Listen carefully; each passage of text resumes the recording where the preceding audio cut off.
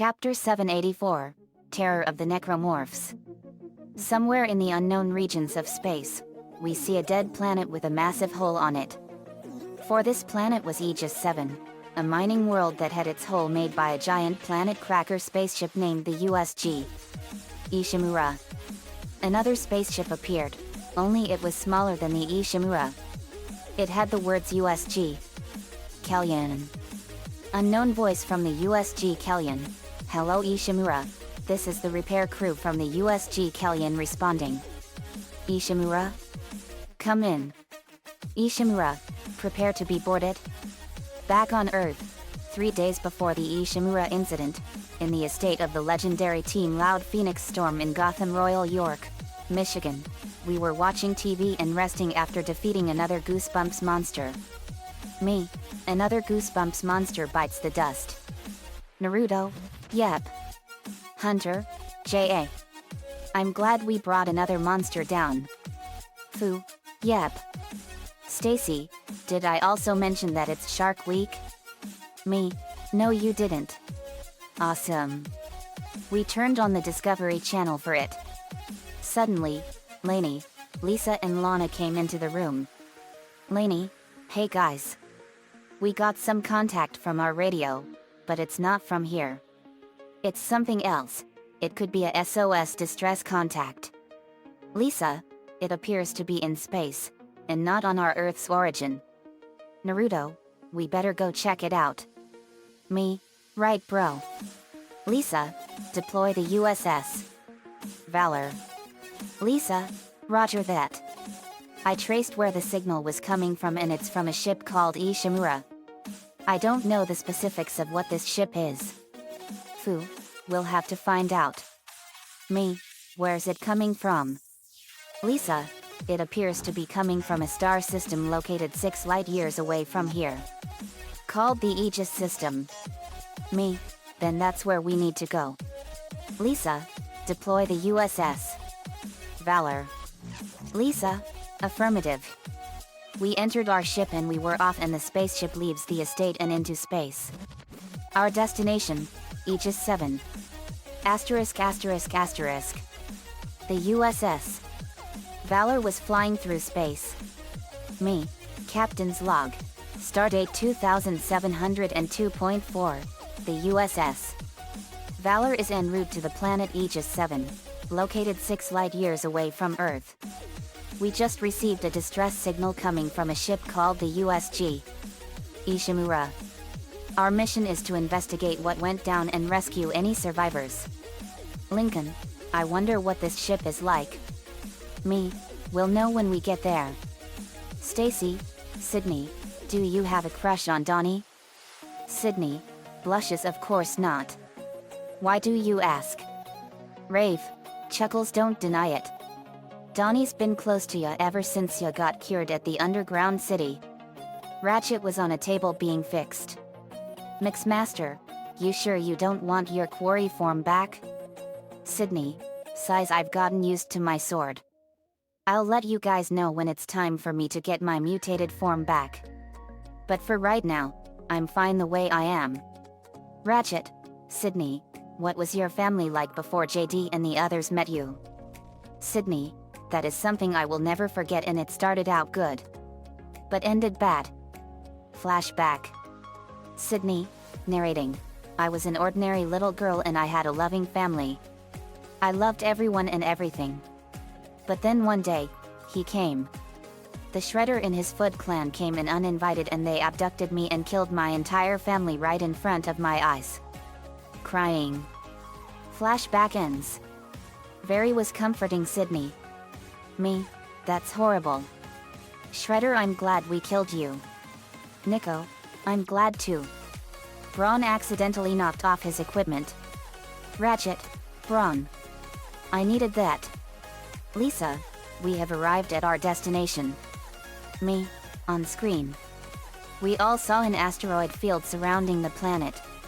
And to our shock, we found a massive spaceship that says USG Ishimura. But that's not what was shocking.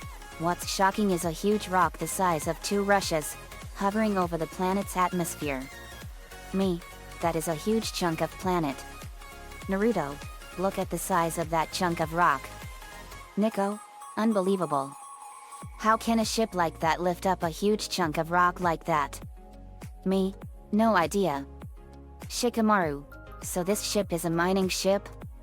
Lori, literally looks like it. Me, no kidding. But to our surprise, we see another ship. This time, it has entered into the same star system just like our ship did.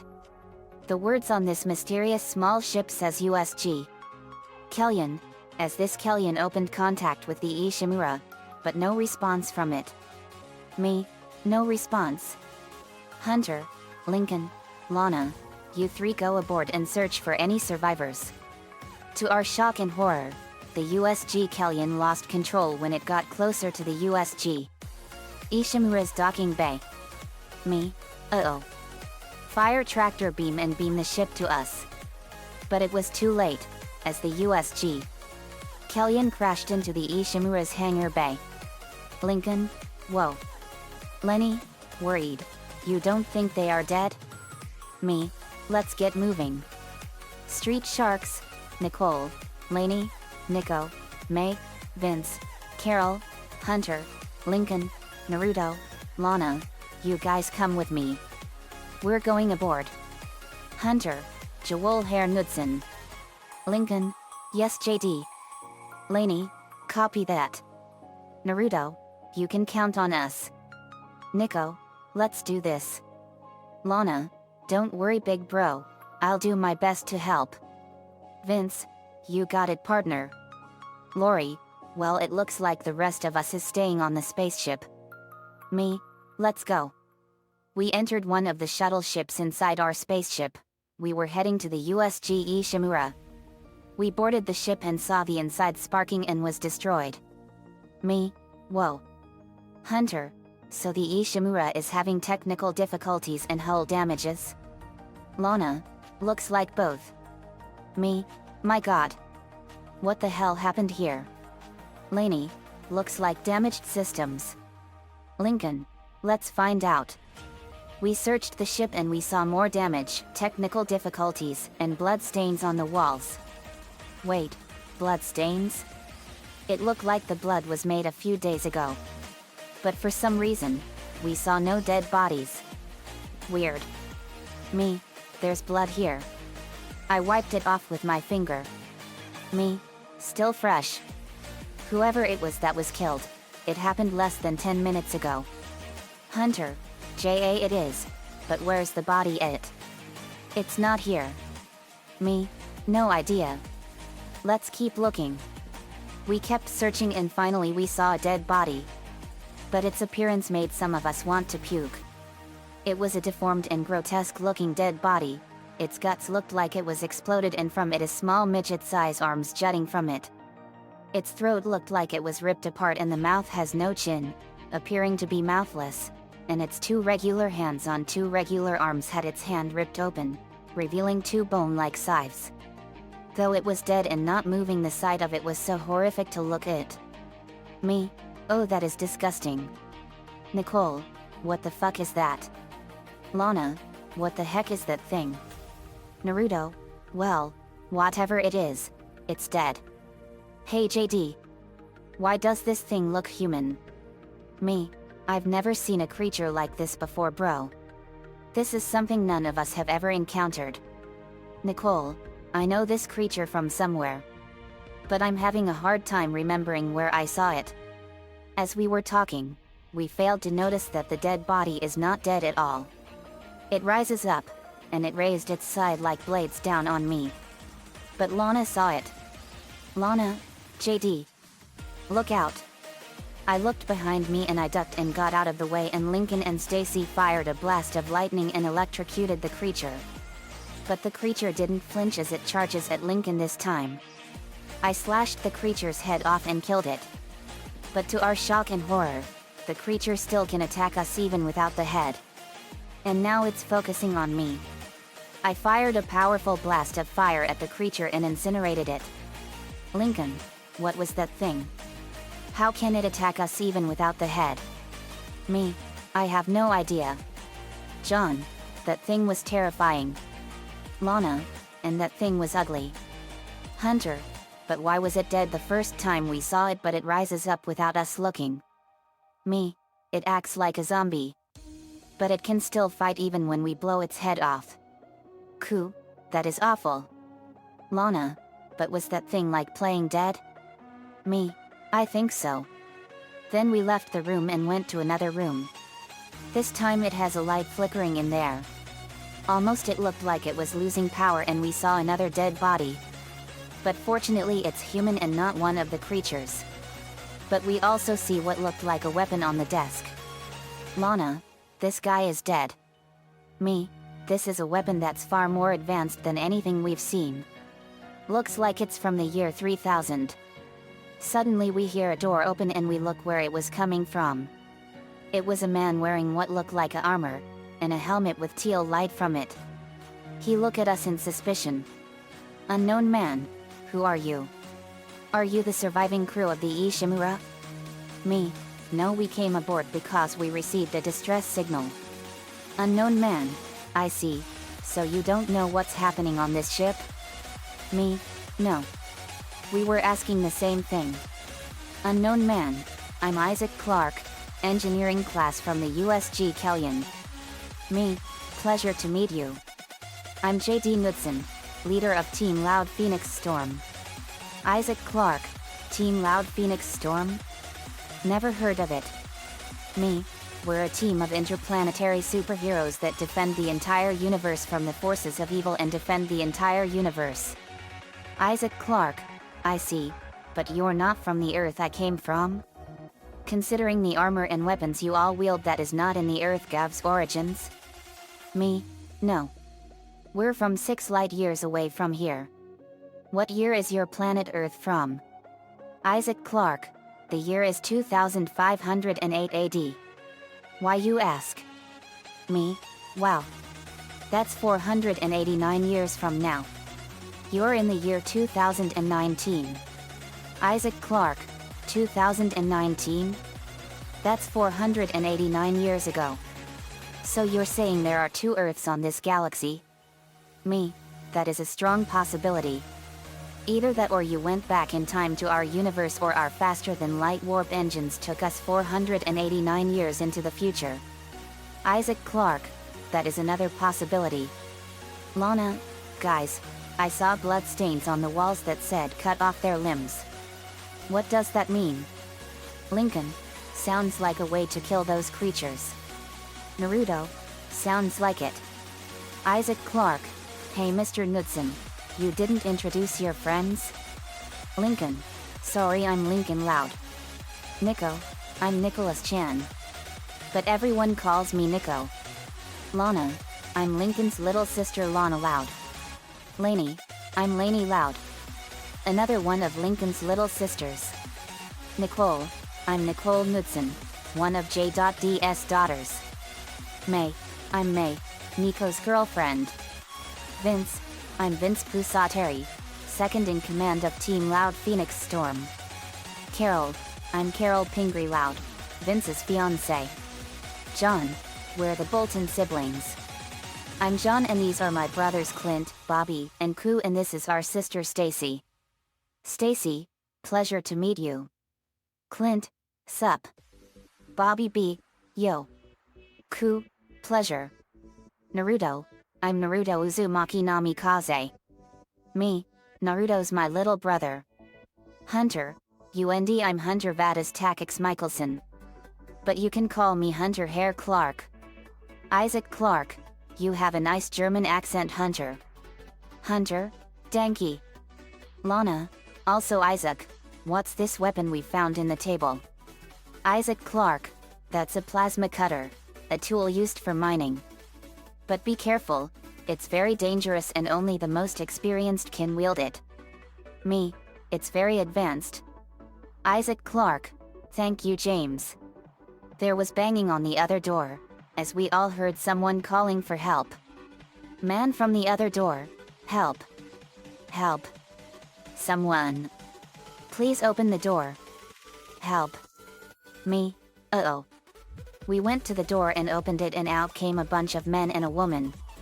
But one of the men got attacked by another of those creatures. As it slashed and killed the man's left leg went flying. After that, the creature looked at the group and prepares to charge. Not caring if it's outnumbered. We fired energy and element blasts and burned its limbs off. Feeling useless, the creature dies after its limbs is burned off. Woman, thank you, you saved us. Man, all except Josh, that thing killed him. Me, we saw. Woman, I'm Emily, and this is Jones, Tyler, Larry, and George. We're miners and doctors. The monsters that attacked the Ishimura a few days ago, the security died off, and most of the people here were killed. Me, pleasure. We're Team Loud Phoenix Storm. We introduced ourselves. Emily, never heard of it, but I can tell you all have good hearts. Me, thanks Emily. We think that you all went back in time to our time in the year 2019, or we traveled forward in time. Emily, that shouldn't be possible. The Ishimura arrived to this Aegis system 9 days ago. And it's 2508? Me, we don't know ourselves Emily. It's the year 2019. Isaac Clarke, hey, we need to look for more survivors, and also Kendra Daniels and Zach Hammond. And also my girlfriend Nicole. Emily, I understand Isaac. Isaac Clarke, thanks. Hey Emily, can you and your friends come? Emily, sorry, but we can't come with you all. Me, no Emily. I have a strong feeling that the entire colony is infested with all these creatures. We can beam you all aboard our ship for safety. Emily, thank you so much JD. Me, Lisa, beam aboard 4 to our ship. Lisa, copy that, second elder brother. The transporters energized and they beamed Emily, Larry, Tyler, and George to our ship. As we left the room, we continued to go down the hallway and found something on the ground. It was some sort of device on the ground and it had blinking a white light. Isaac Clarke, an audio recorder. I wonder was it doing here? Lincoln, let's see. Lincoln picked it up and pressed play. It plays the audio of someone. This is Benson. Everybody listen up. They're using the vents. That's how they're getting around the ship. Stay away from the vents, no. Get back. Get back. And a roar was heard from the audio recorder. And the audio recorder ended. Me, whoa. Holy shit.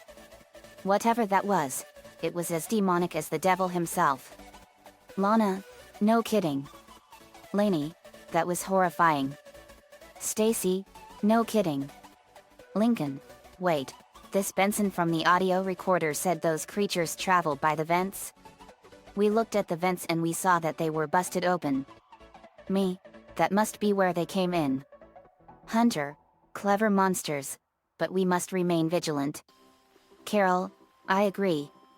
Lana, that's right Hunter. Naruto, I agree. Me, right bro. As we enter the door, it opens. We went into a room that has windows which were blinded by metal sliding doors. But Isaac Clarke went into what looked like a advanced computer. And turns it on and it activating the window slides as it opens. And through the window we saw 2 more people there. One is a woman with strawberry blonde hair, and an African American man wearing a security outfit. But a visual image appeared in front of Isaac Clarke's face. Which was from his right arm. Woman, Isaac. Isaac. God, I can't believe it, he made it. Wait, who are those people? Isaac Clarke, calm down Kendra, these are my new friend, and they are not part of the Ishimura and they came here to help us. Kendra, I see, may I get what their names are? Isaac Clarke, sure thing, hey guys. I'd like to introduce you to Kendra and Zach. Me, pleasure to meet you. We introduced ourselves. Zach Hammond, I see. Well, it's a pleasure to meet you all. And Isaac, I'm relieved that you're still alive. Hopefully you all didn't run into more of them. Kendra, more what? What the hell are those things? Is that the crew? Me, we did run into a couple of them. And we were wondering what those creatures are as well. Zach, keep all of your voices down. Whatever they are, they're not friendly. And half the doors on the ship are locked because of the quarantine. Now we have to get to the bridge. But first, we got to repair the tram system. Kendra, wait, why the tram station? You're crazy, Hammond. You're gonna get us all killed. Zach, if you listen to me, I will get you out of here alive. Now what's wrong with the tram? Me, let's find out. Let's go, guys. Kendra looks up the data pad about the Ishimura's tram station and she sighs agitated. Kendra, the data board is fried but there should be a spare in the maintenance bay. There's also a broken tram blocking the tunnel that needs to be repaired. Damn it, everything is on the other side of this quarantine. We can't reach it from here. Zach, no, we can't, but you and your friends can. Isaac, if I can get to the bridge, I should be able to access the personnel files. You fix the tram and I'll help you find Nicole. The image ended. Hunter, so we have to go fix the tram? Lana, I can do that. On Earth in Gotham Royal York, I'm quite the handyman. Isaac Clarke, Gotham Royal York? I don't believe this Gotham Royal York existed on the Earth that I came from. Me, it's located in Michigan just outside of Detroit. It's a fusion city of 3 major cities combined into one, Gotham City, New York City and Royal Woods. Lincoln, it's an amazing city. Nico, it sure is. It's an amazing city and it's as big as a city in your time, Isaac. Isaac Clarke, like I said, it does not exist on the Earth I am from. Also, why is it that a girl no older than 7 knows engineering and stuff? Me, she's very talented for someone her age. She fixes the family van and all the stuff around the house and she knows all about how to work with dangerous tools. Lana, yep. Lainey, Lana is very talented. Isaac Clarke, I see. Well, I'm an engineer as well and I could use some help from Lana. Lana, I'd be more than happy to help. Isaac Clarke, thank you. We open the door and we see the hallway. But we didn't know which way where we are going. Me, we don't know which way to go. This is a huge ship. Naruto, yeah, it looks like it goes on forever. Isaac Clarke, I have a device that lead us to where the tram is. He activated it all right, it's to the right. He leads us to the right. Isaac leads the way, the comm link just opened up. And the voice revealed to be Zach Hammond's. Zach from the comlink, Isaac, everyone, be careful. Shooting them in the head and body didn't seem to work. Go for the limbs, dismember them. That should do the job. Me, that explains why we should attack the limbs of those creatures. Lincoln, yep. They enter the door, they went into a bigger room and they see another door. But this time, it was sliding fast, and was malfunctioning. As they see it, they heard a roar from the far distance. Lincoln, it's one of those creatures. Me, it's coming this way. I can feel it. Another creature appeared. But this time, it's a different one. And it's huge. Me, that one is bigger than the last one. Nico, it's huge and ugly. Lainey, no kidding. The thing charges at us without stopping. Then Zach's voice from the comlink came again. Zach from the comlink, careful. Shooting the limbs on the front didn't seem to work.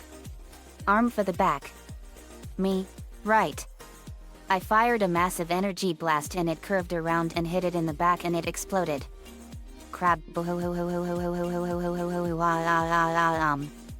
Isaac Clarke, whoa. That thing didn't stand a chance. Me, our power is strong enough to destroy entire planets in the blink of an eye. Hunter, J.A., but let's not use it anymore here. We don't want to accidentally destroy this ship where we are. Me, Good idea, Hunter. Lainey, we have to be careful. Carol, got it. Lincoln, but what should we do about this door? It could cut us in half due to it malfunctioning. Lana, I got this. Lana fixed the door right up and it was opening safely. Me, good work, Lana. But Isaac saw on a floor. It's a strange device nobody, except Isaac, seen before. Me, what is it, Isaac? Isaac Clarke, it's a stasis module. Me, I've seen these before. They contain people or things in cryogenic suspended animation. Isaac Clarke, good answer. It might be useful against those things and the malfunctioning stuff. But it needs stasis batteries every time the stasis module runs out. But thankfully, it's not run out. Me, let's see what or who is inside this thing. I wiped some frost off it and inside it was a member of the crew frozen in time. Isaac Clarke, what the? Where did this cryogenetic pod came from? Lincoln, we have no idea. Nico, me neither. As we opened the cryogenetic pod, a person came out of the pod. I caught him. Me, BRR. That's cold. This man looked like a crew member of the USGE Shimura. He's the same age as you. Shaved beard, and was wearing what looked like a security outfit, as he opened his eyes. And looks at us. Man, what day is it? Me, it's a long and very complicated story. Isaac Clarke, sees the security badge on this man. You are from PSEC? Me, yes, I am from PSEC. Lincoln, PSEC? Isaac Clarke, it's a short word for planet-side security. Me, like an interplanetary police force. Man, yes. I'm Stuart L. Barracks. I am part of the PSEC forces on the USG Ishimura. I accidentally trapped myself inside that pod. Though the captain would not appreciate my laziness. But speaking of which, I'll call him. He calls the captain from the comlink, but nothing happens. That's weird. Why is the captain not responding? Me, I think he's dead. Lincoln, there was an invasion on this ship with horrific creatures. Stuart, what horrific creatures? Lana, you'll have to see one for yourself. Me, yet. They are really horrifying.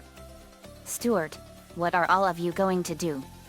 Isaac Clarke, we're going to fix the tram.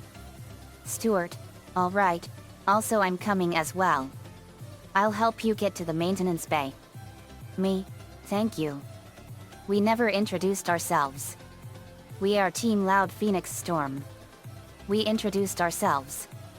Isaac Clarke, and I'm Isaac Clarke. A engineer. Stuart, I see. Well, let's get going. I want to see what those creatures are that you spoke of.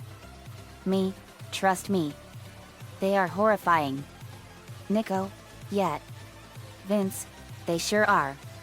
We entered the door where Lana had fixed earlier and we found another hallway. Me, we have more hallways. Isaac Clarke, activating the navigation device. It's that way to the left. We followed Isaac. It was like we were going into a hive of pure evil. We almost close to the door. The lights suddenly shut off for a minute. Lana, who turned out the lights. Stuart, shit. Man. That never happened before. How much damage did those creatures that you spoke of do to this ship? Me, probably a lot. We saw a ship crash into a much bigger ship when we got here. Isaac Clarke, the USG. Callian? Lincoln? Yep. Me, that's the one. Isaac Clarke, that's the ship where me, Kendra, Zach, and the other two guys came from. Me, that's coincidental. We received a distress signal and answered it. Isaac Clarke, I see. Well, we came here just to repair the Ishimura. Before we met those things, which were responsible for killing the two guys that came with us. Naruto, that's awful. John, that is horrifying.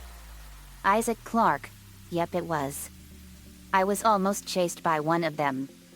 But I made it to the elevator. But the creature came through. But it didn't kill me in time when the elevator doors closed fast and crushed it. After I exited the elevator, and that's how I meet you guys. Me, so you escaped just in time. Isaac Clarke, yep. We opened the door.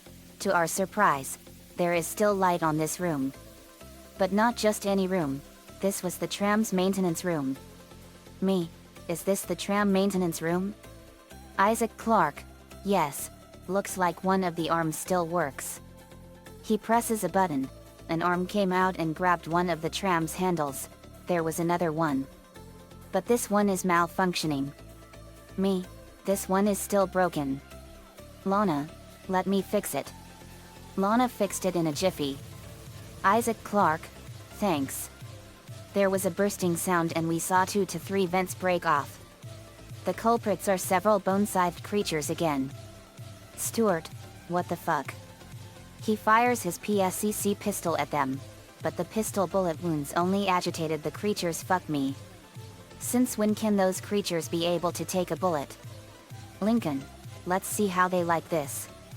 Stacy and Lincoln fired a powerful blast of lightning and blew off their limbs. Some of the creatures fall down dead after their limbs were blown off. But the rest charged at us. We slashed and blasted off the rest of their limbs and killed them. Stuart, what the fuck were those things? Me, those were some of the creatures we've encountered and told you about. Hunter, hey guys. I found another audio recorder. He got the audio recorder from the ground. Lincoln, let's hear what's on it, Hunter. Hunter pressed it. The audio recorder said, listen up, car 8 is trashed. We managed to get it back to the repair depot, but now the autoloader is fried. I need a stasis module brought down here now. If we don't get this piece of shit off the tracks, it's going to jam up the whole system. And the audio recorder ended. Me, so there's an escape module still operational. Isaac Clarke, wait a minute. Didn't I picked up a stasis module? Me, you did, Isaac. That's the one we found. Suddenly, the autoloaders pull the damaged tram car from the tracks. Female computer voice, replacing damaged tram car. Please stand by. Naruto, looks like you have an escape vehicle. Me, we can take the vehicle to our ship and bring you all back to Earth with it. The comlink opened again. But this time it's Kendra's. Kendra from the comlink, Isaac, everyone, you all did it. That tram was blocking the whole system. When you get the computer online, you'll all be able to call the tram from the control room. The faster the better, I can hear something crawling around there. And the image disappears. Me, uh-oh. Suddenly, several more scythed creatures appeared from the vents again and they charged towards us. Me, attack. We shoot, blast and slash the creature's limbs off. After that another tram appeared and the auto-loaders brought it to the tracks. Female computer voice, tram replacement complete. Isaac Clarke, wait. The tram has to go to Kendra and Zach. They need to get to the bridge and access the files there. Me, okay, but we got to hurry. Lincoln, yeah, we can't hold them off forever. Nico, I know. After the battle, we took the tram there. As we entered the hallway again we encountered another creature.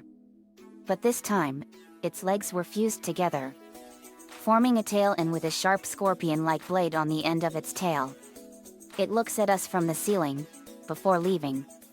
Me, that one is ugly. Lincoln, that's new. First we see the scythe creatures, second we saw a giant gorilla look-alike creature. And now this creature. How many varieties of these creatures are there? Me, looks like there's too many. Nicole, yeah, but they all look so familiar to me somehow. Hunter, let's head to where the malfunctioned door used to be. Since Lana fixed it. Me, right. Let's go. We enter the big room again where the door we came through that Lana fixed earlier. We saw more scythe creatures again, including the same scorpion-like creature. They attack us, and the scorpion-like creature leaps to where we are. We slashed and blasted their limbs off and destroyed them. After that we went to the door we came from. And Kendra's voice from the comlink appeared again. Kendra, Isaac, everyone that's with Isaac, I patched into the deck's security system. It took some work, but I've got the door to the maintenance bay unlocked. The data board should be somewhere inside. Isaac Clark, roger that Kendra. As the comlink ended, it appears we have to go to another maintenance bay. Naruto, which maintenance bay is that? Isaac Clark, activates the navigation device that way. We went down the left hall. We continue to go down the left hall and we found another scythe creature on the ground. Stuart, I see that thing is dead. Let's move on. Lincoln, wait, don't. Stuart, why? Lana, it's still alive and playing possum. Nico, yeah, they have a very clever ambush strategy. Isaac Clark, well, I'm about to see it. He fired his plasma cutter at one of the scythe creature's leg, dismembering it. And to Isaac and Stuart's shock, the creature was alive and pissed off. But without one of the legs. It uses its bone side like blades to use as walking sticks. It was crawling to where Isaac was. Isaac, it is alive. Isaac finished the creature off by shooting its arm. And it lies dead. Me, that did it. Stuart, how did those things do that? They're like animals. Me, we don't know ourselves. But they are also like zombies.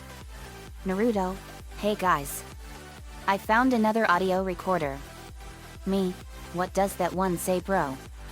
Naruto plays it. This is Benson, Tram Engineering.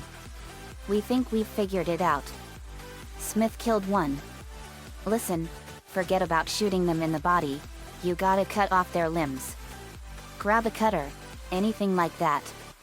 Cut them apart. And the recorder ended. Me, we already know that part. Naruto, yep. Lincoln, wait, isn't Benson that guy we found the first audio recorder about him? Before he died? Me, yeah he was. As we opened the door of the elevator that would lead them to the maintenance bay. We took the elevator. After the elevator arrived to the maintenance bay, the door opens, revealing us as we got out. But we saw more scythe creatures there, waiting for the group, and they charged in towards us. Me, here they come. We fired our weapons and energy and elemental blasts at the creatures' limbs, and after that the creatures were destroyed by our attacks. Only one of each creature fell. After that, the group heard Kendra's voice again. Kendra's voice from the comlink, it's Kendra. It looks like the door to the storage room is locked. There should be a key somewhere in the maintenance bay. Me, we'll look for one. It should be in a toolbox somewhere. As we were looking for a key, we see another elevator that leads them to the second floor of the maintenance bay. They took it. The elevator only ascends for a few seconds, before the doors open. They see another scythe creature on the ground, playing dead. Me, that one is playing possum too. Hunter, yeah right, we are not falling for its tricks. Hunter fired a blast at the creature's limbs. The creature growled in pain and anger. Before its limbs were dismembered and it lays dead. Me, yet. We went across the metal bridge of the second floor and we saw what looked like a key there.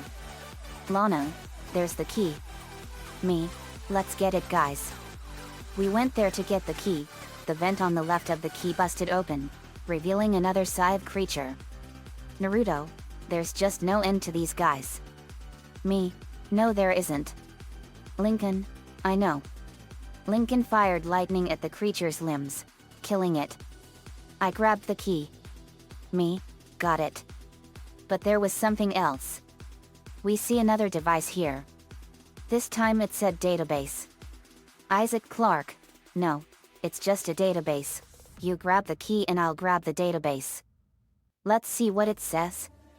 As he was reading it, it said, USGE Shimura. Aerospace Engineering Department. Shuttle repairs invoice. Mission Day 2. Faulty 4 gyro. Vessel USG-ish 503. Replaced. Now functional.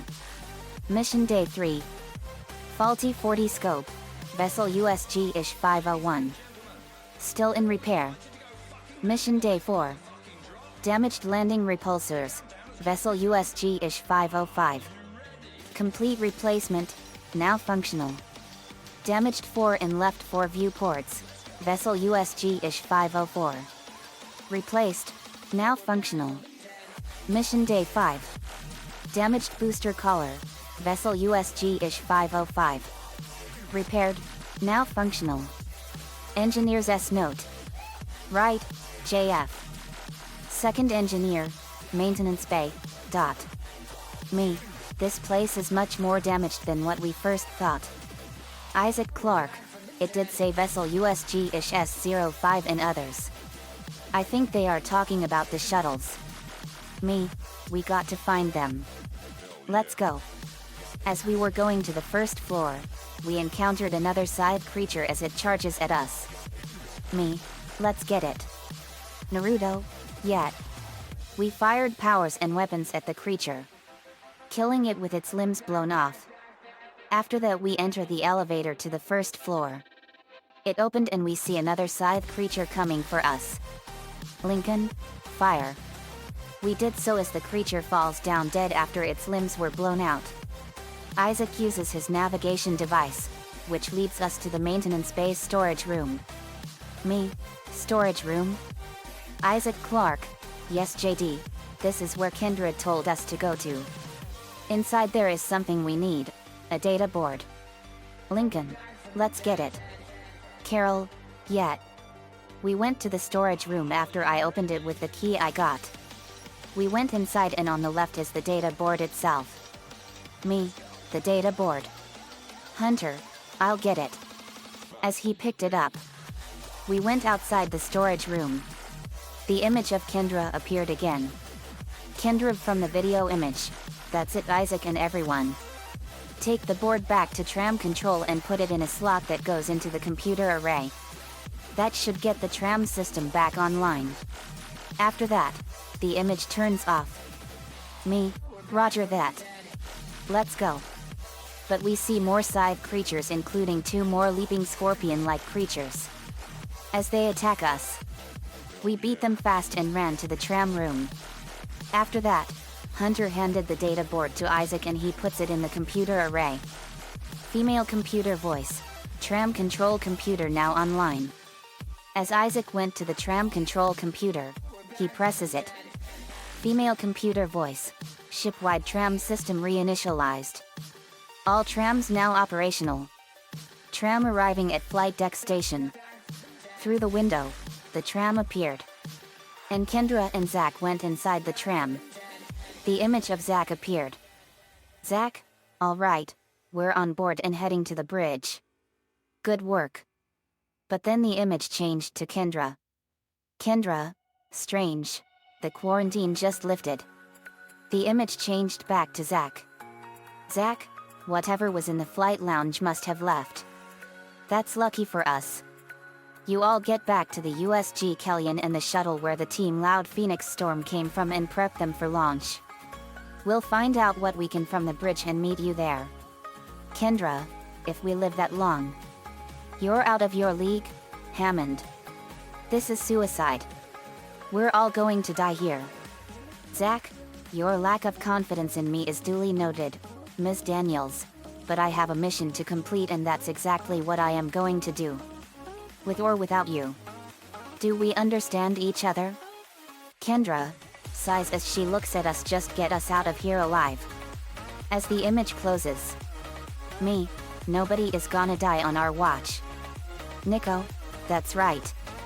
Isaac, well you heard Zach. Let's get to the Kellyan and the shuttle where you guys came from. We did so. We went to the elevator where Isaac came from earlier. It went up after we took it. After that it opens. We saw another scythe creature, but it wasn't paying attention to us. It just went left of the hallway. This hallway was familiar to Isaac since that's where he came from after his first encounter with those creatures. Isaac, that's the hallway where I came in from the other room. After our first encounter with those things. Me, let's go see where that one went to. As we continue to go down the hallway, they see the same creature. Only this time it attacked the vent and went in. Ignoring the group. Lana, that's weird. What is it not attacking us? Carol, I have no idea. Me, no clue. But another scythe creature came in, this time it's behind us. Only for Stuart and Isaac to shoot its limbs off, killing it. We almost made it to the door that leads to Flight Lounge. The same creature that ignored the group appeared from the ceiling, and this time it's now focusing on the group. Me, that thing is really ugly. Naruto, isn't that the same one that ignored us almost a minute ago? Lincoln, it sure is. Lainey, it looks like it. Lincoln and Stacy fired at the scythe creature's limbs, killing it. We entered the room. This was the same place where Isaac first encountered the creature before. But it was different.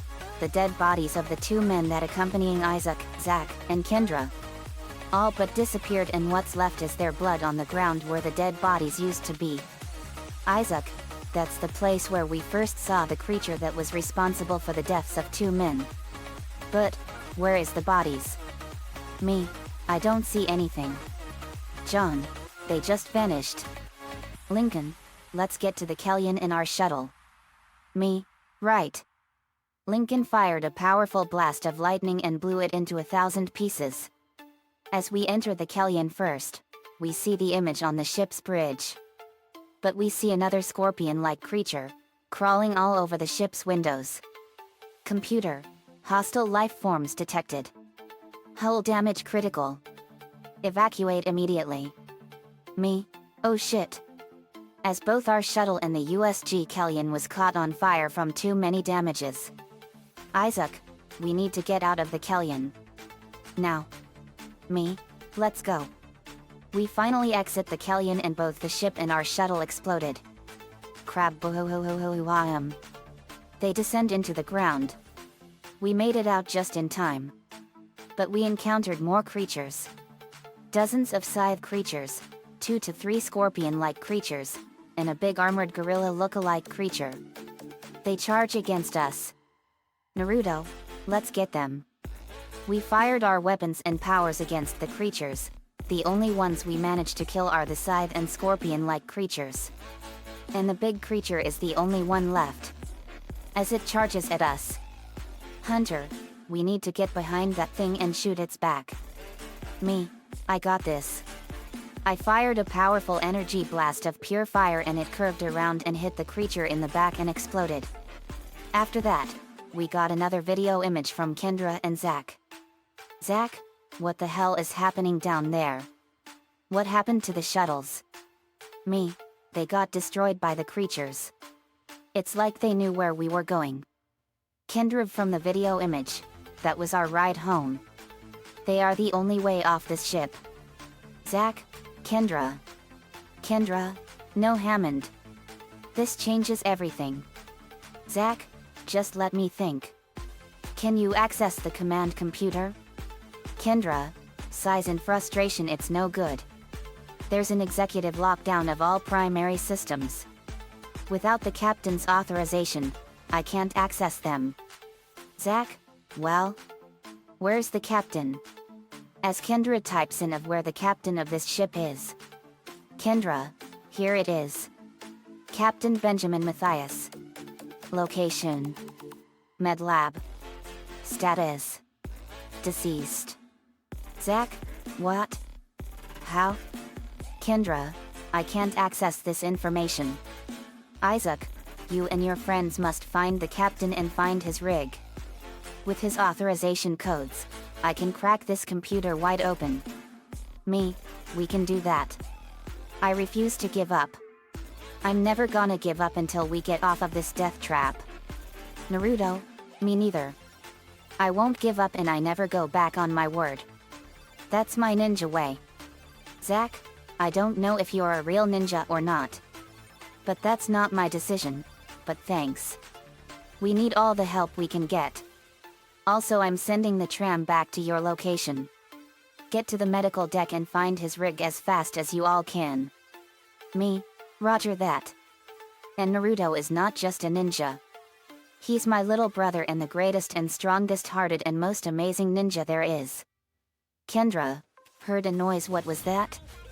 Asterisk as the two were looking where the sound was coming from. Only Zack saw it asterisk. Zack? Holy fuck. Come on, let's get out of here. Asterisk as he and Kendra ran, as the scorpion-like creature appeared in the video image. And the image shut itself off asterisk.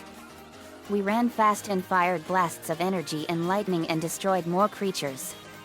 As we made it to the tram, who appeared? Lincoln, there's the tram, guys.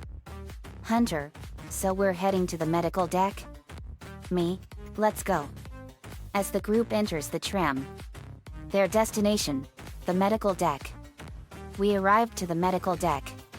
As we got out of the tram, we saw another dead body. And a woman with some bandages on her eyes.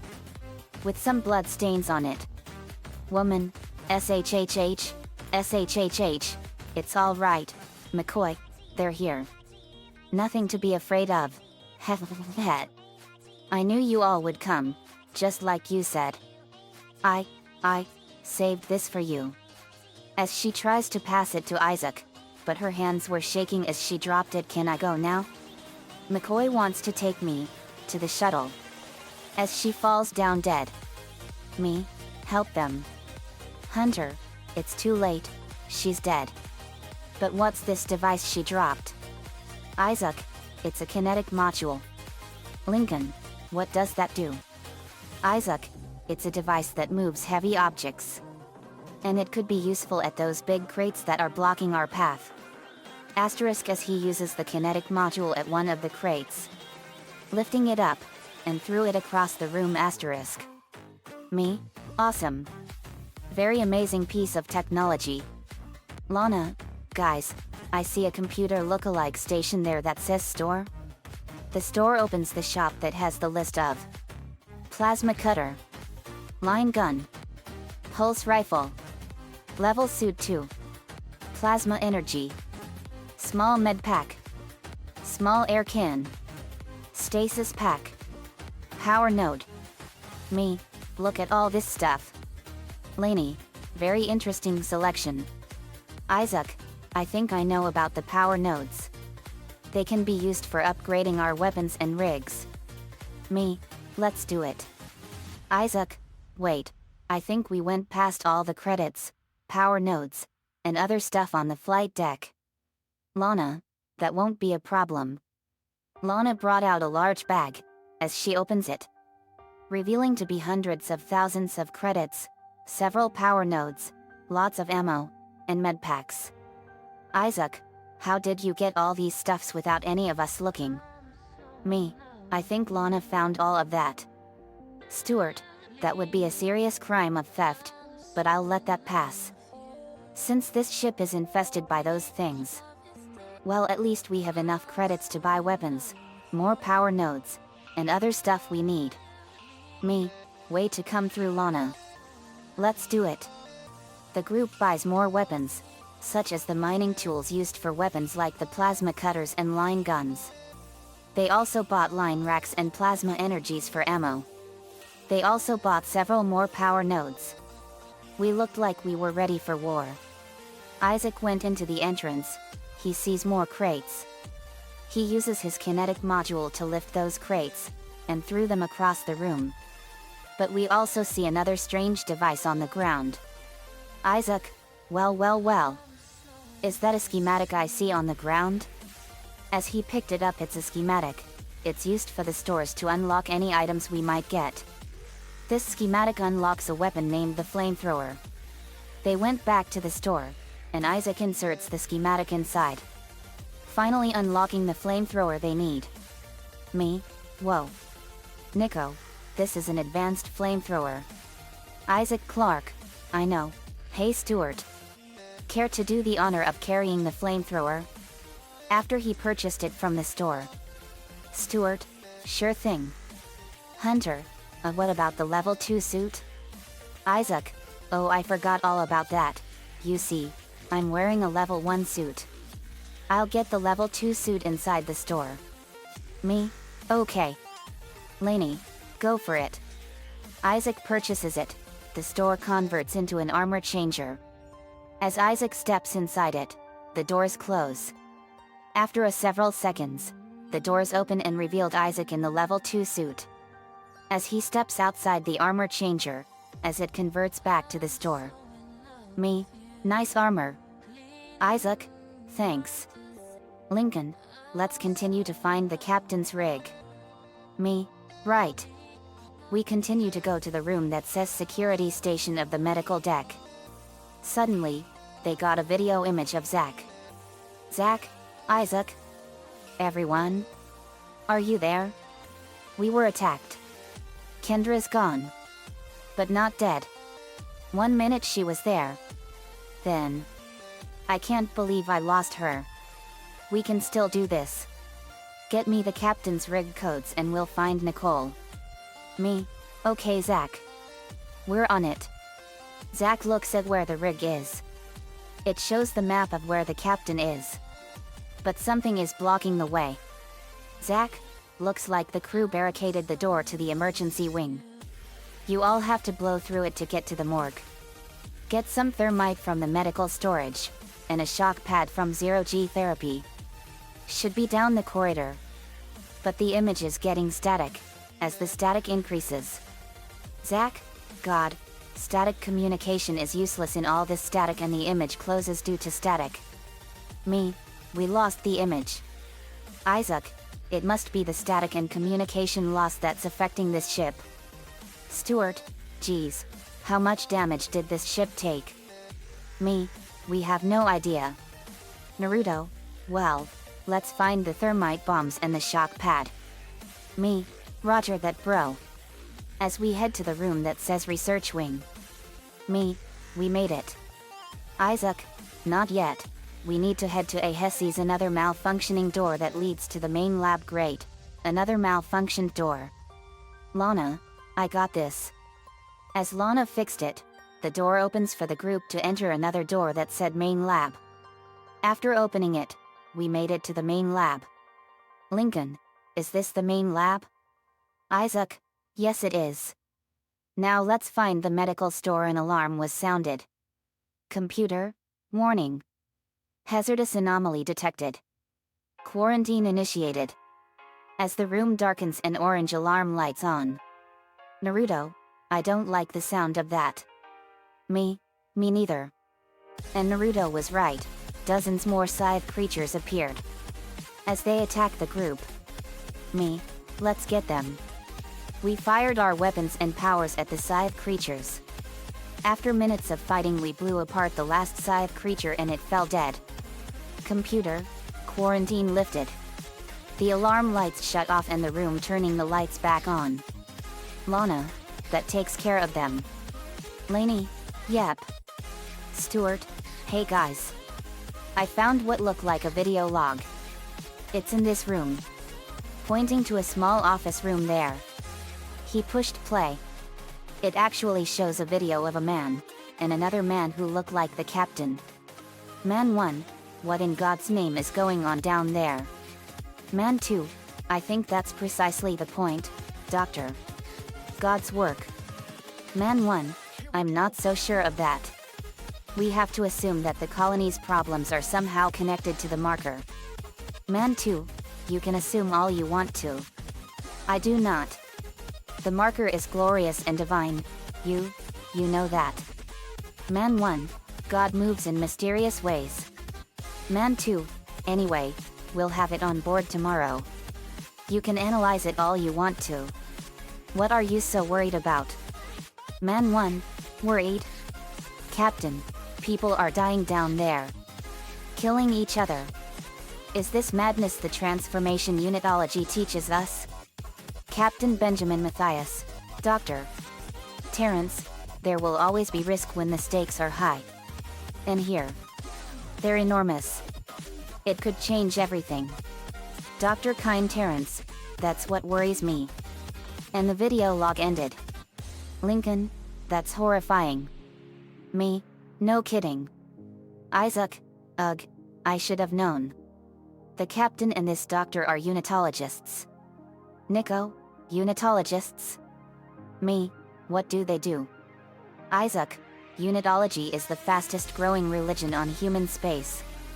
They believe the words from some kind of artifact they named the marker. Me? That sounds like some kind of doomsday cult. Isaac? Could be. This religion was founded in March 15, 2215 AD. By some guy named Michael Altman. Nicole, and it's very familiar to me but I can't remember. Lincoln, I don't like this guy already. Isaac, I agree Lincoln. Wait, I wonder what's behind the bookshelf. He used his kinetic module to move the bookshelf to the left, revealing to be a secret room. There is another text log was there. Me, there's a textbook log in here. As we open it, it said, Personal log. Dr. Kine, T. Chief Science Officer. The vid logs from the colony are poor quality, but the artifact does indeed appear to be a genuine marker, the first to be found in the Unitology's 200-year history. I'm eager to get it on board the ship so I can study it properly. The potential here is enormous. Not just for me personally, though it's true that I've dreamed of such a discovery for decades. But also to humanity, and the Church of Unitology in particular. This marker could herald the dawn of a new age for mankind, and I will do my part to ensure it comes to pass. I know the Church will be grateful, but the true recognition will come from all of humanity. On this day, we are blessed. Me, whatever this artifact is, it sounds like it's too dangerous for all of us. Lana, I know, but I found something in the bathroom. It could be another audio log there. Me, let's see. The audio log plays. Mercer, I finally convinced Jurgens to show me the video feed from the colony. And what I saw was glorious. Breathtaking. Miners undergoing a transformation into something extraordinary. I must know more. Even as the believer within me wants to become one of them, the scientist needs to uncover their secrets. I need to study one of these. Necromorphs, as Kine so clinically puts it. I need to witness this infection firsthand. Perhaps that patient from the colony. Me, Necromorphs? Nicole gasped when she heard that name. Hunter, so that's what these creatures are called? Lainey, that is a terrifying name. Naruto, wait, didn't I say that those things look like humans? Me, I sure noticed that bro. Lainey, me too. Naruto, you don't think they are dead bodies turned into those necromorphs? Lincoln, they could very well be. Carol, they sure are horrifying creatures. May, no kidding. Hunter, which means there is some sort of contagious virus that infects dead bodies and turns them into monsters. Where did this infection came from? Me, I have no idea. Stuart, hey, I know that voice from the audio log. That person must be Dr. Chalice Mercer. Me, chief medical officials here? Stuart, well, he's actually a scientist. But yes, there are medical officers here. But I don't see them. I don't think I want to know what happened to them. Me, necromorphs probably got them. But we got to destroy all these creatures before they destroy all life in the entire universe. Isaac, J.D.S. right. Whatever those necromorphs came from, they are not welcome in this universe. Nicole, I remember now. Guys, the whole universe is in terrible danger. Me, what's going on, Nicole? Nicole told us the history of the necromorphs and what they are and how big a threat that they pose to the entire universe. Necromorphs are created through power of markers, either black marker or its derivation red markers, alien object that emit a highly concentrated electromagnetic signal that alters any dead tissue in range on a cellular level, converting it into necromorph tissue and reanimating the corpse of the host organism. This signal also affects the minds of intelligent life forms, usually manifesting as dementia and resulting in homicidal and suicidal actions, laying out a rich field of fodder for the necromorph infection. Once some necromorphs are created, these necromorphs would butcher any non-necromorph life forms on sight so their corpses can be reanimated either via infection with their cells or markers' powers. So they're an infectious hostile life form. Nicole, that's right. And there are many different types of necromorphs. Nicole told us what they are. Slasher. Slashers are the most common necromorphs, posing the greatest threat when in groups. They are named for the large bone blades that emerge from the hands of their upper arms, which can be the infected corpse's original arms or can be newly sprouted limbs. Slashers also have an atrophied set of lower arms, which usually have little purpose, but can sometimes be used to hold their prey. Bones in the feet of slashers are extended, most notably the heel bone, which adds balance. It helps them in climbing on walls or running, but walking is harder. More durable slashers can also result from more decayed corpses, and female slashers can spit acid projectiles. Leaper. Leapers are more animalistic necromorphs with more muscular arms, and the top of their heads seem to have separated from the neck, also sporting a set of mandibles on their heads and mutated jaws. However, their most notable trait are their long side-like tails created from the corpse's innards and legs, fused together into a single limb. Leapers' tails can coil to about a third of its original length, and they can use these to propel themselves, letting them leap long distances. Leapers also sport large fangs and claws and can move quite fast, often inhabiting areas with no gravity so as to take advantage of their fast moves. Lurker. Lurkers are the result of the corpses of infants being transformed into necromorphs. They have been mutated heavily, due to lacking any physiology that could be used to kill, and have become little more than a mass of muscle. Lurkers' skin have become leathery, and a set of tentacle-like appendages extend from their lower stomach, which act as their primary means of movement. Lurkers attack with a trio of whippy barbed tentacles that extend from their backs, and the tentacles can fire barbed projectiles. Infector. Infectors are the necromorphs responsible for helping them to spread, constantly hunting for corpses to infect.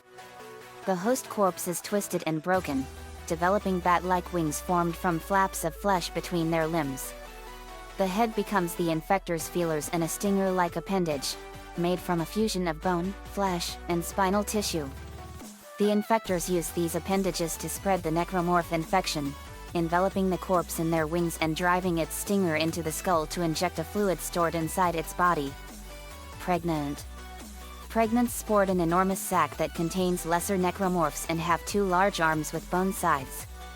The host corpse's arms are fused into the sac, and in troublesome situations, pregnants tear open their sacs to release the necromorph spawn inside. They have smaller legs so as to balance themselves out and can move at a decent speed despite their bulk. The best method to kill pregnants is avoid hitting the sac, as should the sac was attacked, swarms inside would be released and swarm the player. Also, had a pregnant been decapitated, they would wind up slashing everything around them blindly, which is useful should this necromorph also be accompanied by another. Swarmer. Swarmers are small necromorphs that seem to be nothing more than reanimated chunks of flesh. They attack in groups and try to swarm and overwhelm their targets, tearing them apart. Brute. Brutes are large necromorphs created from numerous corpses. They have spiky armored skin on most of their bodies to protect them and have high physical strength, as well as surprising speed. However, brutes have notable yellow weak points on their bodies, which can be used as a means of severing their limbs. If they lose their legs, they can fire organic bombs out of holes in their stomachs. Guardian. Guardians are immobile necromorphs, created from human corpses fusing into the enormous necromorph entity known as the Corruption. As this necromorph develops, it becomes less and less human-like and grows more actively hostile. The Guardians lose their arms and develop large sacs and openings in their lower bodies. These openings have appendages sprouting out of them, helping attach them to the wall.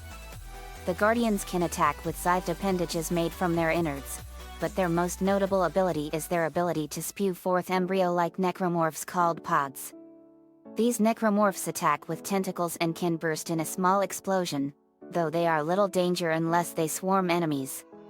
Weezer. Weezers are unique necromorphs that do not directly attack people, instead sitting stationary. The only threat they pose is the poisonous gas that they breathe from their lungs, which have grown to large size and sprouted out their backs. Weezers' arms and legs are fused together, preventing them from moving, and they can be easily killed. Exploder. Exploders are suicide bomber-esque necromorphs with large glowing growths on their arms that are extremely explosive. The corpse hosts of these necromorphs have had their heads split in half, and they can use these two halves to bite at enemies. Exploders' other arms and legs have developed to help balance them out, so they can manage a clumsy walk when they have gotten close to enemies. Exploders swing the explosive pustules on their arms at them or against the ground. This results in a large explosion, which can easily blow humans to bits and usually kills the exploder. Divider. Dividers are tall, lanky necromorphs, able to split apart into smaller necromorphs after they have been damaged enough. These divider spawns are not as durable as the original divider, but they are very fast. They move along with tentacles and jump onto and attack their enemies. Twitcher. Twitchers result from corpse hosts that possess stasis modules. The modules fuse into these necromorphs' flesh, reversing their effects and making Twitchers able to move much faster than normal necromorphs. They also move rather erratically and even have a blur when seen up close. Twitchers are designed similarly to slashers, though more muscular, and some lack the small appendages on their chests, but have larger bone size. They have a large gap on top of their skulls, which is filled with tentacles and seem to lack eyes. Puker. Pukers are necromorphs that can spit corrosive bile out of their mouths and also have sharp claws. They are heavily mutated, with one leg being made of the host's intestines and the other being the host's original legs fused into one. The pukers lack eyes, their jaws are fused into their necks, and their lungs are visible, clearly full of their bile. Their flesh also hangs loosely from their bodies due to the way they expel bile. Tripod. Tripods are three-legged necromorphs composed of multiple corpses and are highly vicious even by necromorph standards. They attack mostly with their brute strength, but also use their bladed tongues. Tripods have large yellow weak points visible on their arms and tongues, and they are brought down when they lose their arms. There exists a unique female version of the tripod, which has a female corpse as its main host and a more tentacle-esque tongue. The Pack. The Pack are a group of necromorphs created from children, acting as a predatory herd, and are rarely encountered alone. They aren't as mutated as other necromorphs, now sporting bony claws, enhanced muscles, and a more open-fanged mouth. However, the members of the Pack are easily torn to shreds, which may be why they act as a group and they seem to coordinate through sound. Stalker. Stalkers are raptor-like necromorphs that use flanking, stealth, and group tactics to catch their prey. They sport large claws and their rib cages half spread open, though most of their organs are now gone. However, stalkers' most notable feature are their large domed skulls, which they use to smash against their opponents and also help to protect themselves from attacks. Stalkers are possibly the most intelligent necromorphs, moving around, hiding, attempting to lure their targets, fleeing when damaged, and attacking only when they think their prey's guard is down. Cyst. Cysts are immobile necromorphs that seem to grow from the corruption. Whenever anything comes near them, they fire explosive pods into the air that explode upon hitting the ground. Crawler. Crawlers, like lurkers, are necromorphs resulting from using infants as hosts. They are extremely bloated with an explosive substance inside them, and the torso and head are twisted backwards. Crawlers also have had their legs fused together, making them crawl along. Nest. Nests are necromorphs created from female host corpses, which are fused with at least one other corpse. They have bulbous appendages sprouting from them and a mess of flesh on the bottom that anchor them down. While normally retracted into these bases, nests will emerge when anything comes near them and release swarms of glowing necromorphs that act as projectiles, homing on targets and exploding when they hit. If the target gets too close, nests will retreat back into their invulnerable lower sections until the target moves away. The Hunter. The Hunter is a unique necromorph created by Dr. Chalice Mercer, which was created by placing some of the corruption's tissue inside a human. It is built similarly to the Slasher, but bigger and stronger and can regenerate lost limbs, meaning that the dismemberment method used on other necromorphs will only stop the Hunter temporarily. The Hunter pursued Isaac Clarke throughout the USGE Shimura, and he was only able to escape it or temporarily disable it on each occasion. However, he was finally able to wipe the Hunter out when he test-fired the engine of a shuttle while it was in the way, incinerating it completely. The Corruption.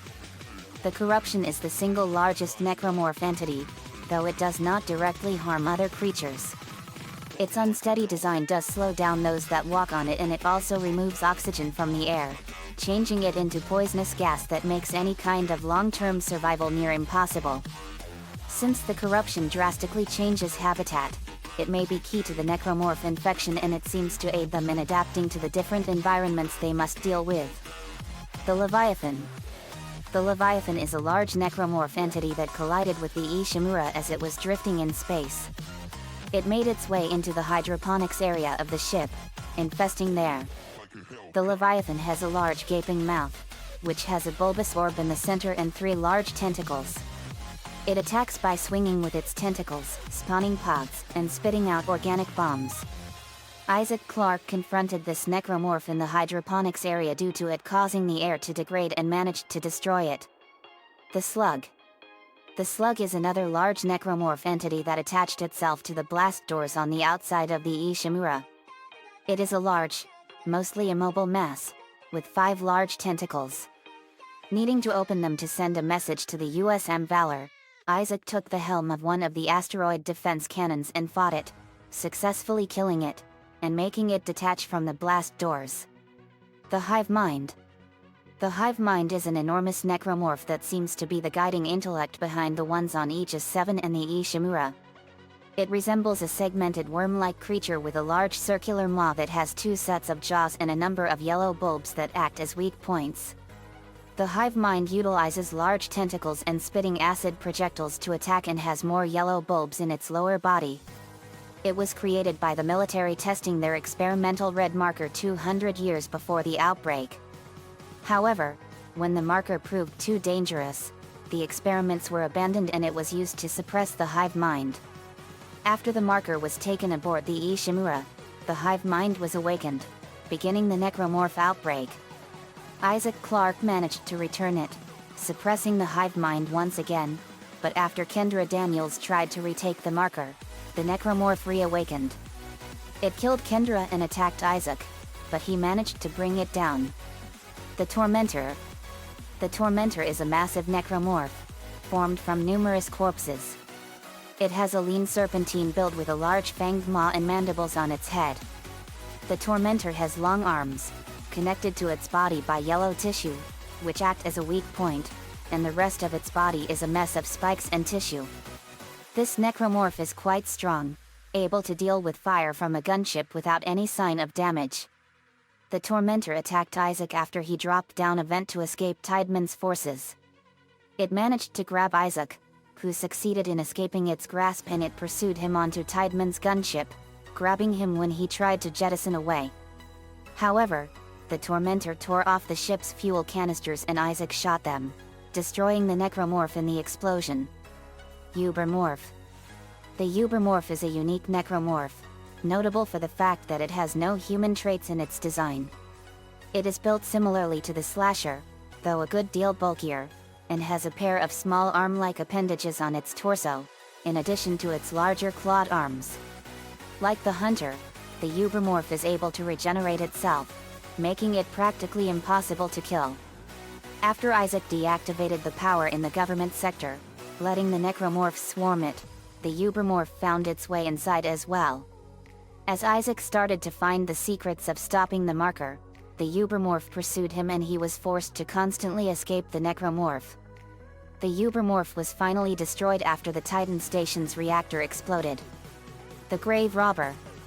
The Grave Robber is a necromorph that was supposed to appear in the short animated film Dead Space, Downfall, but was finally cut, most likely due to time constraints. Originally, it would have pursued Alyssa Vincent until getting smashed by the Ishimura's centrifuge. The grave robber has a bear-like stance and possesses 3 jawless heads and pincers. It also has large, slasher-like blades. The most interesting part about this creature is that its upper half is composed of the dead bodies of Ramirez, Samuel Irons, and the Shower Woman. This necromorph would find deceased bodies and within seconds fully eat the body. Me. So there are many different types of necromorphs? Nicole. Yet. Me. And the ones we just saw were the slashers, leapers, and the brutes. Nicole. But those are not nearly as big as the biggest ones of them all. Nico. Which are? Nicole. They are called the Brethren Moons and they are giant necromorphs that are as big as whole planets. The Brethren Moons, though their origins are unknown, are a series of moon-sized creatures throughout the galaxy that consumed all organic life they encounter through the use of their markers. The moons consumed new worlds by sending out black markers which traveled through space and impact upon planets. In the case of Earth, the black marker was carried inside an asteroid that struck the Yucatan Peninsula around 65 million years BC. It was unknown if the moons specifically targeted worlds that showed promise for intelligent life, or if, as it was theorized by the unitologist leader, Jacob Danick, the markers are actually responsible for encouraging the evolution of intelligent species. The markers broadcasted an electromagnetic signal originating from the moons that mentally affected intelligent beings. This signal manifested either as dementia or as a compulsion to replicate markers through artificial means. This, along with the fact that the marker signal represented a source of apparently limitless electromagnetic energy, drove intelligent species to create marker copies, red markers that are inevitably distributed throughout their territory. However, the signal had another function. It could alter necrotic tissue on the molecular level, causing corpses to reanimate and become necromorphs. After a necromorph infestation claimed the majority of a planet's population, the markers on the planet would initiate a convergence event, the birth of a Brethren Moon. Once the convergence began, the flesh of the necromorphs and other dead tissue within the marker's area of influence are flung into the stratosphere, where they began to form into a new moon. The moon not only absorbed bioorganic material, but also planetary fragments as well. The creature was only finalized once the creators of the markers are absorbed along with the planet's entire biosphere. Once the markers are absorbed as well as a large portion of the biosphere, the marker itself gravitates to the central heart of the moon so it could communicate telepathically with the rest of the network as well as release broadcasts to other nearby markers. It was currently unknown what happened to the moon once it absorbed all life at its birthplace, but it was believed that they mass traveled to the nearest source of organic life to continue feeding. Earl Serrano speculated that all life between the origin of the moons and humanity's home system are extinguished by the moons, which mixed countless species in their uniform biomass. The game proposed an uncommon answer to the Fermi paradox. Humanity never had the opportunity to contact aliens because a massively and lethally invasive species absorbed most if not all organic tissue within our galaxy, possibly beyond, leaving much of it in a state of dead space. Serrano also discovered that the moons formed a network spanning the entire galaxy, which they used to communicate as the marker's influence affected races to build more of them, trapping and assimilating other species. The network continued to expand. We gasped in sheer horror. Naruto. So the necromorphs are a danger to all life in the entire universe. Nicole. That's right, bro. And if we don't destroy them, they will destroy all life in the entire universe. Isaac. So that's why they pose that big of a threat. Let's get going. Me. Right. We continue to went into the next room. We see through the window is someone, who is banging the window to get him out. And a necromorph as well, but it was a baby one. Man, come in. Come in. Let me out. The baby necromorph shoots projectiles at the man's hand. No. Asterisk, as he was struggling to get his hand out from the needle's spine. His head exploded by another projectile by the baby necromorph. As the monster crawled away from our view. Asterisk. Me. That one was a baby. Lana. I think I'm gonna be sick. Lana hurled her guts out. Lana vomits. Carol pat her back. Lincoln. so glad we did not bring Lily with us. Me too. She would be scarred for life. But that one we saw must have been a lurker. Nicole, it was. Isaac, now we must be vigilant, there could be other lurkers in there. Asterisk as we enter the same room where that guy we saw earlier had died by one of the lurkers, we see hundreds of tubes full of babies inside. For this is the bio lab. This looks like a research lab. Lana, why are there babies inside the tubes? I don't know, but whatever this is for it sure doesn't look good. Carol, I agree. Naruto, this looks like something Orochimaru would do.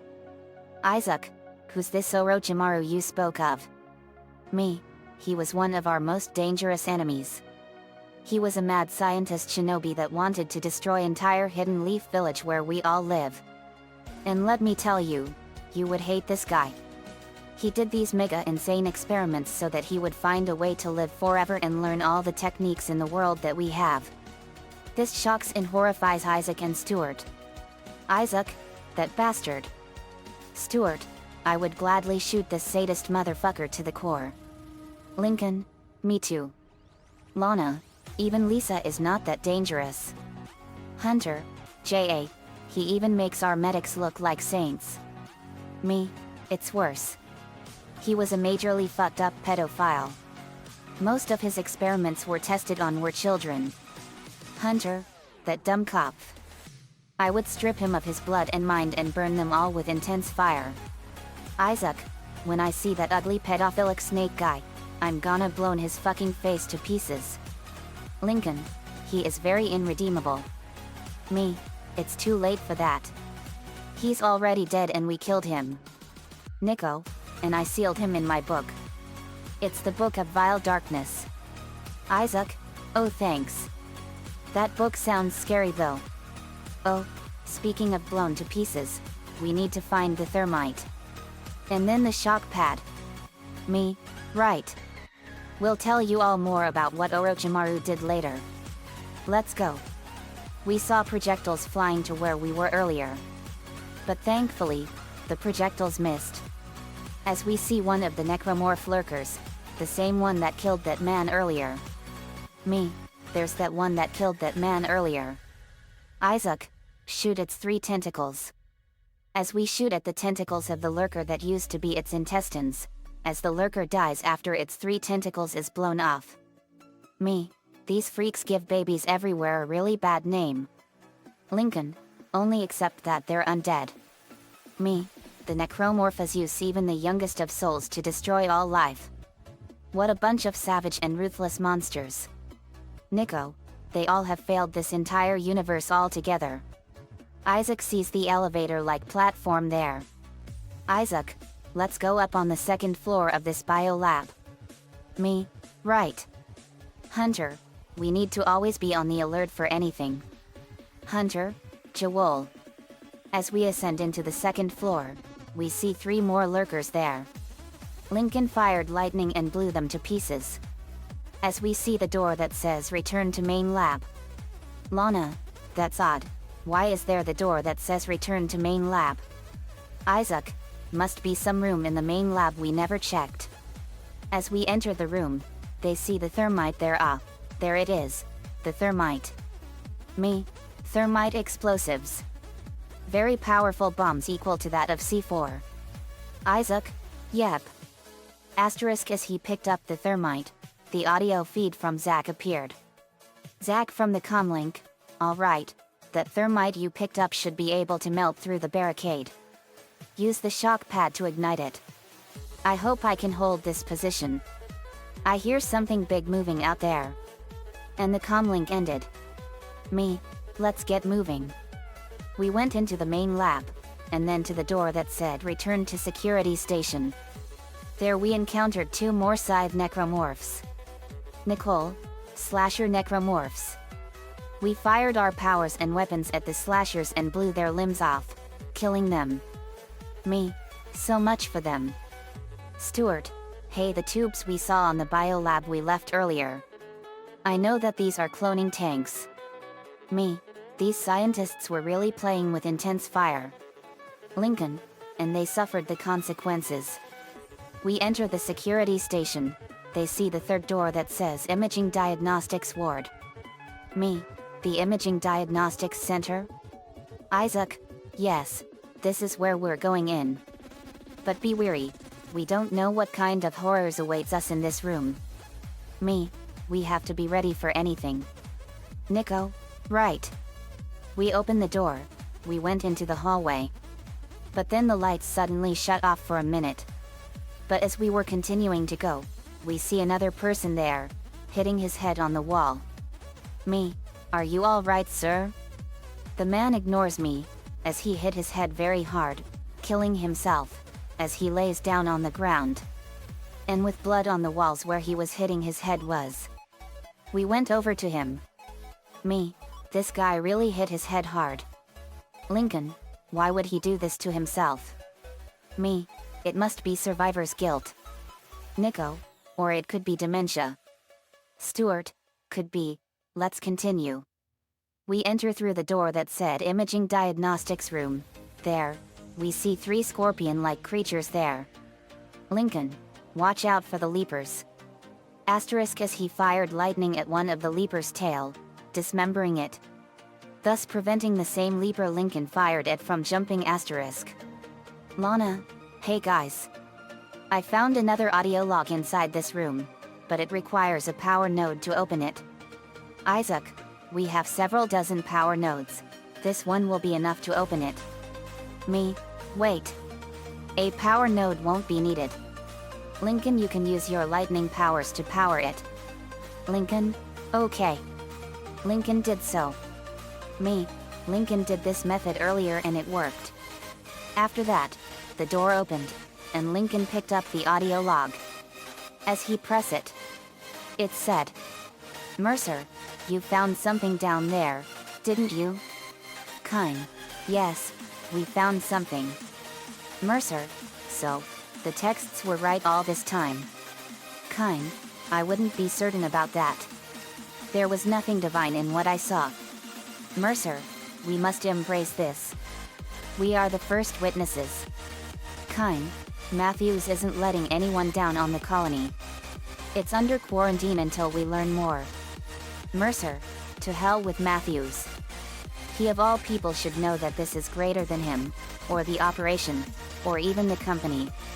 This is our deliverance. Kine, keep your damn voice down. People are dying down there. Mercer, only the worthless and the unbelievers. But I believe. Do you believe? Terrence? Do you? Me, this Matthews must have been responsible for everything that happened in this colony. Lincoln, I think so. Hey, I found a text log. Lincoln presses it. It shows the words. Medical log. Dr. Warwick, B. Chief Psych Officer. Report of psychiatric observation. Patient, Harris, B. Employee number PM19026 at. Harris is asleep, after another strong sedative. He seems literally unable to sleep without chemical aid. Most people succumb to exhaustion after 50+ hours of waking, regardless of any desire to stay awake. Not Harris. His explanation of events on the colony is also odd, and points to the same paranoia we've seen elsewhere planet-side. His guilt is not in doubt. 2 plant-side security officers were present when he took Dr. Cirello hostage and murdered Nurse Evans, and he doesn't deny his actions. But he insists there was no crime, nor does he feel guilt. This is classic sociopathic behavior, but Harris exhibits no other symptoms. He is affable and friendly, able to empathize and offer original opinions. When questioned about the murder, however, he becomes withdrawn and intransigent, displaying schizophrenic behavior. He also undergoes intermittent hallucinatory periods, again similar to those experienced by other colonists. Harris claims he threatened the doctor because he had to stop the dreams and the faces, and that he'll kill again to make it whole again. What that means, I haven't determined yet. A most intriguing case. Me, geez. Sleep deprivation and chemicals did all this. Nico, that could be. Isaac, hey, I found a upgrade bench. We went over to it. Isaac, well, since Lincoln used his lightning powers to open the doors, the power nodes can now be used for upgrading weapons, rigs, and other tools. Lincoln, okay. After spending power nodes and upgrading our weapons and armor, are now more stronger and more powerful. Me, nice. Isaac, I know, now let me move this X-ray tube out of the way. He uses his kinetic module to move the X-ray tube to the left. Isaac, there we go, now we can move on. We did so. We moved to the room on the left. After opening the door, we found a man on the ground, choking white substance from his mouth, as he dies. Isaac, fuck. Man. That's the third time we see another person died in the medical deck. Me, looks like chemical poisoning. Hunter, he must have used it to commit suicide. That's weird, every time we see survivors. They died in front of us. Me, so many lives gone here. Carol, it's awful. But we heard one of the vents in this room burst open, revealing to be a lone necromorph slasher, as it charges at us. We killed that one with ease. As we exit out of the room, there was another elevator-like platform there. But it's not powered, but we did see a mega-sized battery there. Isaac, a power cell. Me, that's a big one. Isaac, yes it is, we must plug the power cell back to there, in order to get this elevator-like platform working again. Me, okay. As Isaac used his kinetic module to grab the power cell and plug it back in, thus powering the cargo lift. Me, we're online. We ascend into the second floor of the imaging diagnostics room. They saw Isaac brought the X-ray tube closer to where they were going, thus getting an easy way to go there. Until they see a leaper and a slasher burst open from the vents. The leaper from the left, and the slasher from the right. Me, they're trying an intercepting strategy. Lincoln, not for long. Lincoln blasted them with a massive wave of lightning from both sides and vaporized them. Isaac, nice shot Lincoln. Me, very clever buddy. Lincoln, thanks JD and Isaac. We continue to move, and Isaac brought the X-ray tube again. As they walk to the door that says 0G therapy room. Me, zero gravity therapy room? Isaac, yes, how did you know about 0G? Me, I watch a lot of science fiction movies and you would be amazed at what I know. Isaac, I see. Well, let's get going. We went inside the small room, where another door that said 0G therapy room. But as Isaac opened, computer, warning. Hull breach detected. Now entering vacuum of space. Me, uh-oh. Isaac, Stuart, hold your breath. Isaac, what about you? Me, we discovered earlier that we have the ability to breathe in the endless vacuum of space. Isaac, alright, but don't let go your breaths. Since there's no air in space. The door opens. The air in this small room we're in was sucked out by the vacuum of space. The numbers appeared on Isaac's back, which was 1 minute. As they moved to another room, though there's no sound. Me, echoing, wow. That was intense. Nico, echoing, no kidding. But finally they entered the room and there the door closes, and the air returns asterisk. Computer, exiting vacuum of space. Me, that was intense. But that was so cool. Naruto, it sure was. Lana, that was awesome. Lainey, it sure was. Computer, now entering 0G gravity. As the room to the 0G therapy room opens. Me, here we go. Then the voice from Zack came up. Zack, as you all know, the Ishimura is able to set its gravity locally. Your gravity boots will kick in when you all enter a 0G area. And the comlink ended. Me, I know these gravity boots. They will help us walk in zero gravity. The doors open, the lights all turn on. revealing a bigger room and a computer monitor that said activate zero gravity. As Isaac turned it on, the gravity dropped to 0. Everything is now floating. Me, zero gravity. This is what it's like to float in the endless void of space. Lainey, it's so awesome. Me, it sure is. Isaac pointed up in the ceiling. He jumps to it and landed there.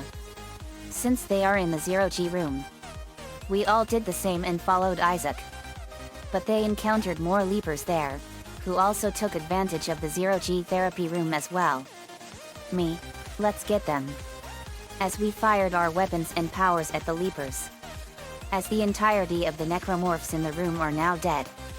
Me, that's that. We now enter another door after Isaac puts another power cell in the plug. It is a small room, and there we found the shock pads they were looking for. Me, these are shock pads? After Isaac picked up the shock pads, Zach's voice from the comlink appeared again. Zach, great, you all got the shock pad. Combine that with the thermite, throw it at the barricade to destroy it. Shit. I can hear more coming. Moving through the vents. Stay safe everyone. And the comlink ended. Me, we got company. We see more leapers, but also new necromorphs. Which are flying. Me, they can fly as well? Hunter, we can see that. Fire. We fired at the leapers and the flyers. After that, the leapers and flyers are all dead. Naruto, that takes care of them. Stuart, now let's leave to the security station. We need to destroy the barricade that is blocking the morgue. Me, right. Naruto, let's get moving.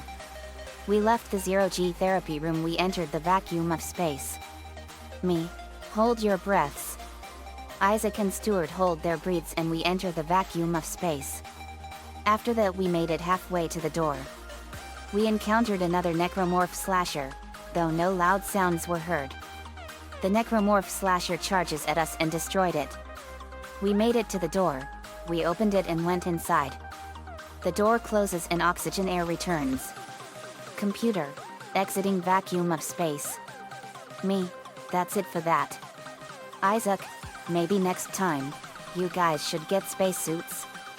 Me, actually we don't need them. We enter the imaging diagnostics room and we went to the cargo life and descend into floor 1. We found 2 more slashers and 1 leaper. We destroyed them with ease. After that we left the imaging diagnostics room and entered the wing. But we encountered new necromorphs. But they were small in size and there are hundreds of them. Coming for the us. Me, there's a swarm of those. Nicole, that's what they're called. Stuart, so glad I have a flamethrower. He fired his flamethrower at the swarmers, annihilating them. Chuckling at Lincoln's pun. But nevertheless we continued to move and finally we exited the imaging diagnostics wing and entered the security station. We saw a door blocked by a barricade. Isaac, okay, Lana, you and me must combine the thermite and shock pad, and put it in the barricade. Lana, right.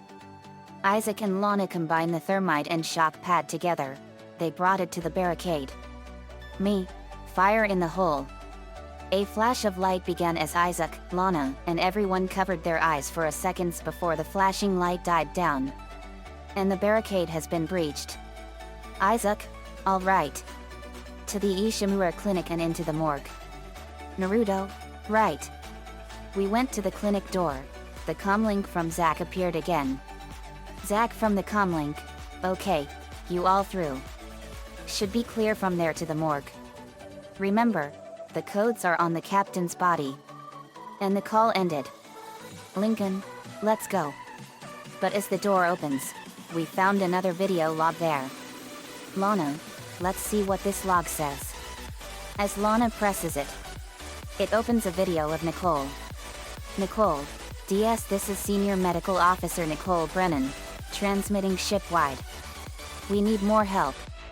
We don't have the resources to deal with this many cases. Nobody will tell us what's happening. These wounds, we're not equipped to deal with this many. Cries of pain were in the background. Nicole, DS speaking to nurse off-screen. God, get him to the table. Hold him. Nurse, you hold him down. Christ. End recording. Zach's voice appeared again from the comlink. Zach, that was Nicole, right? I can't tell from here when that log was made. I'm sure she's around here somewhere. And the comlink ended. Me, sounds like she had her hands really full. Isaac, yet, after all, she is the doctor. I'm worried for her. Seeing the door with the words said emergency room, let's head to the emergency room. Me, right. We enter the emergency room and we saw the room is very dark with blinking lights on. But we also heard necromorphs here, lurkers to be exact. Me, here they come. We fired at the lurkers in this dimly lit room. Me, these lurkers are disgusting. Lincoln, we know that. After we finished the last lurker, we saw another power cell and Isaac placed it inside the plug. The room's lights turned on. But not only that, the door that says ER hallway A was opened as well. Asterisk. Me, careful guys. We went inside the door of ER hallway A. We found another lurker, as it fired projectiles at us. Lana, look out. Naruto fired his flame ball jutsu at the lurker, killing it as its flesh is turned to ash. Me, nice shot bro. Naruto, thanks. Lincoln, I found another room, but requires a power node. Well, no need for that, since I'll use my lightning powers. He shot lightning at the power node slot handle. The door opens. Lana, nice work bro. Lincoln, thanks Lana.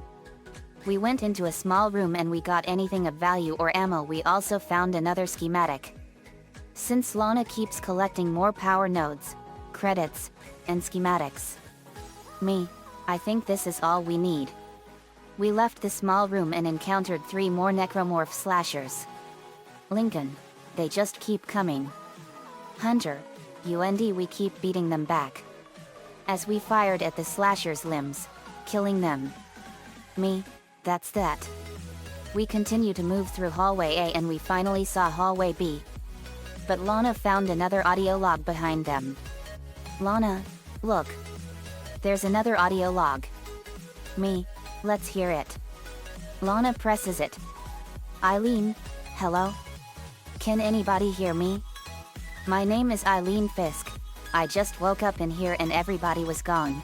I don't know what's happening. Why did they all leave? I'm going to try and find someone. If you can hear this, please come for me. I hear scratching in the walls. Harris, groan. Eileen, hello? Who's there? Are you a doctor? Why is everyone? Wait, I know you. You're Harris, the prisoner from the colony. You killed that nurse. Help. Somebody help me. Please, please. Me? Whoa. Lainey? Scary. Lincoln, isn't that the guy who killed the nurse from the colony but denies his actions that Eileen said? Naruto? Sounds like it. Lana, that poor Eileen must have been killed by that Harris guy. Me, if I find him I will kill him. Isaac, or the necromorphs might have gotten him. But yes, he will pay for this. Lincoln, yet. Stuart, let's continue. We went to hallway B and found 3 more necromorph slashers. They charge at the group. We destroyed them. But we also found another text log. As Hunter picked it up and opened it. Newborns. Alyssa Rose. Kaijatin. Alyssa. Leonie. Ian Ansel. Jackson Thomas. Lucas. Zara James. Caitlin. Kai Joshua. Cody. Kyle. Gianna Faith. Jack William. Agatha Marjorie. Me, all these babies. Hunter, J.A., they're the baby names on this text log. Why did the necromorphs have to turn them into lurkers? Lincoln, no idea. Nicole, ruthless creatures. We continue to move to the door that said intensive care unit. After opening it, we found a woman there. She was laughing as she was cutting the man apart with bone saw. Woman, he, man, hog, asterisk as he dies, and the insane woman looks at us. Before she slit her own throat with a bone saw, killing herself while laughing insanely as she dies asterisk. Me, jeez. Something really fucked these people up. Isaac, I know, what the hell is happening here? We found another that said morgue. Me, the dead fridge, or as it's normally called, the morgue. Lincoln, yes wait, I found another text log. Me, let's see. After I picked up the text log, it said, Science log. From, Dr. Kine, T. Chief Science Officer. Attention Captain Matthias, B. Benjamin. Further to your previous conversation, I ask that you delay bringing the marker up from the planet for a day or two. You know I'm as keen as anyone to study it in detail, and I understand your sense of urgency given the events on the colony, but that's why I ask. What's happening down there is just too unique, too unprecedented, to cut it short without proper time to study the causes and effects. In light of a discussion I had with Dr. Mercer, I'd like to meet with Drs. Cirello and Welland planetside to get their observations. Terrence. Me, wonder what that means? Lincoln, this kind must be talking about the artifact they found on the planet. Me, maybe. We open the door to the morgue and see the hallway.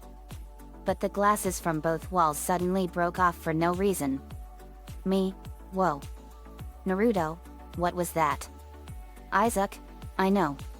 Sees another audio log on the ground. I found another audio log. Lana, let's hear it. Isaac presses it. Kine, Science log. Chief Science Officer Dr. Kine reporting. The colony's problems concern me greatly. I have no doubt they are somehow linked to discovery of the marker, but the exact nature of that connection is still unknown. Almost 40% of the colonists are experiencing a form of dementia. The obvious symptoms are acute depression, insomnia, and hallucination. Incidents of violence and even murder also indicate extreme paranoia. Dr. Mercer has advised that I bring some of the affected on board for study. Dr. Welland, the planetside psychiatrist, has reported that his own analysis has been fruitless. I'm hesitant to rely on Dr. Mercer at this point, but I need his expertise. We need solutions and we need them quickly. Me, I think this marker has something to do with all of this. Lincoln, I agree with you. We continue to move through the morgue hallway and we found another lurker there asterisk. Lincoln blasted it with lightning. The lurker dies as its necrotic flesh disintegrates into ash and dust. Lana, it disintegrated. Lincoln, thanks Lana. Hey. I found the elevator that leads to the morgue. Pointing to where the elevator where the words said morgue on it. Me, let's go. We enter the elevator after that. The elevator opens and it reveals another door that said morgue room. We made it. The door opened and a slasher necromorph roar was heard and we saw it and destroyed it. After that, we see the entire morgue empty. No bodies with the exception of one corpse. From another room through the glass wall is Captain Benjamin Matthias himself. Laid on the table and it had what looked like a sedative needle punctured his right eye. Me, this is disgusting. Isaac, the captain. I found an ID tag on him. I wiped some blood off and saw that it was the captain. Me, it is the captain. Naruto, well let's get his rig code. Screech, we're not alone are we? Me, no we aren't. Another necromorph appeared from the ceiling. And grabbed the dead captain, and punctured his head with its proboscis. It sent some kind of liquid-like substance inside the dead captain. But to our shock, horror, and disgust, this thing is resurrecting the captain into a slasher. But this time, this slasher has yellow eyes, and blackish skin. And looks at me, as it charges. We blasted it and killed it. The infector-like necromorph then charges at Lana. with its proboscis ready to impale her. But Lincoln intervenes and fires a void rays nan at it, disintegrating it into ash. After the fight, the Black Slasher drops the captain's rig codes. Me, good work Lincoln. Lincoln, thanks. Isaac then picks up the rig codes from the enhanced slasher. Lana then sees another text log there. Lana, I found another text log. Me, what's it say Lana? Lana shows what the text log said. Medical log Dr. Domus, G. Medical examiner, report of death on ship subject, Captain Matthias. B. It is my sad duty to officially pronounce Captain Benjamin Matthias dead. Reports of the exact circumstances surrounding his death are conflicted, and beyond the scope of my role. I can only report on the body. The subject was in generally good health for his age, though a cursory blood test indicates his leukocyte count was very low, with eosinophils in particular almost non-existent. His pre-flight physical exam showed no such problems, indicating rapid onset. However, it is unlikely this had any effect on his death. Multiple contusions on the arms and hands, indicating a brief struggle pre-mortem. Slight contusions around the ribcage, suggesting his chest was restrained in some way. Cause of death was a single prolonged trauma to the ocular body which continued on through the cavity wall, and finally into the frontal lobe, causing rapid neurotrauma, seizure, and death. The force required to puncture the ocular cavity in this manner is great, and the possibility of self-infliction correspondingly low. I therefore have not alternative but to record a preliminary verdict of unlawful death. Whether deliberate or accidental is beyond my jurisdiction. Me, holy shit. Lincoln, he died by an eye injury. And it was the work of someone? Me, looks like it. Zach's voice appeared again. Zach, codes received, and they look good. Thank God. I'll start accessing the captain's records right now. Head to the tram station everyone, and I'll contact you all there. I'm going to find out what the hell happened to this ship. And the comlink ended. Me, after we get off this ship we need to destroy the planet. Isaac, good plan. Nicole, I agree. That planet needs to be obliterated. We left the morgue in the emergency room. We head to the security station. We another enhanced slasher attacking them. They blasted it to pieces. We then went to the wing while heading to the security station. The video image of Zach appeared. Zach, Isaac. Everyone. Somehow one of them found a way down to the captain's nest. I managed to contain it in a damaged escape pod. Me, good work. Zach, thanks JD. Asterisk he looks around to seize any. But nothing was there as he turned his attention back to the video feed asterisk lifting the executive lockdown now. I found the deck logs. Whatever is happening around here, it came from the planet when they cracked it open. It spread to the colony and reached the ship. Isaac, everyone, this isn't an infection. It's some form of alien life. Shit. We've got bigger problems. The ship's engines are offline and our orbit is decaying. Get over to the engineering deck ASAP, while I stay here and figure out what the problem is. Me, roger that, and when we're done here we're gonna destroy the planet and obliterate all those necromorphs. Zach, so that's what those things are called? How did you know what their names? Me, they were from a previous log. That's what they're called. Also Nicole here told us more about them. Zach, I see. Well, get to the engineering deck and fix the engines. After that, the video feed was cut off. Me, let's go. As we enter the tram station, there, they enter the tram. Their destination, the engineering deck. Me, the engineering deck. After arriving to the engineering deck, the video feed from Zach appeared again. Zach, Isaac. Everyone, we've got two problems, and we're working on borrowed time here. First, there's no fuel in the engines. Second, the gravity centrifuge is offline, which means there's a couple of trillion tons of rock pulling us down. I need you to get that centrifuge operational, refuel the main engine and fire it up so I can stabilize the ship's orbit. Me, we'd better get the gravity back up and fuel cells at optimum levels. Nodding, we left to what looked like a control room there. We see one of the dead bodies of a man, sitting in one of the chairs. Yet there is another video log there as well. Naruto, found another video log. Me, let's see it bro. It plays the audio. Temple, personal log, acting chief engineer Jacob Temple. It's been 2 days since they pulled the planet open, since the captain died. The panic, the riots. They were nothing compared with what came after. Our friends, our co-workers started coming back, changed, coming back to kill us, drag us away. Rucker disappeared this morning, and I have to assume he's dead. My crew, they're starting to crack. I'm trying to keep an eye on them, but right now I have bigger problems.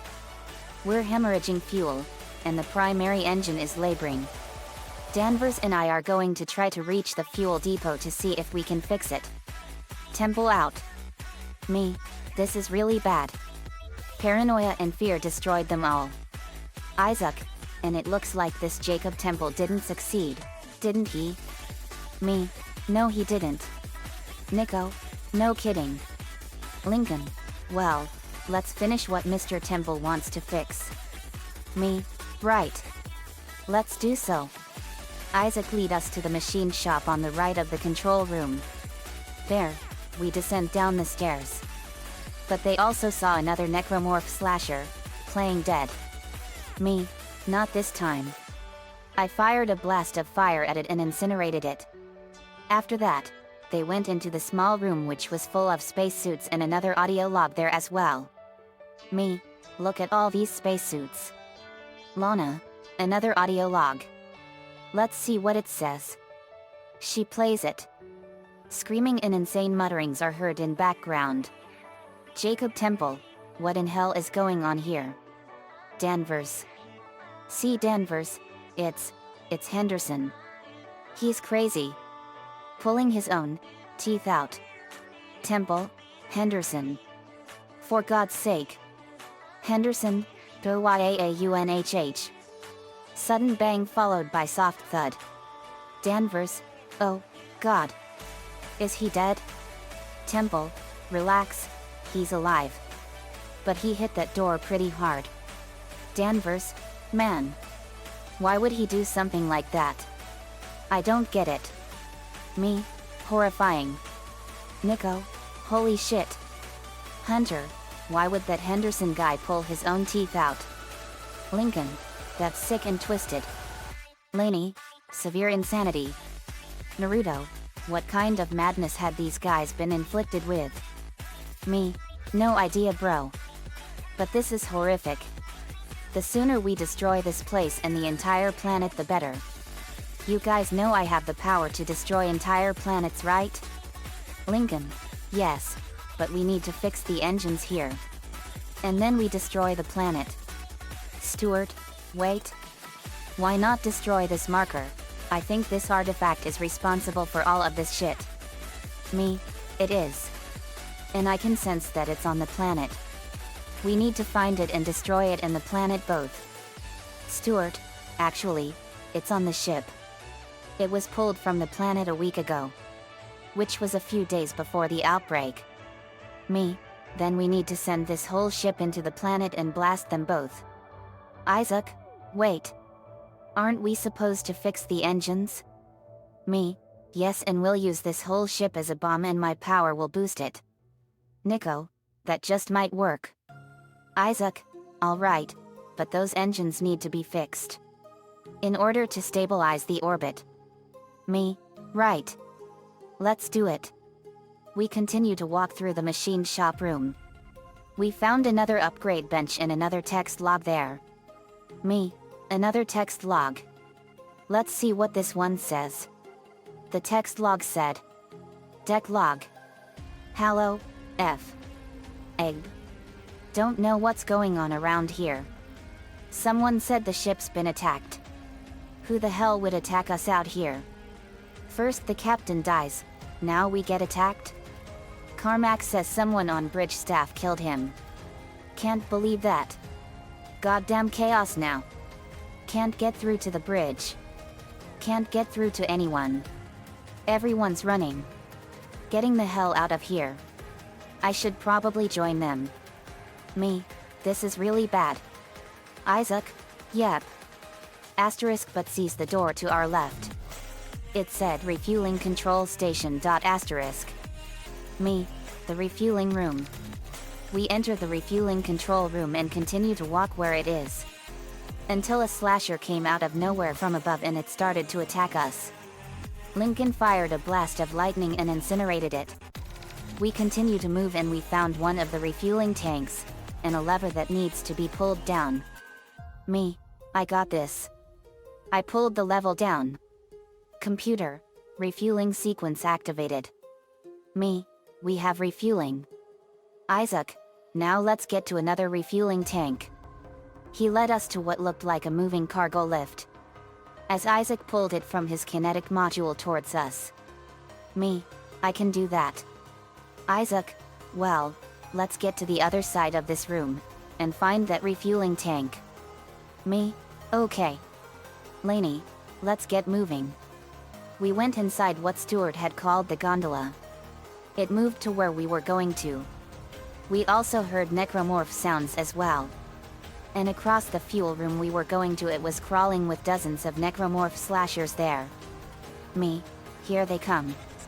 We fired our weapons and powers at the necromorph slashers after the gondola arrived. We quickly left the gondola and fought against the slashers while trying to find the refueling station. We destroyed them all with ease. After that, we found another audio log there. Me, another audio log. Let's hear it. After repressing it. C. Danvers, never should have let him live. Never should have let him live. Jacob Temple, shut it, Danvers. Shut it. Engineering log. Temple reporting. Someone has shut off the fuel lines to the primary engine, and damaged the valves in the process. They need to be repaired before I can reopen them, but we're running out of time. With the engine offline, orbit decay will begin in less than 10 hours. I just can't understand who would do this. If it's one of those crazy unitologist bastards, I'll break their neck. Danvers, Henderson said they were coming. We never should have let him live. Temple, shut up, Danvers, and help me with the tools. Temple out. Me, geez. Lincoln, what does Danvers mean never should have let him live? Me, no clue. But it's not good. We were continuing to find the second refueling station and we finally found it. And like the first one, it too needs the level to pull down. Computer, sufficient fuel to fire primary engine. Zach's voice from the audio feed appeared again. Zach Hammond, whatever you guys did, it's working, guys. I have a fuel reading. It's only a quarter full, but that's enough to restore the orbit once you bring the engines online. What the hell? False alarm. Though I saw something. Lincoln, what is it? Zach, I thought I saw something. Anyway, continue to go and fix the engine. Zach out. And the audio feed cut off. But we then heard something. It was coming from 3 lurkers, 4 leapers, and 7 more slashers. As they attack us, I fired a blast of energy and vaporized them. Lana, good shot, JD. Me, thanks, Lana. Let's keep moving. After entering the gondola again, it moved us to the same room we once came from. But we see more slashers, including another 100 of swarmers there as well. Lana, I got this. Lana formed a powerful Rasen shuriken and it emitted the roar of a howling blizzard, and the cold temperature coming off of it was incredible. Lana, ice style, absolute zero Rasen shuriken. She threw it in a massive explosion of ice, cold, and snow. The necromorphs were frozen solid and they all shattered into a million pieces and died. Me, nice work, Lana. Lana, thanks, JD. Me, that was awesome. You must have learned some moves from Naruto and me. Lana, I have this habit of picking up things on the fly. Me, it was awesome. After the Necromorphs were defeated, we moved to the door that said return to control room. After that, they went inside. But they saw another infector through the control room's window. It struck its proboscis on the same dead body they found earlier, and transformed it into another enhanced slasher. Naruto, not this time. Fire burst ray. Naruto fired a massive blast of fire from his hands at it and incinerated it. Me, nice job bro. Naruto, thanks big bro. But now we have to fight the infector. Its target is Lana. But like last time, Lincoln killed it with Void Ray's Nan. Me, nice job buddy. Naruto and Lincoln, thanks JD. Me, awesome. We went inside the control room. Isaac activated the navigation device, and it leads us to an elevator to the gravity centrifuge. Isaac Clarke, looks like we have to fix the gravity centrifuge, and then the engines. Me, okay. Which way is it to the gravity centrifuge? Isaac, to this elevator where my navigation device wants us to. Me, okay. After entering the elevator it descends into another room. After opening we left the elevator. But we found another audio log. Me, what does this log say? Steward picks it up and presses it. Jacob Temple, this is Temple. Now the centrifuge is offline. We've got 4 trillion tons of rock hanging off our asses, and without that centrifuge to balance the ship, the gravity tethers will pull us straight down to the planet. I'm heading over there now to see if I can fix it. Me, that's a lot of rock. That's 8 quadrillion pounds of rock. We got to get that centrifuge back online. Hunter, right JD? We need to fix the gravity centrifuge. We enter the room that said decontamination room. Asterisk. Me, it's a clean room. They have to keep it sterile and germ-free. We opened the door and went inside. Isaac presses the decontamination chamber as the alarms were turned orange. Computer, decontamination sequence activated. Please stand by. Asterisk as the metal bars appeared on all windows and the showering water appeared. But outside we see several necromorph slashers and they bust through the vents. Asterisk. I fired lightning at them and destroyed them. Computer, decontamination sequence complete. Thank you for your patience. And the door to the gravity centrifuge opens and the metal bars ascend and the alarms shut off. Me, you're welcome. I dry off. We went into the door that said gravity centrifuge and we see a hallway. But which way is the gravity centrifuge? Is it on the left or the right? Lana, there's a fork. Me, looks like we have 2 choices. Isaac, hold on. He activated the navigation device of where we were going. It's on the right. Me, okay. We follow Isaac and after a journey we made it to the gravity centrifuge room's first door. After entering it we see the second door there and it opens. Computer, entering zero gravity. Me, here we go. We entered a large room, where the gravity centrifuge is it. But to their right, they see a wall of flesh-looking stuff there as well. Me, holy crud. That is the biggest necromorph of them all. Isaac, what is that stuff? I touched it. Me, it's very squishy. I noticed that my hand is covered in blood. Yuck. And it's covered in blood. Lincoln, it's disgusting. Me, Lee. Stuart, well, that stuff won't remain here for long. Oh fuck. It moved. It fucking moved. Me, it's alive. Here we go. Lana, more leapers. We see several more necromorph leapers. Me, let's get them. We fired their weapons and powers at the leapers, finishing them off. Me, it's not over yet. We see a brute necromorph.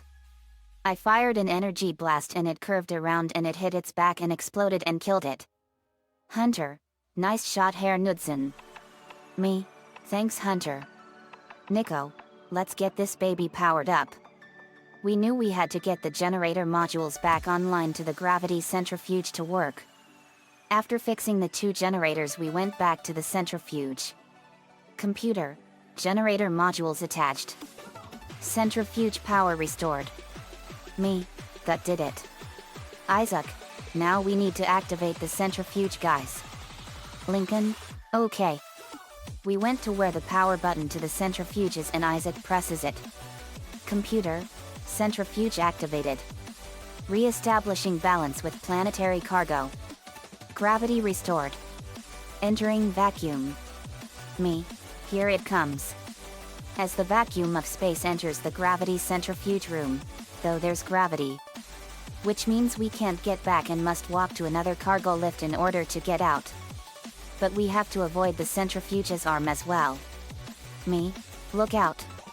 We dodge the centrifuge's arm and continue to go, and the audio feed from Zach appeared.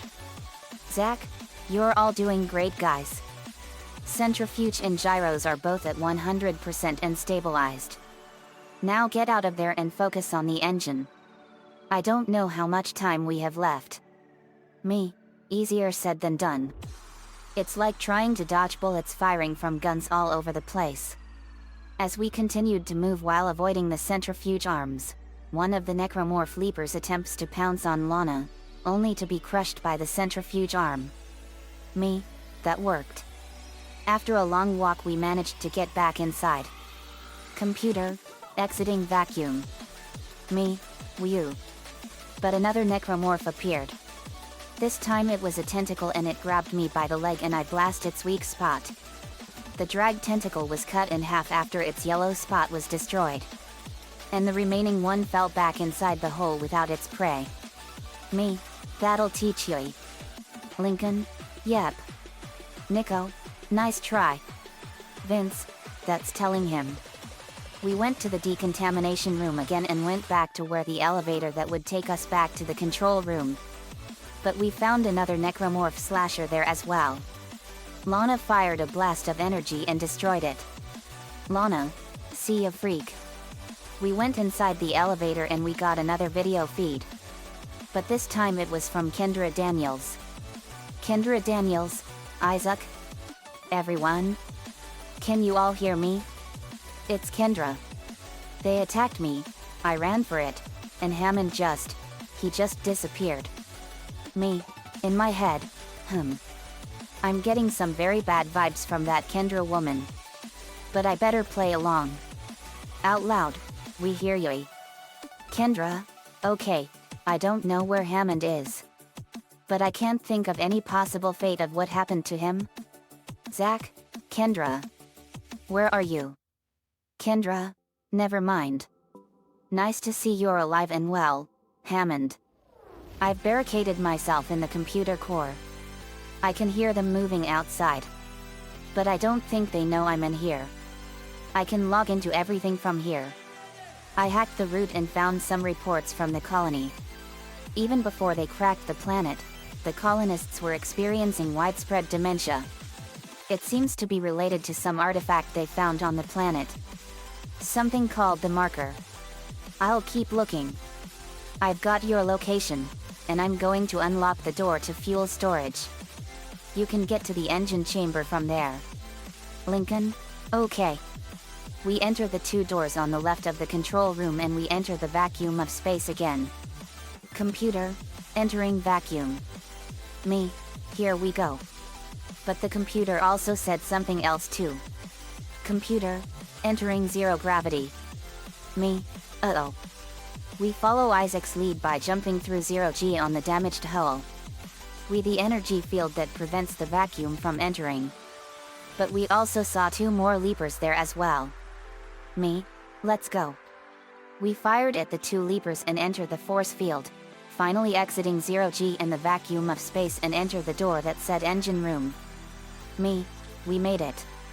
And now we move through the halls of the engine room and we found a large room which was covered in the same necrotic substance like the gravity centrifuge room we saw earlier. But now this room has more of these stuff than the centrifuge room. Me, oh yuck. Naruto, gross. Lainey, this stuff is everywhere.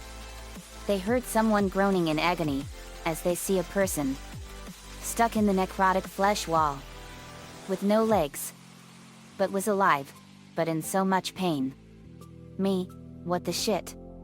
Lincoln, what happened to him? More agonizing groaning was heard from the same man. Naruto, that is gory. Isaac points his plasma cutter on the man's head, firing it, killing him, to spare him any more pain and give mercy. Me, good thinking. Isaac, thanks, I'll despise myself for not killing that man. He doesn't deserve this fate. So I gave him a merciful death, so that the Necromorphs would not use him anymore. Me, you did the right thing. Lana suddenly opens the door to the right of the same man where Isaac had given mercy. It opened and revealed loot there. But there was also another audio log. Lana, I found another audio log. Naruto, what does it say? Lana presses it. Jacob Temple, this is Temple. Screw the engine. I can't restart it by myself, and with all the other shit going on, it's obvious this is sabotage. I'm heading for the bridge, and then I need to find Elizabeth. I've got to get her off this ship, it's not safe. Me, we got to get the engine online. We continue to find the engine and we found another door. We opened it and it revealed more loot, including another text log there. Naruto, another text log. Naruto picks it up, as it said. Engineering log. Danvers, C.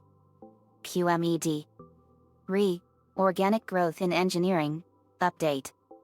The unidentified growth seen in other parts of the ship has now reached engineering. I don't know what the hell this stuff is. Looks like someone threw up their guts all over the walls, but it's spreading faster than we can cut it up, which is pretty disgusting in itself. It's already in the engine spoke. And if we can't find a way to stop it soon, it'll hit the main chamber by the day after tomorrow. I hope the docs are looking into it, because it's way beyond me. Me, you don't have to tell me twice. Finally seeing the cargo lift, we enter it and descend into floor 2. There we went into another small room.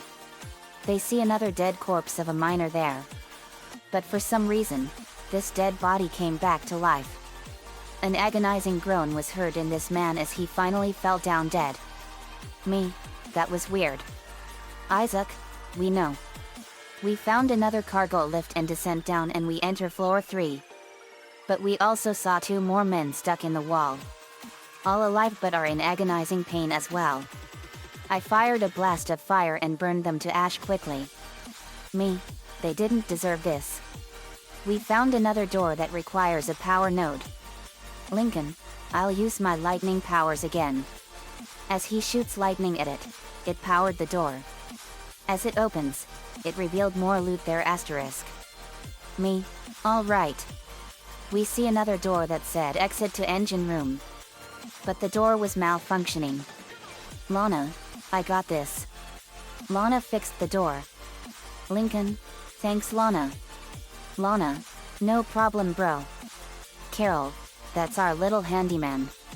But there was another slasher and it attempts to get to Lana with its scythe blades on its arms. Naruto fired a blast of fire at it and incinerated it. Lana, thanks Naruto. Naruto gave her the thumbs up.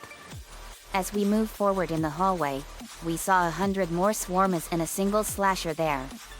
I fired an energy wave and obliterated them. After that we continue to move, seeing the stairs that leads us to the door after opening it. We see 3 more slashers including a new necromorph that looks similar to the slashers but with a big sickly yellow belly. Me, that one looks like it's about to give birth. Nicole, that one's called a pregnant. Lana shoots her purse rifle at the necromorph's belly and it ruptured as the necromorph fell down in the ground. But it was still crawling with its scythe blades and the fetus where it used to be became swarmers which came out from the belly, as the 3 slashers, the pregnant, and 100 more swarmers came after us. Naruto, oh yuck. Lana, you were right JD. That thing was pregnant. Stuart, let's talk more shooting. He fired at the slashers, swarmers, and the pregnant with his flamethrower. We fired energy blasts, powers, and weapons and destroyed the Necromorphs. Isaac, that's that. He got to the controls and pressed it. Powering it. Computer, ignition sequence initiated. Please stand by.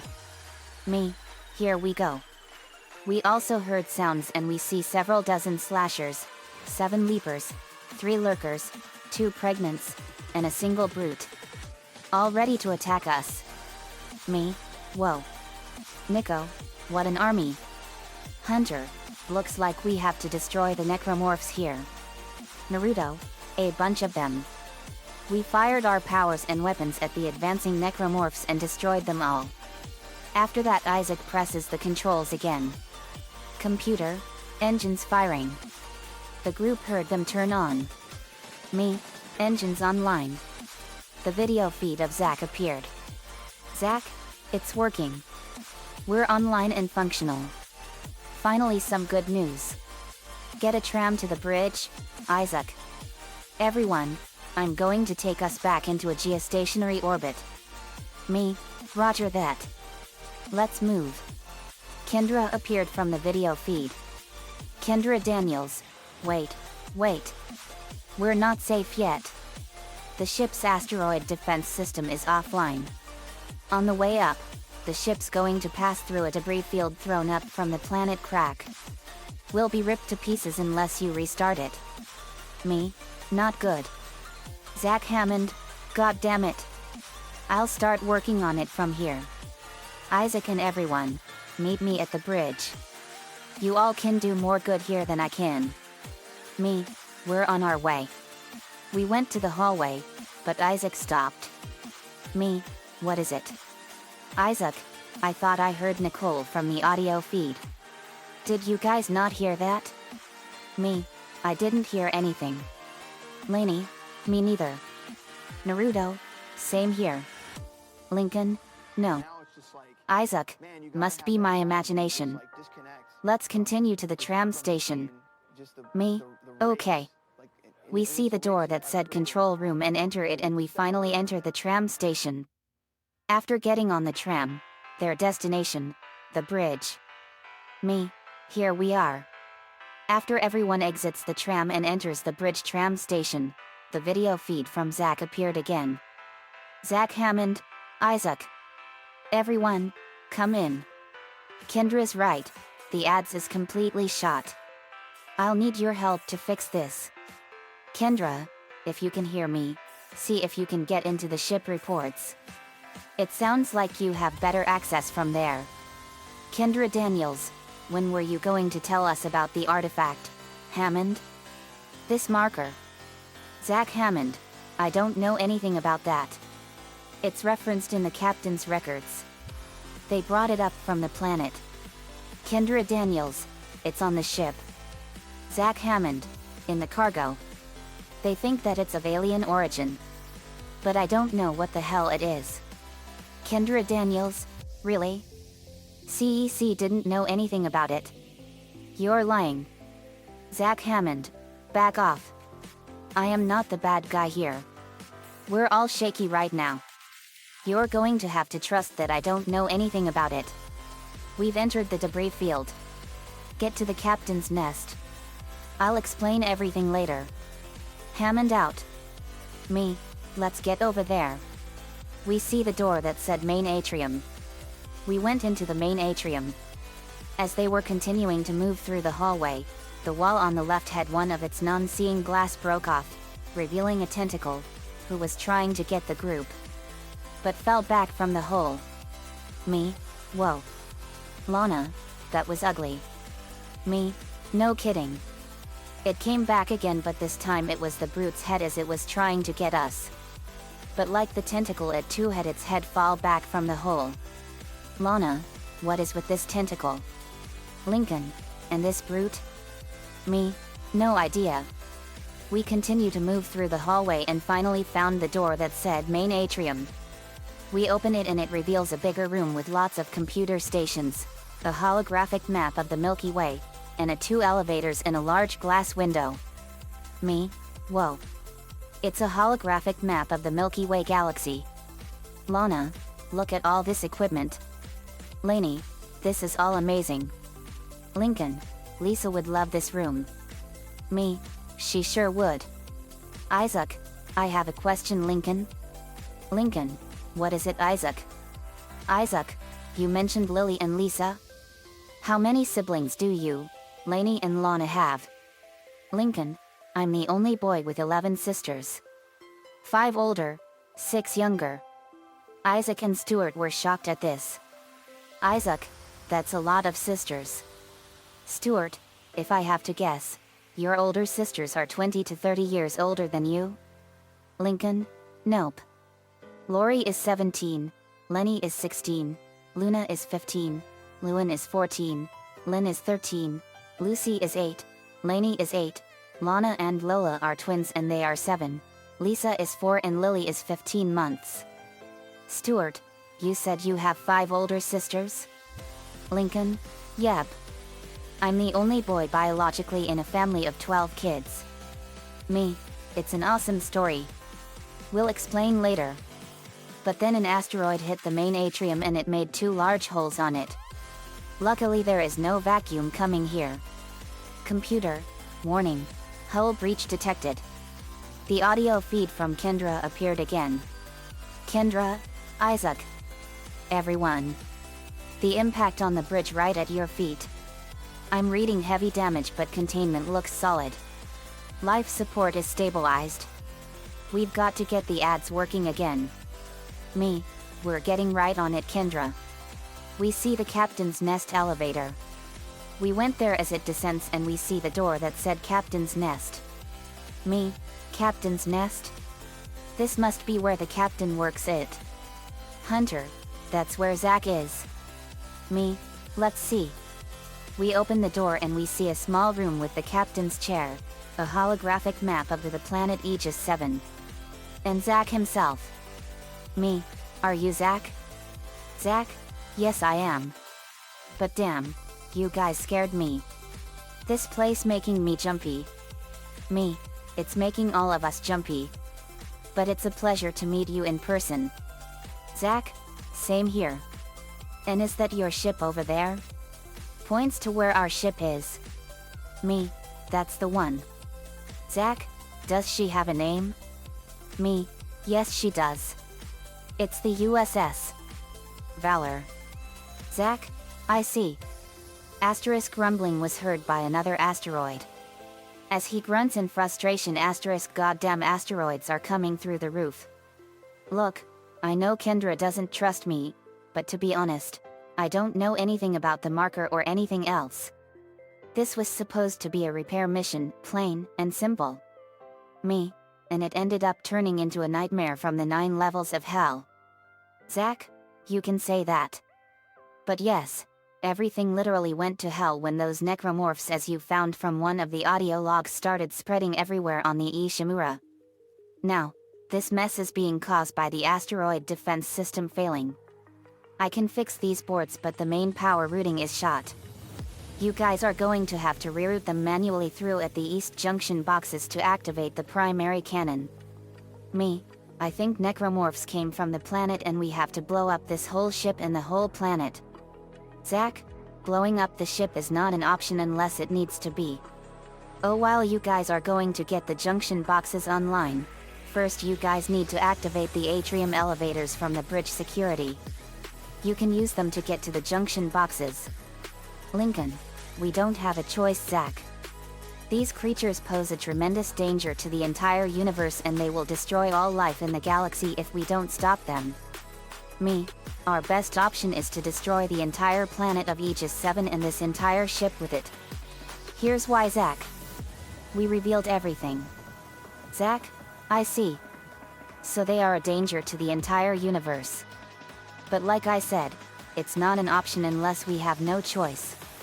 Now go and fix the junction boxes after reactivating the atrium elevators. He continues to look, but stops, and looks at us again. Zach, by the way guys, be careful. I saw something out there. I don't know what, but I only got a glimpse. But it was big. Really big. But it looked like it took some damage and someone must have fought this monster before. We'll be careful. Let's go. Zach, oh, one more thing. Here. He hands the text log to us. Zach, found it here. We read it and it said. Mining log. Dallas, A. Supervisor, second engineer. The death toll is mounting. Known dead so far. Arnold Fernandez, D. Ashik, M. Bagwell, W. Bale, A. Baristiran, O. Briggs, R. Warriyo, R. Sentkowski, K. Chan, D. Charlo, A. Chikes, C. Kalamar, B. Kondry, M. De Guzman, J. Ding, V.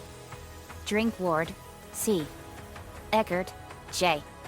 Esplita, T. Fatu, S. Feis, D. Felker, T. Fike, T. Fong, C. Fuentes, C. Gamel, S. Gagey, M. Jersey, J. Gregory, L. Guaman, E. Hardness, E. Hassan, J. Holt, T. Ignacio, D. Jamerson, K. Johnson, M. Kume, J. Kung, C. Krakovsky, M. Kuo, D. Lackey, A. Leal, D. Lee, L. Leong, J. Lingen, D. Louis, C. Louis, M. McSweeney, B. Menezes, F. Miranda, R. Molina, E. Natividad, J. Noonan, M. Paurang, J. Patel, J. Patterson, I. Pave, E. Peterson, M. Pitts, R. Pylnitsky, H. Pugh, D. Ruas, A. Sarasi, V. Schlegel, P. Schofield, G. Scott, D. Co, A. Shand, T. Silver, S. Swearlingen, S. Swenson, D. Talons, J. Thibodeau, N. Thoyun, C. Tuahi, J. Valadez, G. Vought, C.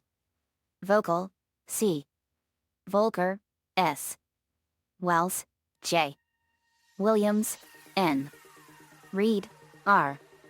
Zelaya, A. Ziddle, K. Me, whoa. Zach, I know, pretty gruesome. We left the captain's nest. One of the damaged escape pods had one of the slashers and it attempts to break through the door and get us. Zach from audio feed. Fuck. Stand back. As the pod where the necromorph was has been ejected into space. Zach, thought that one was dead when I sealed the pod. These things don't die easily.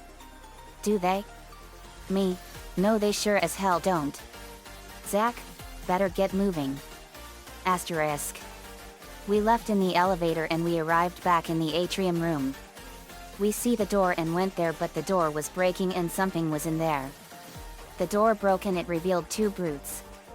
Two are normal, but one was sickly brownish black with yellow eyes. Suggesting that this brute was enhanced. We fought and destroyed the enhanced brute and two more brutes were dead as well our hands. But Lana found one of the audio logs here. Lana, I found a audio log.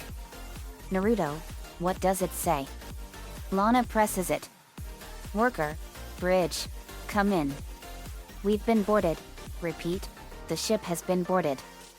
We are under attack. A man is heard shouting open fire and loud gunfire is heard. Worker, what the hell are they? THVE already killed most of the deck staff. We need security backup here immediately. Guns are useless. We can't hold them back for very low. Feed cuts out. Me. Shit. Isaac. I know. The crew on this bridge didn't stand a chance. Me. No way in hell. Hunter. Hey guys.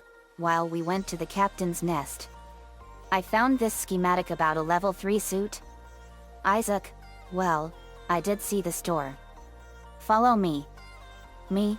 Okay. We follow Isaac to the store right next to the main atrium door. The store converts into the armor changer and Isaac steps inside for several seconds before coming out with a new suit on. Me.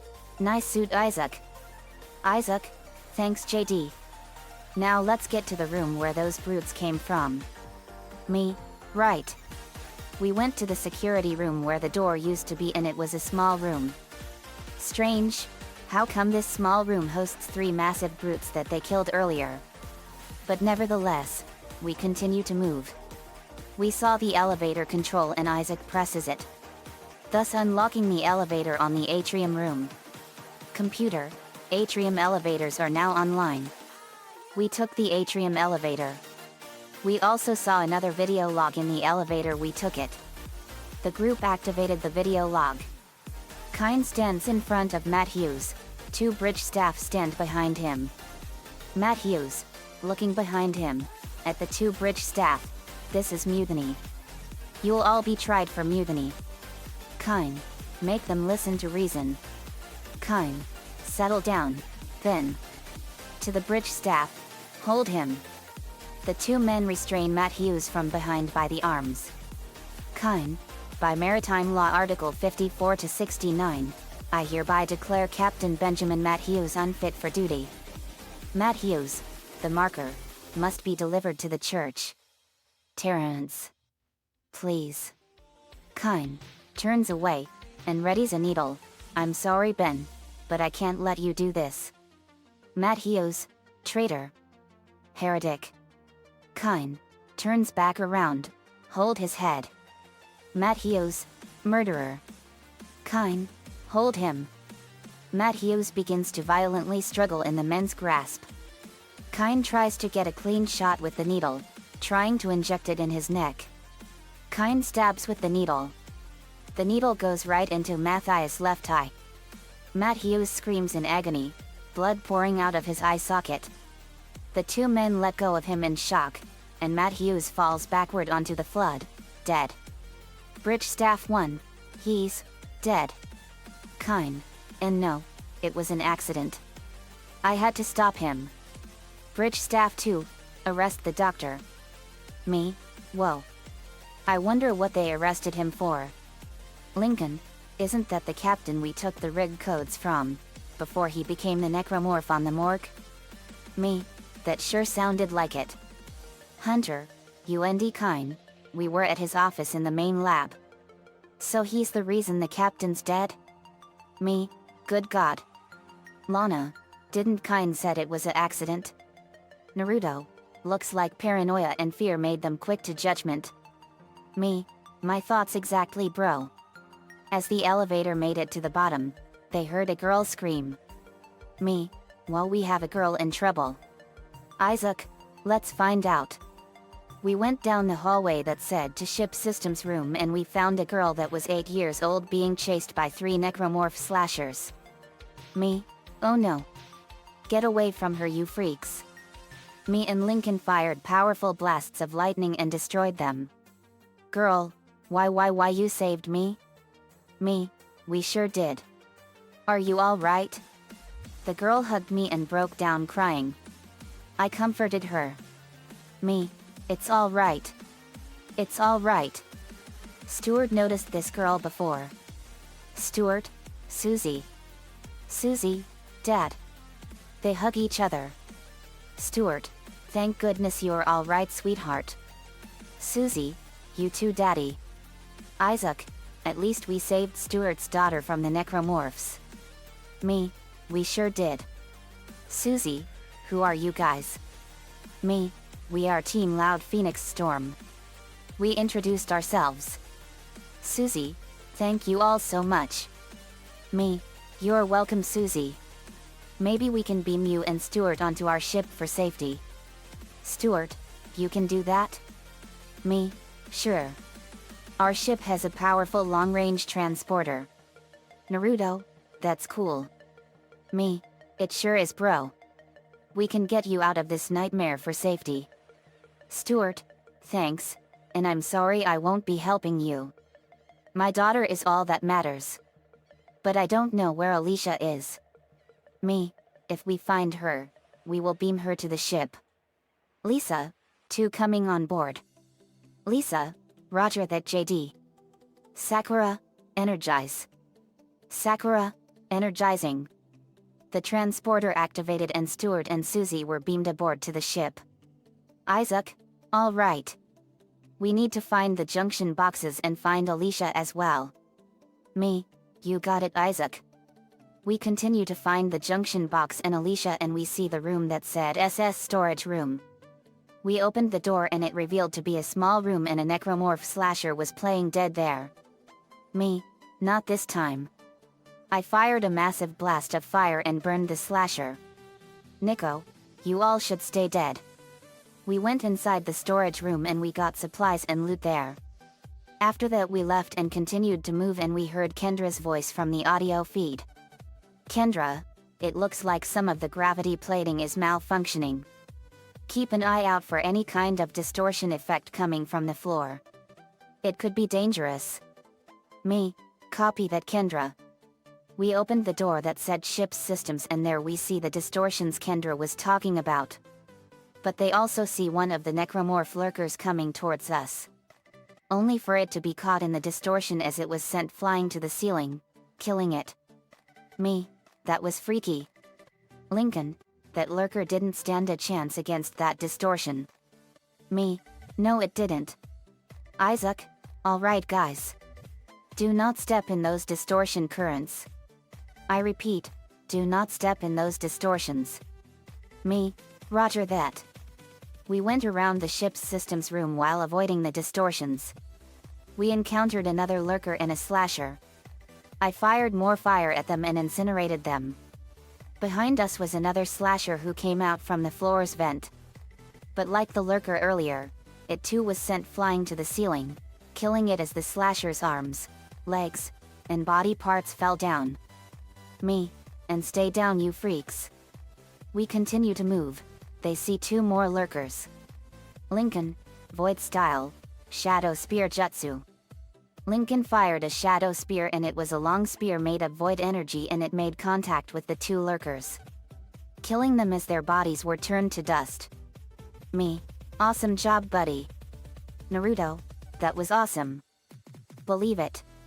Lincoln, thanks, I now have the Void Style Kekii Genkai. We found an entrance, but it was blocked by 2 crates. Which was not a problem since Isaac has the kinetic module device as he moves them away. As we went inside the next room, we see something charging at us. It was another brute. Me, oh no you don't. I fired a powerful blast of energy and it curved around and hit its back.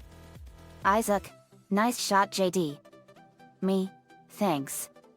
We saw in another room a junction box. But there were 2 large flailing wires with a deadly electric shock. Me, whoa. Look out. Isaac, I got this. He fired his stasis module at the wires, stopping them in a slow animation. As Isaac went there and presses the button. Computer, power transferred to the ads. Me, perfect. Let's continue on. Lincoln, now we need 2 more to go. We continue to move and we heard Zach's voice from the audio feed. Zach, ship systems junction box rerouted. I'm making some progress with the tracking grid. One of the cannons is giving me a hard time. Keep moving. Me, roger that. We left the ship's systems room and went into the hallway and we heard something. It was from a necromorph slasher with its legs missing or broken. As it was crawling to the group with its scythe blades. Lana fired a blast of energy and destroyed it. But another slasher appeared with a missing left arm. As it attacks Lincoln only for it to be vaporized by Lincoln's void powers. Me, Nice shot, guys. Lincoln and Lana. Thanks, JD. After that, we went back to the elevator. We went back to the atrium room only to see several slashers and 3 leapers there, all ready to attack us. Hunter fired a massive blast of energy and destroyed the leapers. Lincoln. Thanks, Hunter. Hunter. Danky Lincoln. But now we have slashers to kill. Lincoln. Leave that to me. Asterisk. Does the hand signs. Void style. Shadow dragon burst. Lincoln fired a dragon made of void energies and it slammed itself into the slashers, vaporizing them. Naruto. Nice. Me. Nice shot, Lincoln. Lincoln. Thanks. 2 more leapers appeared and they missed Lincoln as he finished them off with his void powers. Me. That was close. Isaac. Now we need to get to another elevator. Isaac led us to another elevator that says Mining Admin and COMM Array, which was behind the first elevator we came out from. We went into the elevator and the screen appears with 3 levels. We are at floor 2. So we need to go to either floor 1 or 3 asterisk. Me. Looks like we have 2 more choices. Lincoln. Shall we go to floor 1? Me. Let's check it out. I pressed the button for 1. The elevator descends and Kendra's audio feed appeared again. Kendra. Isaac. Verm. Listen up. I've gone over the MedSci reports. These things are biorecombinators. They take dead tissue, absorb it and mold it into new forms. One iteration seems to have the sole purpose of infecting corpses. The others, well, seem to be making corpses to infect. And that body tissue we keep seeing on the walls is part of it too. I found a report that says it's a habitat changer. Me. So they're hyperadaptoid organisms? Hunter. I think so. Lincoln. Wait. Remember when we saw the weird stuff in the walls on the engineering deck? Me. Yeah? I remember that. Lana. What does hyperadaptoid mean? Me. Hyperadaptoid means that they are shapeshifters and they can survive in any environment no matter how inhospitable. Hunter. Not just shapeshift, but also mutate as well. Who made that hyperadaptoid virus in the first place? Me. I have no idea. Lincoln. Me neither. Lana. They can't be based on the monsters from the movie The Thing? Me. That would be even more terrifying. Isaac. Isn't that movie very old? Me. It was made in 1982 and 2011. Isaac. I see. Only it's too old on my Earth. Me. Over 500 years to be precise. Oh, we're here. The elevator arrived at the first floor and it opens and we got out from the elevator. We saw the door that said Mining Admin Room there. Me. Mining Administration Room. Let's head in.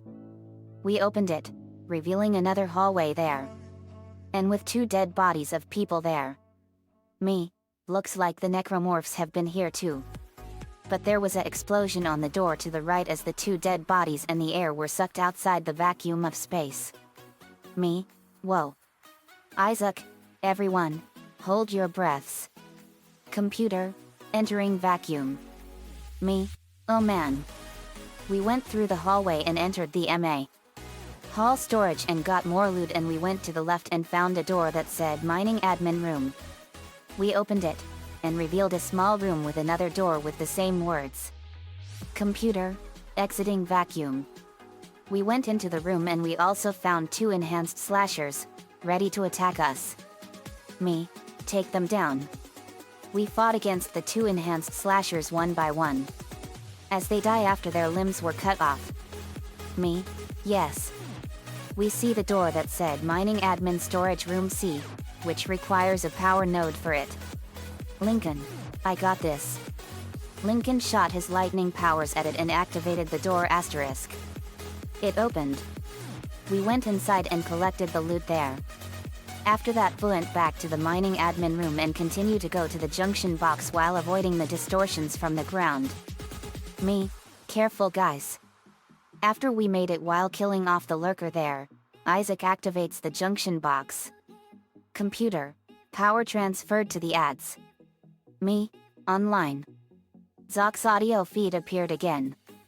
Zach, control systems junction box rerouted. I'm getting a reading. Almost there. Me, copy that Zach. We move out and we saw an infector injecting viruses into the dead bodies, turning them into more enhanced slashers. As the enhanced slashers charge at the group. Me, Hunter, get them. Hunter, fire style, fire dragon jutsu. He fired a dragon made of fire and it burned the enhanced slashers and the infector to ash. Me, nice shot. Naruto, Suzuki would be proud man. Hunter, Danky JDUND Naruto. We went outside the mining admin room, entered the elevator again. Lana, next stop, floor 3. Me, elevator going up. Hunter, while we go to the floor 3, I went to another room. UND found another text log. Me, what does it say? As Hunter read it. Captain's log. Initial infection vectors. It's been less than an hour, but they've spread fast. Flight deck was the first to go, after the shuttle crashed. Now almost entirely overrun. We've lost at least half the medical deck, and about a quarter of engineering. No information yet from cargo or planet ops, which suggests bad news. This is not what I expected. Me, terrifying. Isaac, we know. As the elevator opens, they are in floor 3. They arrived at floor 3. We see a man there. Man, make us whole again. As he looks at the group, and then turn left and leave. Me, what was that guy doing? Lincoln, I don't know. Naruto, hey, I found the audio log here. Me, let's hear it, bro. Naruto presses it. Jacob Temple, this is Temple. The bridge is fucked. I don't know what went on in there, but I'm not sticking around in case whatever did it comes back. I'm heading for hydroponics, to find Elizabeth. Me, strange. Isaac, what's strange? Me, that one was very strange to me somehow. Lincoln, okay. As they went to COMM array exterior access, as they continue to move on. We found a pregnant necromorph and another enhanced slasher there. Me, I got this. I fired a powerful blast of energy and vaporized them both. Hunter, nice. Me, awesome. We heard crying inside the vent. Me, someone's crying. Nico, I wonder who it is. I found the air vent and I opened the vent. We see a 5-year-old girl in there. Crying. Me, are you alright? Girl, looks at me with tears in her eyes as she nods her head. Me, it's alright. We mean you no harm. We're not one of those creatures. Are you Alicia? Alicia? Yes. I am a. Alicia. Alicia Lily Barracks. Me, your father Stuart is really worried about you. We've been told to find you. I'm JD Knudsen, leader of Team Loud Phoenix Storm. Alicia, Daddy is worried? Where is Daddy? Me, he's on our ship with your sister Susie. They are both okay and we can beam you over there. Alicia, beam? Like Star Trek? Me, exactly. Alicia, thanks Mr. Knudsen. Me, just call me JD. Everyone calls me that. I held out my hand and she took it and I brought her out. Everyone saw her. Lana, whoa, is that Alicia? Me, it sure is. Everyone introduced themselves. Me, we're the team that was sent to destroy these monsters. Alicia, smiles in happiness, thanks. But may I go to Daddy? Me, you sure can. JD to Lisa. Lisa here JD. Me, I found Stuart's daughter Alicia and she's safe and can you beam her aboard? Lisa, affirmative JD. Energize. Sakura, energizing. Me, we'll see you on the ship soon Alicia. Alicia, thank you all. as she was beamed to our spaceship. Alicia was back safely on the ship. Me, thank goodness we found her. Isaac, and I found the third junction box. He presses it. Computer, asteroid defense system now online. Me, great job Isaac. Isaac, thanks JD. The audio feed from Zach appeared again. Zach, alright, we've got enough power. But the ad's cannon's auto-targeting is down. I think it's a faulty data cable. I need one of you to aim the cannon manually until I can replace it. Take the elevator to the top of the ship, and head for the cannon pit. Me, Roger, that's Zach. We found Stuart's daughters safe and beamed them to our ship. Zach, beamed what? Me, we found Stuart's daughters Alicia and Susie safe and beamed him and his daughters to our ship. Zach, you didn't tell me you have a beaming device on your ship? Me, you never asked. Zach, touché. But get to the ad's cannon ASAP. I don't know how much damage this ship will take by those asteroids. Me, Roger. Let's go. Stacy, you sure we don't need spacesuits? Because I can show you guys mine. Me, we're good Stacy. Our powers enable us to breathe in the endless vacuum of space without a spacesuit. Stacy, that's so cool. We went to the door that said Ship Exterior Access. We moved fast and went to the door that said Storage Room 47 on the right first. We got more loot there. After that, we went to the elevator and we went to the top. We left the elevator and moved across the lower halls of the ship's exterior and Zach's audio feed appeared again. Zach, Isaac. Everyone, you're going to have to cross the ship exterior to reach the ad's cannon. Problem is, we're still getting bombarded by asteroids. Look for cover or you'll get torn to pieces. Me, right. Naruto, we'll be careful. Isaac, but remember guys, that the ship's exterior is outside the ship. Which means we're about to head into the vacuum of space. Me, well we can breathe in the endless vacuum of space. Let's do it. We opened the first hatch and enter it and finally we opened the second hatch.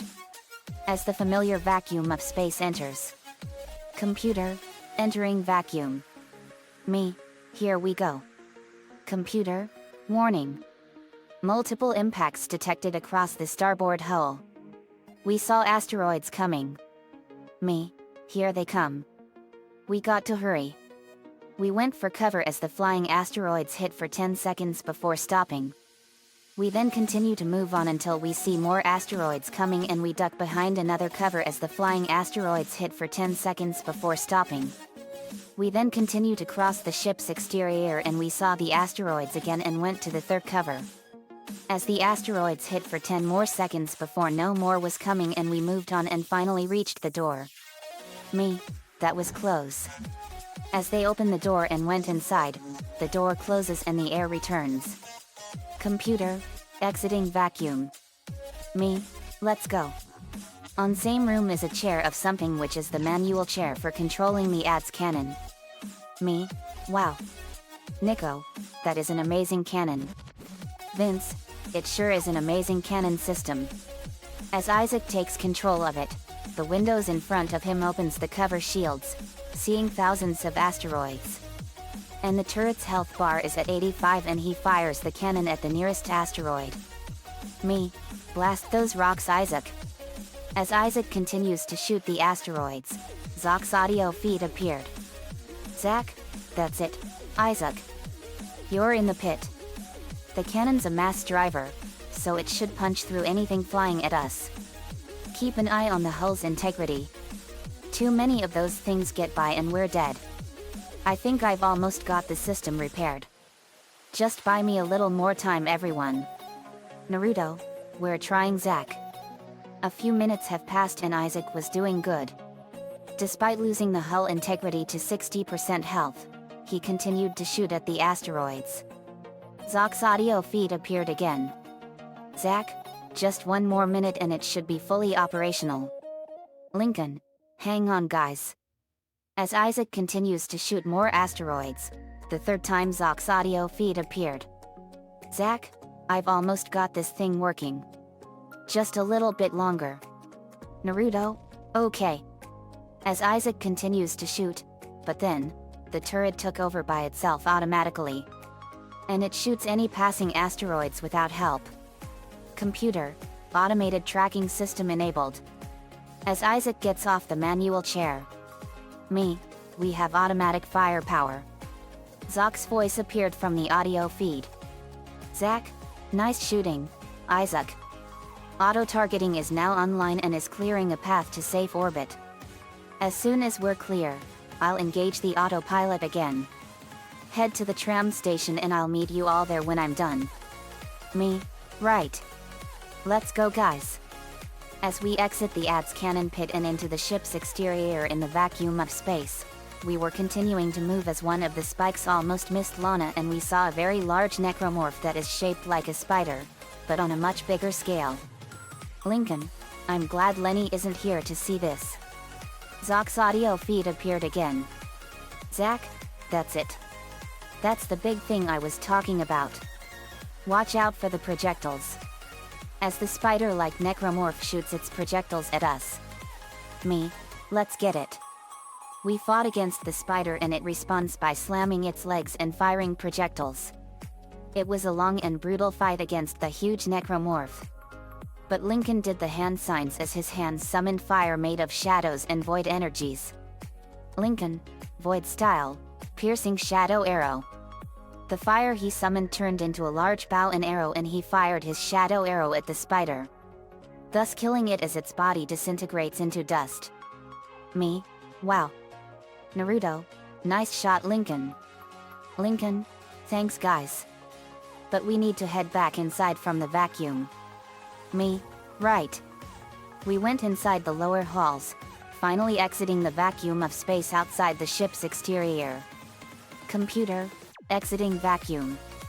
Me, let's go. We moved on, but Hunter smelled something. Hunter, what is that awful stench? Me, whatever it is, it smells horrible. Lana, did you rip one? Lana, no, it's not me. The video feed of Kendra appeared. Kendra, wait. Isaac, Hammond, everyone, you're all not gonna believe this. Oxygen levels are falling. Something's poisoning the hydroponics air production and whatever it is, it's filling the deck up with that organic stuff. We're not going to have any air to breathe soon. But if I understand these lab reports correctly, I think I can make a poison to destroy it. Head to medical. It should have everything you need. Me, okay. We're on it. Zach then appears in the video feed. Zach, will this never end? Me, not until we destroy this ship and the planet. Zach, still not an option. Isaac, everyone, get to medical and mix together whatever Kendra's come up with. I'm heading to hydroponics. If I can slow it down, that might keep us breathing long enough to fight it. Me, okay. Be careful Zach. Zach, will do. We left through the elevator, went back down the COMM hall. We were going to the elevator to the atrium room. We discovered what looked like moving hands and feet and a head. All with tentacles, and they were coming towards us. Me, what are those ugly things? Lana, are those hands and feet, and a head? Gross. Me, yuck. The head necromorph jumps at Isaac, strangling him with its tentacles, attempting to suffocate him. I grabbed it and ripped it off of him and punched it and splattered it all over the place. Me, yuck. I shake my hands off and they were covered in blood and slime. The rest of us shoot at the hands and feet necromorphs, killing them. Isaac, gack breath slowly, thanks JD. Me, no problem. We went inside the elevator. Isaac presses floor 2.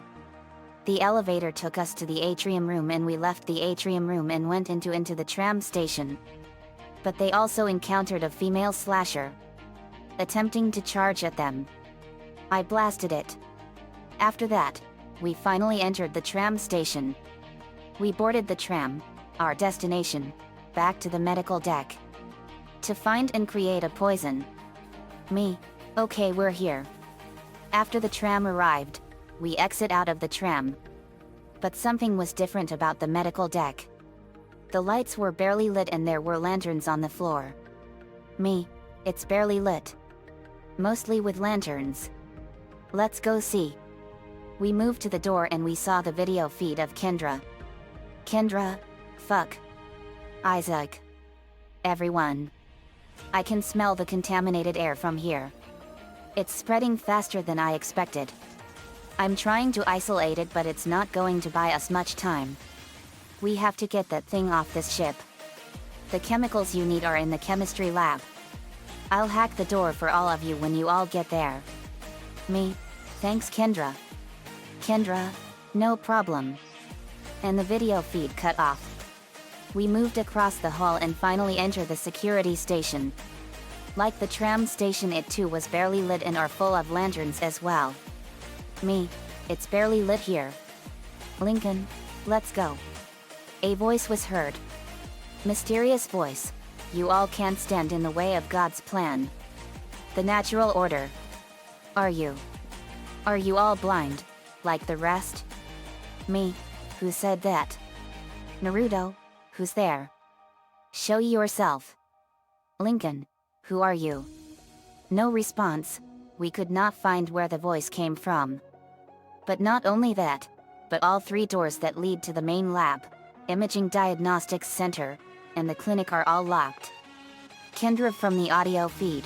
Looks like someone has reprogrammed the door locks on this deck. And recently, too. I guess we're not alone here, after all. Someone doesn't want you all in this part of the ship. Me. Whoever that voice was is out to destroy the entire universe. God would not want all this to happen to the universe. Suddenly, the door to the Imaging Diagnostics wing is opened. We went inside, but we also saw a lurker there. Hunter fired an energy blast and destroyed it. Lincoln. Nice shot, Hunter. Hunter. Danke schön, Lincoln. Now let's continue to move on. Me. Right. As we continue, but we see another lurker, which we also dealt with. After that, we continue to move through the hallway. The atmosphere in the medical deck they used to be here is now much eerie and creepier. They see more lanterns, but also candles as well. As they open the door to the Imaging Diagnostics room, like the other rooms, it too was barely lit and has candles everywhere. Naruto. Looks like this place is lit by candles. They also see the X-ray tube again, but this time, it was moving back and forth, suggesting it was malfunctioned. Me. We got a broken X-ray tube. But then, they heard a beaming teleport sound, as they look behind to see Ronnie Ann, Suzuki, Girl Jordan, Becky, Fu, Sakura, and Ino. Me. Suzuki. Lincoln. Ronnie Ann. Naruto. Sakura. Ino. Fu. Lana. Girl Jordan and Becky. Me. What are you all doing here? Becky. We're here to help you, JD. Ronnie Ann. Yeah, it's kinda boring on the spaceship with nothing to do. Girl Jordan. I see that you're fighting those Necromorphs, as Stuart said. Me. Yeah, we sure are. Isaac. You must be Suzuki, right? Suzuki. I am. It's a pleasure to meet you, Isaac. Isaac. Same to you, Suzuki. Lincoln. Wait.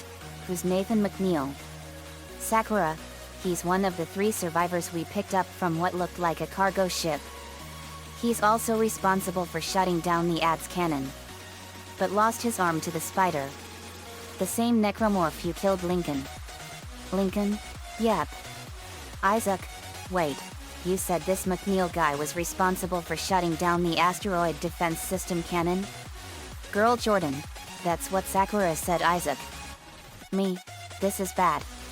Someone is ruining this whole place and we have to make sure that these creatures never terrorize anyone anywhere else. Ino. They're just stupid zombies. What can go wrong? Me. Everything. We went towards where the door that said Chemical Lab is and found another person in the wall, alive but on agony. But it was far worse. This time he is barely recognizable and he has a hole in his belly where it used to be that's been opened up, revealing 5 tentacles that were based from the poor man's intestines. Me, that one is ugly. Man, help. Been in agony, as the tentacle spears are in full control of themselves from the organic wall. As he was screaming in pain. Eno, what the hell is that? How is he still alive? Me, no idea. Ronnie Ann, that's horrific. No one such as him should be in this pain. Me, but we need to put him out of his misery. I fired a blast of fire and blew the creature apart. Girl Jordan, good thinking JD. We continued on and we saw a necromorph slasher on the floor playing possum. I blasted its limbs and killed it. But then more of them arrived. Me, let us blast them. We all did so by blasting off their limbs. Girl Jordan, so that's how you kill these things. Me, yep. Just blast their limbs off and they die. Lincoln, let's continue to find the poison in the chemical lab. Me, right. We ascend into the 2nd floor by the cargo lift and we went to the door that said 0G therapy room after Isaac used his stasis module on the X-ray tube 2 times. To the right was the door that said chemistry station on it. Kendra from the audio feed, you're all close to the chemistry station. Once you guys get the chemicals, you're also going to need a DNA sample of the alien tissue. I'll search the records for one. Me, okay Kendra. We turned right, entered the chemical lab door and turned left, and in the small room there was another cargo lift. We descend down to the chemical lab and there we found an audio log. Ronnie Ann, what's that on the ground? Me, it's an audio log. Lincoln, well, let's see what it says. After press the play button. Sounds of a man struggling are heard. Unknown man, you can't hold me here. Dr. Chalice Mercer, personal log, Dr. Chalice Mercer. I now have a live subject, the one named Brand Harris, the prisoner from the colony, for my study. I'm eager to validate my tissue regeneration theory. Initial restraint was problematic, but now the patient is resting comfortably. He trusts me, Dr. Kine. He puts his life in my hands. He knows his part in all of this, understands what I'm doing. The forehead has been swabbed clean and marked. Low electronic whirring is heard. Brand Harris, what are you doing with that? Noise of drill is heard, becoming louder and louder. Dr. Chalice Mercer, and I am now attempting to create a passage to insert the sample tissue into. Drilling noise continues, soon accompanied by grinding noise. Brand Harris, no. No. No, me, whoa. Lainey, horrifying.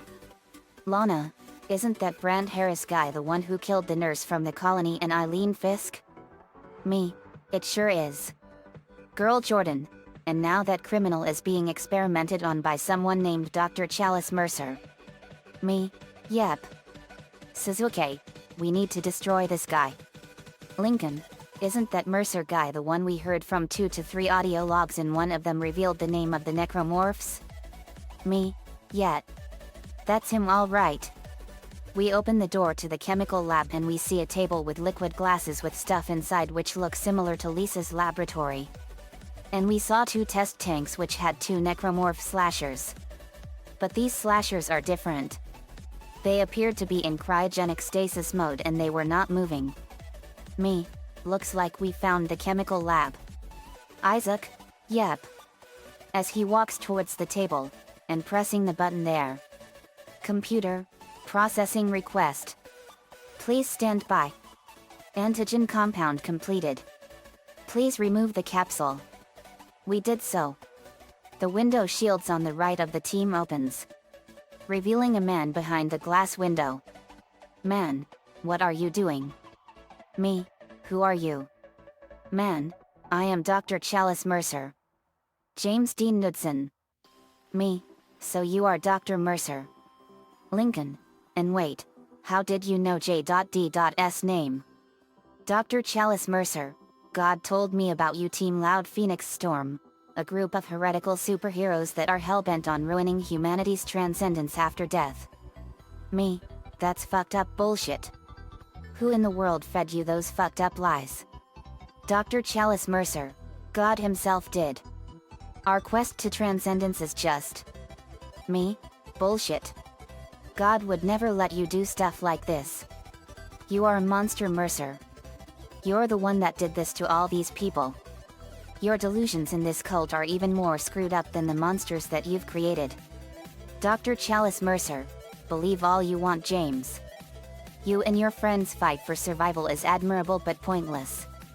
And yet you all keep on going. It almost makes me think that we humans had hope as a species. Am I the only one who sees that we had died out a long time ago? We just haven't accepted it yet. Stop running. Stop your struggle. Our future, your future, the future of our race, ends here. Allow me to introduce you all to humanity's child. The children that will replace us. Our greatest creation. And he left the hallway. Me, that guy is seriously one fucked up motherfucker. Isaac, I know. Lana, guys. Look at the glass tanks. As everyone saw that the strange slasher lookalikes were starting to move, as they broke through the glass tanks. Dr. Chalice Mercer from the audio feed, meet phase number 100 and number 99. The children of humanity. Me, this is insane. Lainey, let's blast these monsters. They did so. Becky blasted the Necromorphs with green fire and incinerated them. Becky, ha. Is that the best you got, Mercer maggot? Me, no it's not. Ronnie Ann, guys, shouldn't the slashers we killed spasm like that?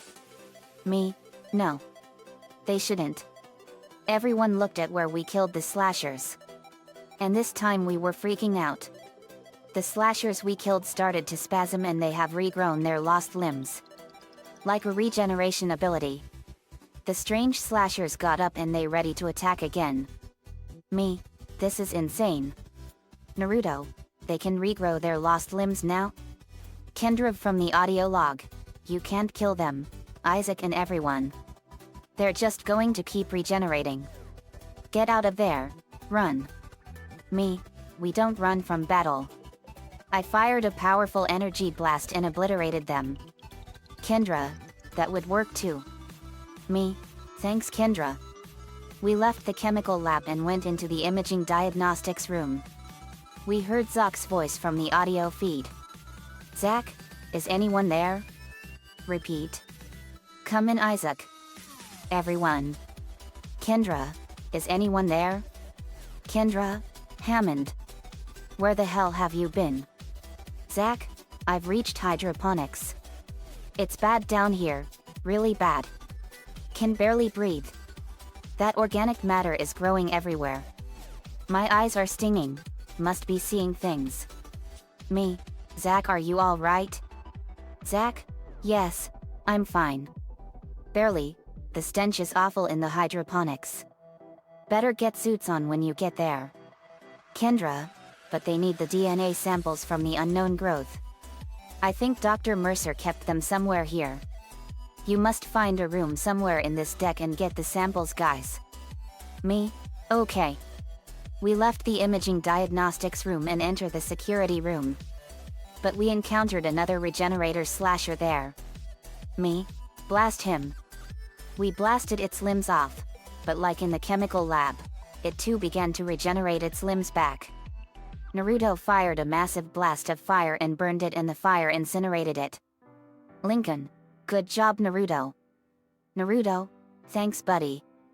The audio feed from Kendra appeared again. Kendra, now you all need to find a DNA sample of the growth. According to lab records, there's an inert sample stored in the ICU.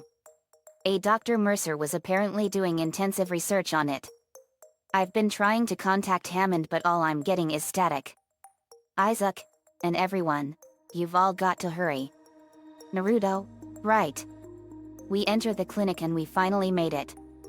We see through the window. Is Dr. Mercer himself. Me. You will never get away with all your crimes, Mercer. Mr. Chalice Mercer, your persistence surprises me. Holding on your final breaths, you all claw your way along. You hold on to what was once your world. But now, it belongs to the children. Be glad of this knowledge that your deaths will bring their births. Listen. They are coming. Say your prayers. Me, you go to hell.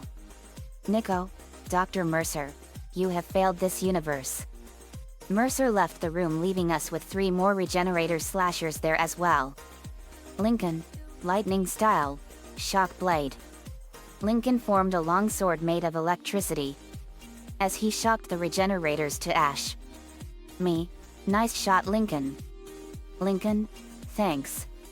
The door that leads to the emergency room opens and we went there and encountered another regenerator, including 3 normal slashers. We blasted them into dust. Sakura, this Mercer guy is nothing but a freak of nature. Me, he's worse than that. He's a satanic maniac. Isaac, H.A.Y. Remember you said about Orochimaru as a mad scientist. Me, yet. Isaac, well, Dr. Mercer is the Orochimaru of the Ishimura. Only this time he's a unitologist and a fanatic. Me, great comparison, Isaac. Isaac, thanks. Another audio feed from Kendra came again. Kendra, someone keeps shutting down the door protocol. I've bypassed the lock. Go. We went through the door and went into the ER hallway A. We ran down said hallway. After that, we encountered another Necromorph guardian there. As he was screaming in pain and agony as his weaponized intestines tentacles shot out from his chest, attempting to impale of us. Me, burn it. Suzuki, fire style, great fireball jutsu. Suzuki fired a large fireball at the Necromorph guardian, turning him to ash. Me, nice shot, Suzuki. Suzuki, thanks. Wait, is that a woman over there? Seeing a woman, standing there, looking at something below her. Me, whoa. Ronnie Ann, let's go check it out. Me, let's go. As we walked to where the woman is, she was laughing/crying hysterically. What she was looking at was a dead body. Me, whoa. She lost her mind. Lincoln, what should we do with her? Me, let's restrain her. But she was killed by another regenerator who appeared from the ceiling. As it now looks at the team with murderous intent. Naruto, that necromorph killed her. Me, then we'll kill it. Lana, ice style, glacier encase prison. Lana summoned a wall of ice and trapped the necromorph inside. Me, awesome. Lana, thanks. Girl Jordan, and now, to blast this necromorph into pieces. Girl Jordan fired a powerful blast of water at the ice-encased necromorph, shattering the necromorph and the ice into millions of pieces. Naruto, awesome. Girl Jordan, thank you. I never really liked that necromorph anyway. Me neither. We went back to where Suzuki had killed the necromorph guardian earlier and we went into the intensive care unit room. There was a door that leads to the morgue. Me, here we go. Hunter, the morgue again? Me, looks like it. Ronnie Ann, when I find that Mercer maggot again I'll strangle him with my bare hands. Me, save seconds for me. Girl Jordan, or we could go through that door on the right that says Dr. Mercer's office. Pointing to Dr. Mercer's office, which was the right of the morgue door. Me, obvious. But it could be a trap. Isaac, well, let's see this trap. We opened the door and it was revealed to be a small room with unknown writings on the walls. Human heads were in jars and an audio log there as well. Me, this is disgusting. This guy is a psychotic satanic freak. Let's see what the log says. I press the play button. Dr. Chalice Mercer, personal log, Dr. Chalice Mercer. The specimen Brand Harris continues to respond well to my experiments. Its cellular fortitude, not to mention elasticity, is remarkable. Dr. Kine, I am sure, would disapprove. But I do not anticipate that issue, as the good doctor is busying himself with the marker. As if that matters now. He has also succumbed to the same dementia that afflicted the colony. Only yesterday, he told me he had spoken to his wife, but Amelia Kine has been dead for some years. Sound of hunter growling and shifting herd in background. Dr. Chalice Mercer, my subject grows restless. Patience. Your time is soon. Very soon. Me, what a sick fucked up monster. Lincoln, I know. He is very not redeemable. Me, no he's not. He must die. Isaac, there's also the batch mixer here. Pointing to where the batch mixer is. We went over to it. As Isaac presses it. Computer, adding sample 9797 to chemical compound. Final mixing required. Me, this machine is sick. Isaac, I know. Now we need the final ingredients for the poison. The video feed of Kendra appeared. Kendra, that's it everyone. Now you all just need to finish mixing the poison. Me? Okay. Screen violently goes to static and switches to Mercer. Dr. Chalice Mercer, this has gone far enough. Accept your part in God's plan. Embrace your own extinction. Me, go fuck yourself Mercer. Screen switches back to Kendra as a sudden whooshing noise is heard. Female computer voice, warning. Life support system failure on medical deck. Please evacuate immediately. Kendra, who the hell was that? Everyone, he's decompressed the entire deck and I'm being locked out of those systems. All the air has been vented into space. You should be able to bring it back online from the security station, but you don't have much time. Me, damn that Mercer. Lincoln, let's head back to the security station and turn on the air again. And fast. Me, right. We exit Dr. Mercer's office and head back to the intensive care unit and then to the ER hallway A and then to the emergency room which had hundreds of swarmers, 2 pregnants, and a single regenerator necromorphs. All ready to attack us. We fired energy blasts and killed the necromorphs. We continue to through the hallway trying to go to the security station in order to turn back on the life support system. But we encountered another lurker there. Me, not this time. He fired an energy blast and destroy it. After that, they finally entered the security station. And Isaac went there to turn on the life support systems. Thus gaining air back to the deck.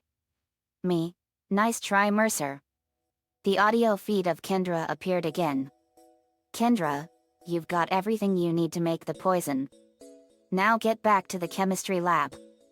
Zach, whatever you're going to do it fast. Can hardly breathe in here.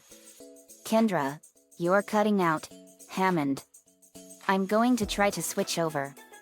Shit. I lost his signal. I'll continue scanning for his location. You have to get that compound mixed. Me? Okay. We went back to the imaging diagnostics room by going through the imaging diagnostics wing. Kendra's audio feed appeared again. Kendra, I've got more intel on the atmosphere. A survivor's report says that a massive creature entered the hydroponics deck from outside the ship. That's when the air quality began degrading. The survivor called it the Leviathan. Me, sounds like this Leviathan is a big one. Kendra, it is, and it's in the hydroponics food storage. That's why you need to mix the poison in the chemistry lab, so you all can use it to kill the Leviathan. Me, we're on it. We arrived at the imaging diagnostics room and we entered the chemical lab and see the batch mixer and placed the capsules there. Computer, processing request. Please stand by. Final mixing complete. Please remove the capsule. We did so as the capsule is removed from the batch mixer. Lincoln, finally, we got the poison made. The audio feed of Kendra came back. Kendra, let's hope that poison works. Head back to the tram station and get up to hydroponics as fast as you can. Still no response from Hammond, so be careful. There's no telling how contaminated that deck is. Me, right. But don't worry. We've handled even the most inhospitable of planets. Kendra, you guys are something. We went back to the tram. We also heard Mercer's voice from the audio feed. Dr. Chalice Mercer, I'm beginning to truly admire all your spirits, misplaced as it may be. I think you all should see the whole plan. You all should not spurn the hive mind's offerings. You all deserve to witness that, as least. Me, shut your fucking mouth, Mercer. You will pay for your crimes.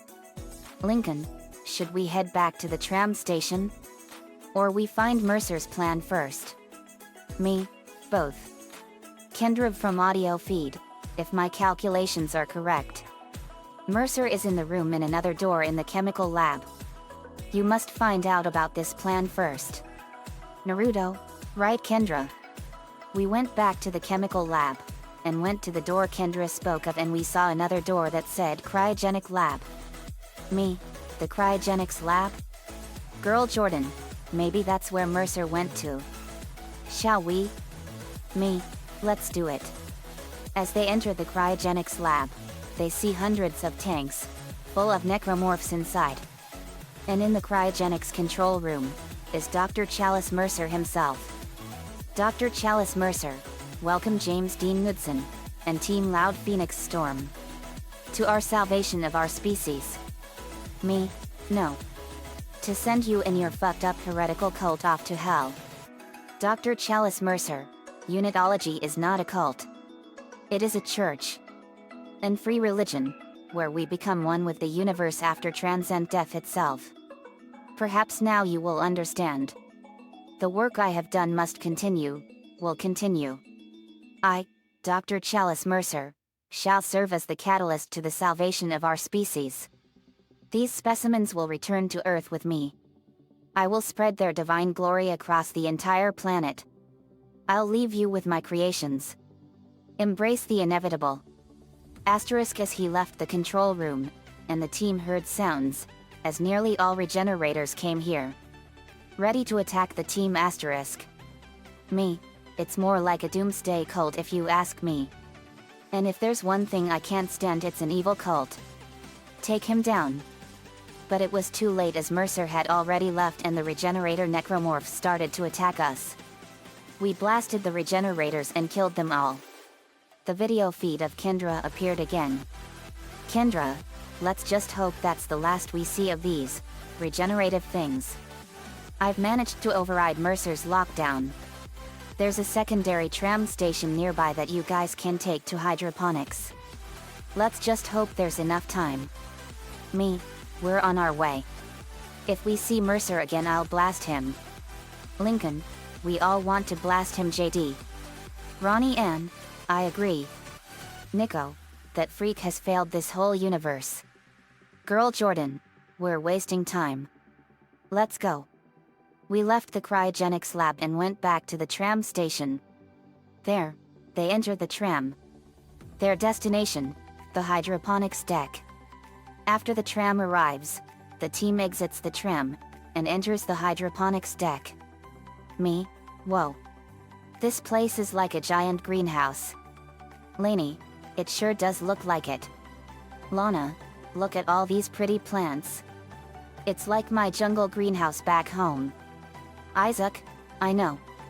The hydroponics greenhouse have all kinds of plants here. For making food or oxygen. Me, very essential to the colony. Isaac, yep. Hey, I found an audio log here. Me, what's it say? Isaac presses it. Cross, hydroponics log. Elizabeth Cross reporting. I'm pleased to say that we're reworking close to maximum capacity at the present time. All flora is healthy and thriving, and food yield has created a surplus. I was going to pass the surplus on to the colony, but the captain has given a no-fly order. I want to note my opposition to that order. Everyone knows they're in trouble down there, and I don't see what denying them our surplus will achieve. This whole colony was thrown into total turmoil. Ronnie N, why would the captain give the no-fly order? Naruto, fear and paranoia can cause people to do terrible things. Stacy, it sure can. Lana, and the captain denying food and supplies to the colony? That's low, even for him before he died by the hands of Kine. It sure is. Ku, he's not like Paradigm, but that is bad enough. Lincoln, let's continue to find the Leviathan. Right. Hunter, can you sense where it is? Hunter, I sense that it is in the food storage. Let's go. We walked towards the hallway and we found an elevator. We took the elevator. After the elevator opens, we are in a small room, where we see tomatoes there. Look at all the tomatoes. Isaac, I know, want to take some home? We don't want to impose. Lana ate one. Lana, with her mouth full, these tomatoes are tasty. Ronnie N then smells something gross and poisonous. Ronnie N, it's coming from this door. Open it on 3. Ronnie N. 1. We stood ready. 2. We ready, and we had weapons and energy blasts ready. 3. Ronnie N opens the door and we points our weapons and energy. There was nothing. No necromorphs, just a hallway with pumpkins on it, but they see someone sitting behind the wall. It was Zach Hammond himself, still alive, but barely breathing slowly. Zach? Zach then looks at us. Zach, guys. Good to see you in one piece. Are you alright? Zach, I'm fine. Don't take your helmets off. The air's rotten. We can see that, but we can handle it. Suzuki, the smell is strongest in here and that means we're close. Zach, I got a good look at it. It's huge. You all won't believe it, shut itself in food storage. We're close. Can you lead us to it? Zach, sorry, but I can't. But the creature is not alone. The crew that was on this deck. I think they're what's poisoning the air. Well, let's get over there and destroy them. Zach, yes, but just giving you all a hint. They've been transformed. I saw one of them, bloated, swollen. They're poison factories. We need to take them out while we can still breathe. I know. Here, Zach. You'll need this. I handed him one of our 22nd century exopacks and he put it on and he could breathe right again. Zach, breaths heavily. Thanks, JD. You're welcome, Zach. The video image of Kendra appeared. Kendra, Hammond. I thought you were dead. You need to get to cleaner air. You're not going to be able to help Isaac and the team in your condition. Everyone, I'm scanning the area now. He's right, there's something really big in food storage, but I can't get a good scan. Monitor readings are off the scale. Be careful. We will. Kendra and I gave him one of our 22nd century exopacks. He's alright. Kendra, that's a relief. Now get moving. We went to door that said atmosphere control and went into the room where the atmosphere controls were. Kendra, from the audio, that's the door to the food storage. But I can't override the integrity lockdown. You guys have to destroy the pods to bring the air quality up.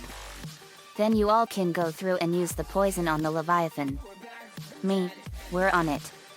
We entered the door that said West Grow Chamber and we were in the hallway. We got another audio from Kendra.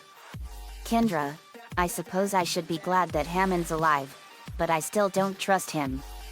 I think he's hiding something about the marker. I trust him completely.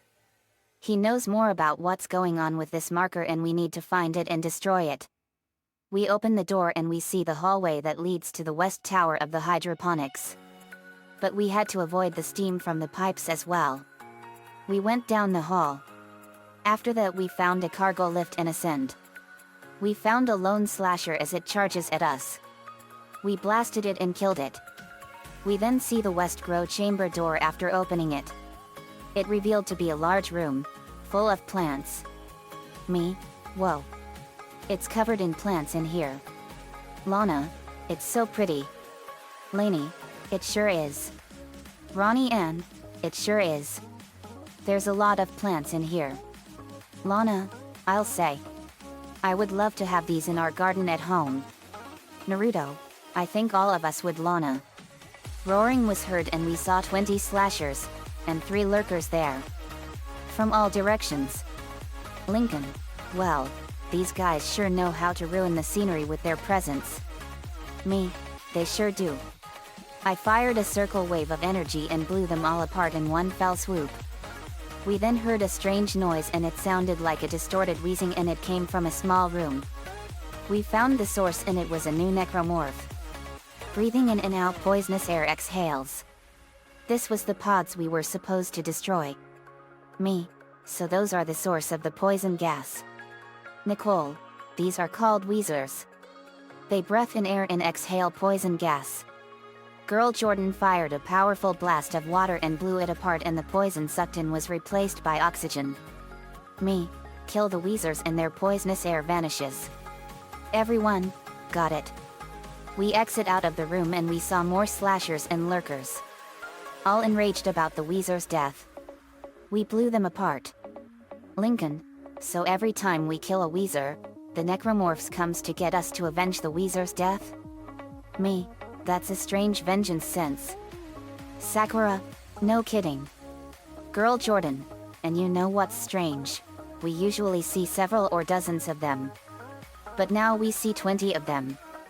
Suggesting that they are here to defend the wheezers and their poisons. Me, yet. Hunter, do you sense where the Leviathan is? Hunter, it's in the storage room like I said. But we need to kill 7 more wheezers in order to get to the Leviathan. Isaac, I saw another room with another wheezer in there. Me, lead the way Isaac. Isaac led us to another small room and inside was another wheezer. Exhaling more poison. Girl Jordan backstabbed the wheezer with a sword made of pure water and the poison vanished and oxygen returns. Me, nice shot Girl Jordan. Girl Jordan, many thanks JD. Isaac, activates his navigation device. There's another wheezer somewhere up there and there's an elevator in there. As he led us to the elevator. Me, let's go. We ascend to floor 2 and we heard the female computer's voice. Computer, warning. Toxins detected in atmosphere processing. A repair technician has been notified. Me, and we're those repair technicians. After arriving to floor 2, we went to 2 doors that said Refrigeration West, but they see a necromorph there. But it was almost skeletal in appearance, a split forehead. And a large yellow spots on its right arm. Me, that one is uglier than the last one. Suzuki, wait. He throws a ninja star at the necromorph's yellow spot and it explodes. They are explosive. Me, holy fuck. They're like living bombs. Lincoln, they're kamikaze exploders. We see 4 more exploders come out from the vents of the Refrigeration West hallway. They were coming for us and they were ready to explode. We blast them and they exploded. After that, we finally entered the Refrigeration West room, which was a 0G gravity atmosphere. But is still breathable. Except for the awful stench somewhere in this room. Me, ugh. That smell is really horrible. Isaac, must be a wheezer here somewhere. Follow me. Asterisk as he jumps through the zero-gravity room of the Refrigeration West. He opened the sliding door, revealing 2 lurkers asterisk. We blasted the lurkers to pieces. We continue to follow Isaac through the refrigeration room, finally seeing an entrance there. We see a door that said air filtration on it. Me, it's in the air filtration and purifier unit. Isaac, yep, wait. As he activates the navigation device, we're gone in the wrong way. Me, no, this is the right way. Hunter? Hunter, sorry, but Isaac's right. We are going in the wrong way. Let's head back to the second floor of the West Grow chamber. Me. I had a feeling we were lost. Let's go. Isaac, wait a minute. Checking the navigation device, false alarm. There is the Weezer somewhere in the air filtration room. Lincoln, make up your mind, Isaac. Isaac, I swear, this navigation device is bad luck. It's screwing with me, or something. Me, that thing must be broken. Isaac, well, Lana want to fix it just in case? Lana, happy to Isaac. Lana fixed it. Isaac, now let me see. Asterisk activates the navigation device. We are going in the right direction to the air filtration. Asterisk, thank you, Lana. Lana, no problem, Isaac. Isaac, now let's continue moving on. He leads the team through the door and into the air filtration room. We see fire blasts from the tubes, but it didn't damage the room. Computer, warning. Air filtration system still active. Entering the filtration tubes is extremely hazardous. Me, we'll take our chances. Suzuki, I see another audio log here. Me, let's hear what it says. Suzuki presses it. Dr. Elizabeth Cross, hello? Hello. Security. Thank God. This is Dr. Cross, in hydroponics. I'm trying to locate second engineer Jacob Temple. I can't get through to engineering. Of course I know there's a ship-wide medical alert. That's why I'm trying to locate him. No, we're safe for now. But the tram is down, and we can't reach the escape pods. Hello? Hello. Me, looks like she was trying to reach the escape pods. Lincoln, and also Jacob Temple as well. Me, yet. We see a cargo lift and we take it. It descends down. We reached the bottom. After that we have to cross the tubes while avoiding the fire blasts. After crossing the tubes without being caught in the fire blasts, we see a Weezer, and a Slasher there. We destroyed them with ease. After that, the poisonous air vanishes after the Weezer died. Me, one more Weezer down. Isaac, now we need 5 more Weezers to kill. Me, good. We see the elevator that said back to West Grow chamber. Me, here we are. We saw a pregnant and a lurker there as well. Me, blast them. We blasted the limbs and tentacles off of the pregnant and lurker, thus killing the 2 necromorphs. Me, that takes care of them. Isaac led us back to the elevator and we took floor 2 again. But this time, Isaac led them to another door and there is a Weezer inside a small room. We went in and there we saw another Weezer there, exhaling poisons out from its body. Hunter blasted it. After that, we see 2 infectors appear and they have started infecting dead bodies into more enhanced slashers. We burned them with fire and slashed them apart. Lincoln, how many more will these necromorphs keep stopping us? Me, countless. There could be many more of them on the planet. We exit the hydroponics control room and enter the floor 2 of the West Grow chamber. Ronnie Ann, I wonder what's up on floor 3? Me, let's go see.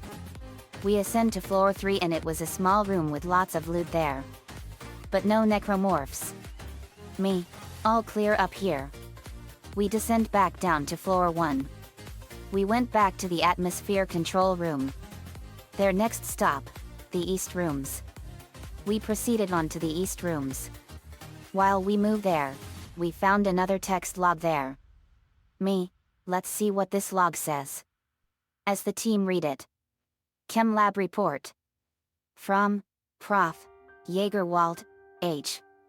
Attention, Dr. Cross, E. Elizabeth. No doubt you're aware of the organic growth found in some parts of the ship.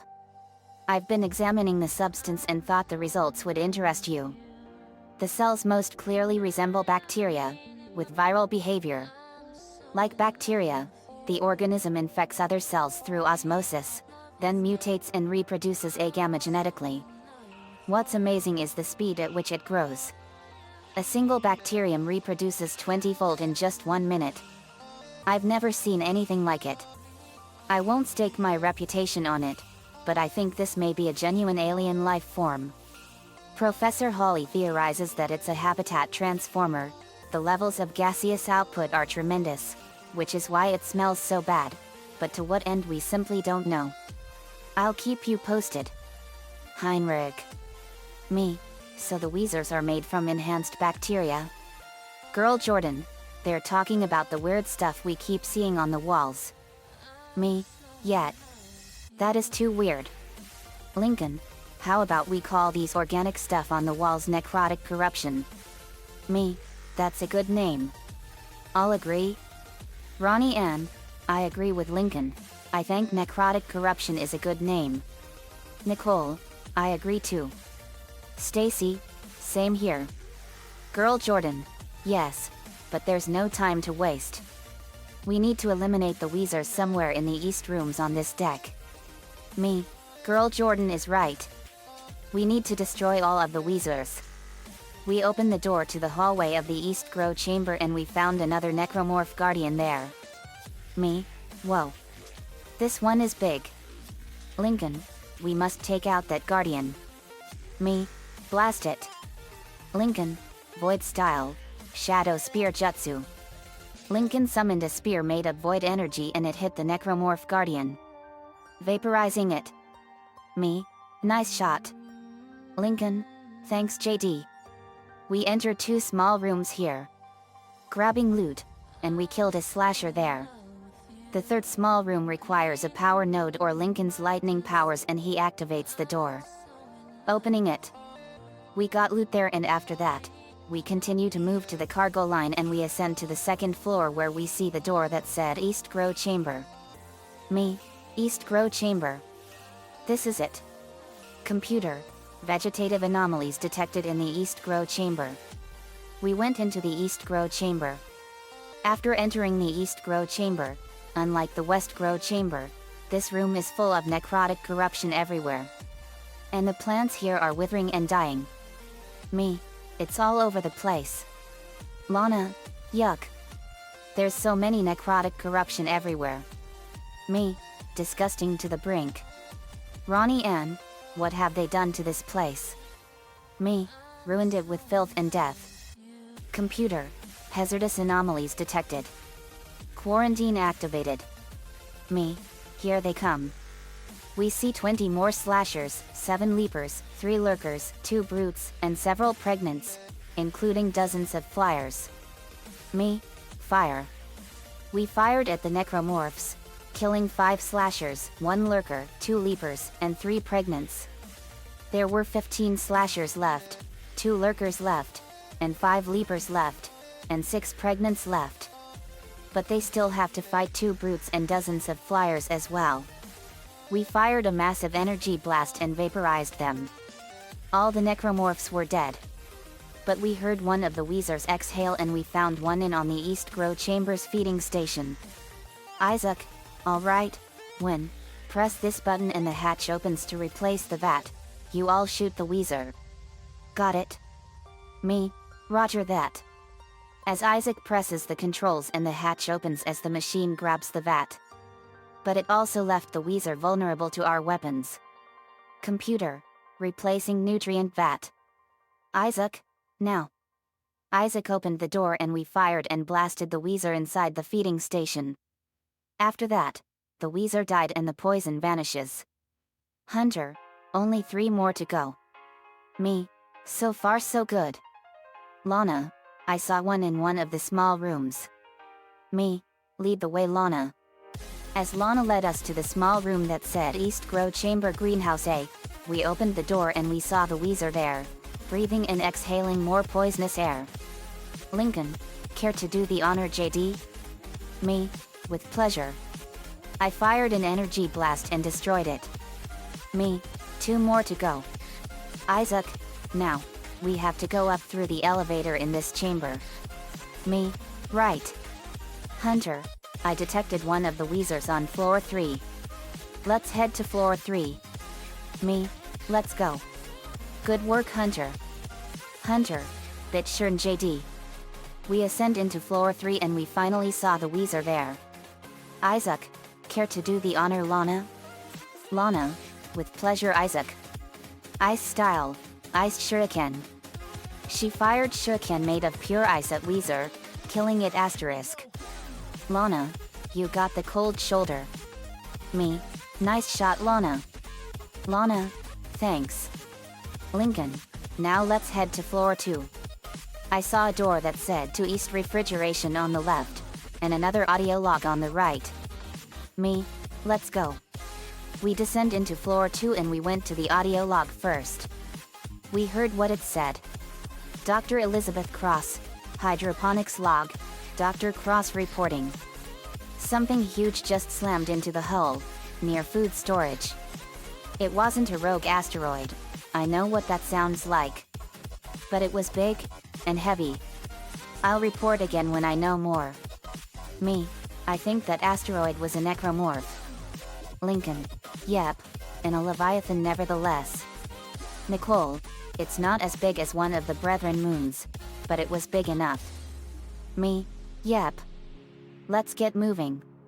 We enter the hallway to the East Refrigeration and we saw more necrotic corruption there. Me, oh, this is disgusting. It's all over the place and I feel like I'm going through someone's colon. Suddenly, another drag tentacle appeared. This time it is more aggressive and I slashed the tentacle. We moved on and we opened the door to a small room, where there was another door that said East Refrigeration. We found another audio log there as well. Me, let's see what this audio log says. I press it. Jacob Temple, this is Temple, acting chief engineer. I came down here to find Dr. Elizabeth Cross, but she's not here. In fact, I can't find anyone.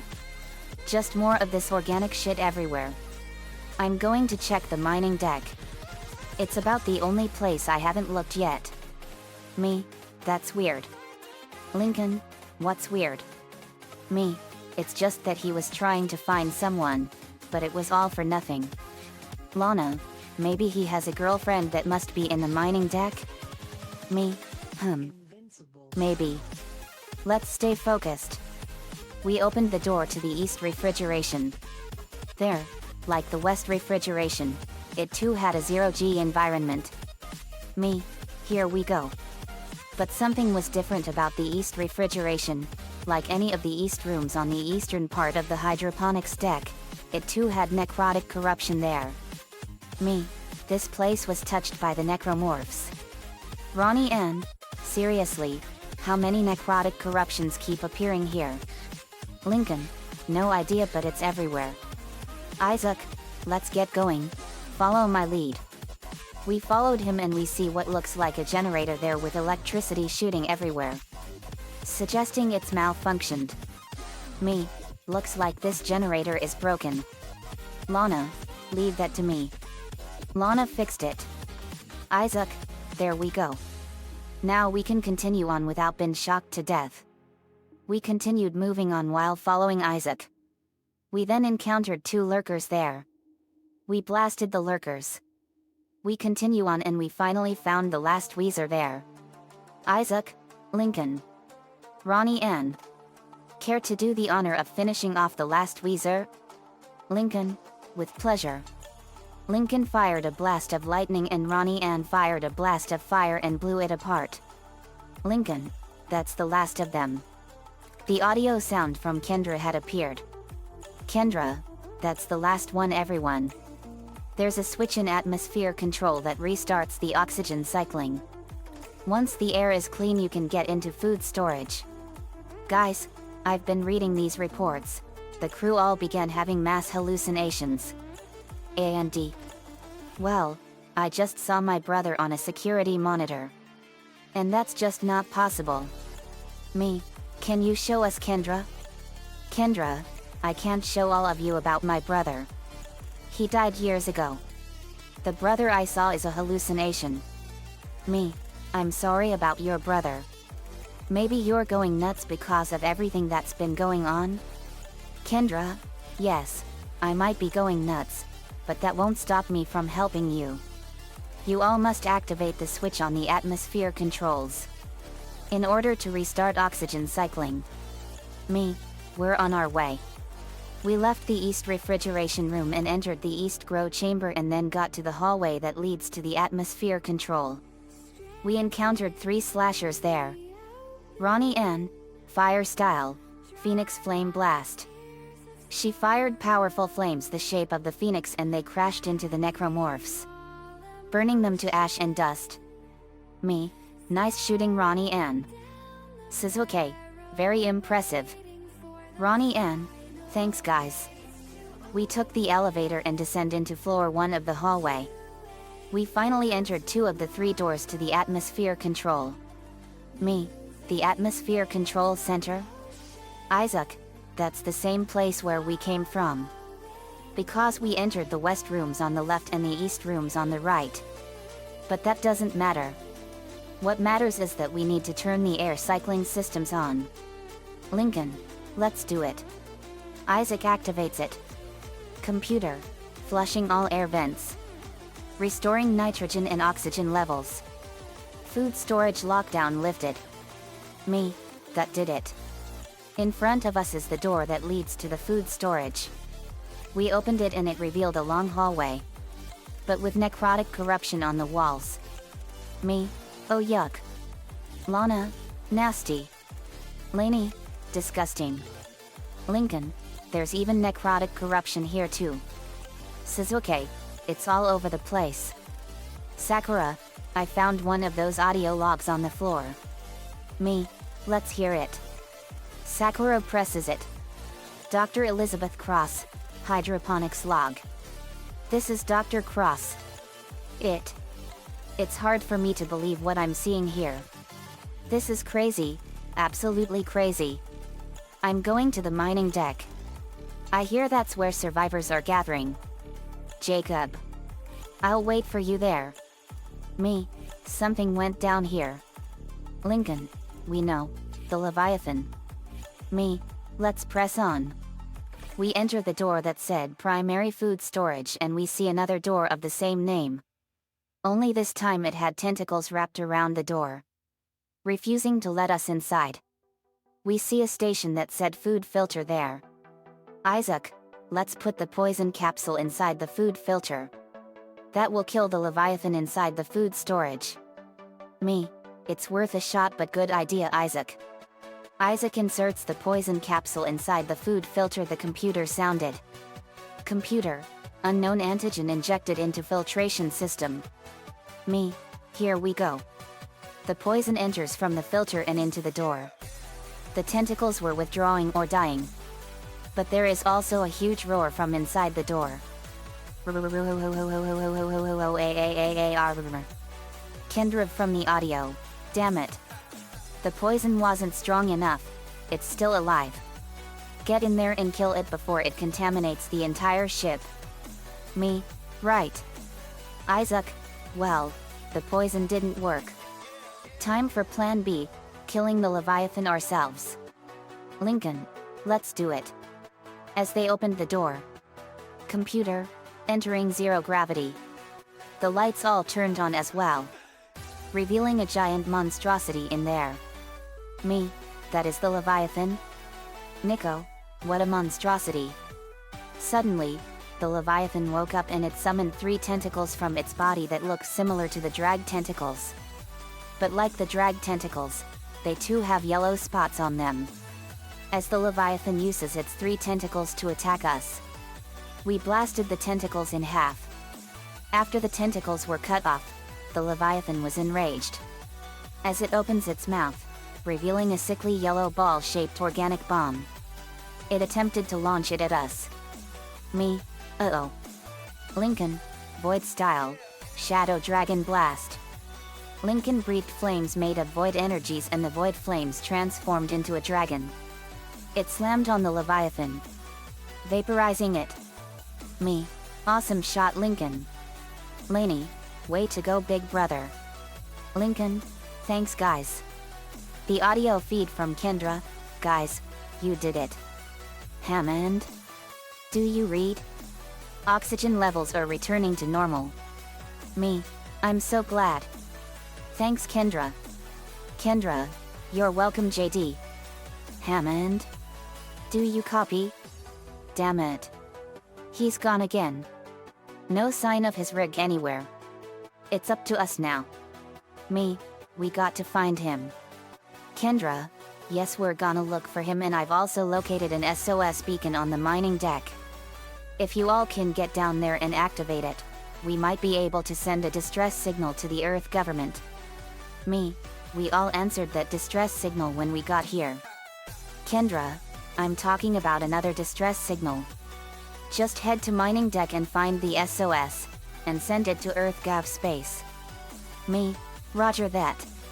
Kendra, thank you. As the image feed appeared, better hurry to the mining deck. Oh god. I don't know how much longer that door will hold. And the video image was cut off. Let's move. After leaving the storage room, the atmosphere control room, the hallway, we took an elevator, and went down the hallway that leads to the tram station. There, we see the tram there. We took the tram. After that, the tram moves to our next destination, the mining deck. We arrived at the mining deck. Lincoln, so this is the mining deck? Looks like it. Another beaming portal appeared again. It reveals to be Luna, Lynn Jr., Aline, and Inkling. Lincoln, Luna, Lynn, Aline and Inkling. Inkling, hello guys. Aline, hi JD. Luna, hey big bro. Lynn, the Linster is here to kick Necromorph butts. We need all the help we can get guys. Lynn, so this is the mining deck? Luna, it sure is dude. Kendra from video feed, everyone. There's an asteroid loaded up in the mining bay, waiting to be smelted. If you attach the SOS beacon to it, you can launch it away from the ship to make a clean broadcast. The beacon's on the maintenance sub-deck. You can launch the asteroid from the control room. Damn, the control room is locked. It looks like they keep an emergency access key on the processing sub-deck. Couldn't be easy, could it? I don't know how much more of this I can take. After everything that went down, I don't know how much more of this anyone can take. Kendra, yes, it is some weight. Is that girl actually an alien? Seeing Meggy with the team. Inkling is a friend. Lincoln, wait, you all never encountered aliens before? Isaac, no, we have not. We refer to it as dead space. Since we have not encountered aliens, or garden worlds in our life. Well, with the exception of Earth. Since it's the only garden world in this galaxy. True. But we encountered hundreds of planets that are like Earth. Isaac, I see. So what's Inkling's species? Luna, Inkling is a squid girl. They like to be called that. Isaac, squid girl? They are squid humanoids. Isaac, I see, but why are they called Inklings for? Inkling, we like to get into an ink fighting match and splatter everything with ink. Isaac, oh I get it, it's like a paint tug of war type of game. Inkling, actually we use squirt guns and water guns that fire ink. Isaac, I see, but we can't waste time. We have to get to the processing sub-deck to get the emergency key. Right. We move into a room and they see the door that said rig room. Rig room. Isaac, this is the room where we keep the rig suits there. Let's go. Isaac, right. Also it's not just rig suits, but tools as well. The door opens and it looked more like an armory and tool shop. But in front of us is the elevator, much bigger than the elevators we see on any deck we visited. That is a big elevator. Lincoln, it's perfect for all of us. We enter the elevator after Isaac presses it, and as the elevator ascends to where the team are after arriving, to our shock we see a miner there with a missing right arm, as he was groaning in pain and was bleeding to death. Oh man. Lynn, whoa. What happened to him? Luna, I don't know dudes. I then went over to him. Me. Sir, did the Necromorphs do this to you? Minor. In pain. ISS that what those things are called? Ack. Clutching his missing right arm in pain, as more blood is pouring out. Me. Save your strength. We got to cauterize that wound. Sir, this is gonna hurt a lot. Lin. Hold him down. Lin. Right. Lin held him down and I formed a flame in my hands and I burned his wound and he screamed and thrashed in pain and he was panting. Minor. Weakly. Thank you. Me. You're welcome. Lisa. Beam this man over to sickbay. Lisa. Copy that. The transporter beamed the man onto the ship. Isaac. Looks like we saved another person in this ship. Me. Yep. Had to cauterize the wound shut or he would have bled to death. Lin. That was clever doing that. Me. Thanks, Lin. Isaac. True. Then the audio feed from Kendra appeared. Kendra. The mining sub-deck is offline for some reason, everyone. I'll see if I can run a bypass. Me. The Necromorphs are down there. We found a man bleeding to death after his whole arm ripped off. Kendra. Then where is he it? Me. He's on our ship in sickbay. Kendra. I see. Good work. Well, better get to the processing deck. Me. Roger that. Nico. We're on our way. We look at the controls and there are 4 decks. Deck A. Preparation. Deck B. Processing. Deck C.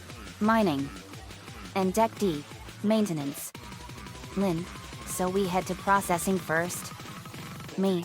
Which deck should we do first, Isaac? Isaac. The processing. Me. Let's go. I pressed the B button which lead us to the processing deck. As the elevator descends to Deck B, we heard a busting sound on the vent from the ceiling. Revealing to be a slasher. Luna. Is that those Necromorphs McNeil was talking about? Me. That's them, Luna. Lin. Man. Those guys are ugly. She bashed her bat at the Necromorph's head. Take that freak. Me. Lin. He then blast off the slasher's limbs and it dies. Me. You have to slash or blast off its limbs in order to kill them. Lin. How the heck is it still alive without the head? Me. That's what really baffles us. They're like zombies. Luna. Dudes. These things put every zombies from horror films, including The Walking Dead, to shame. Me. My thoughts exactly, Luna.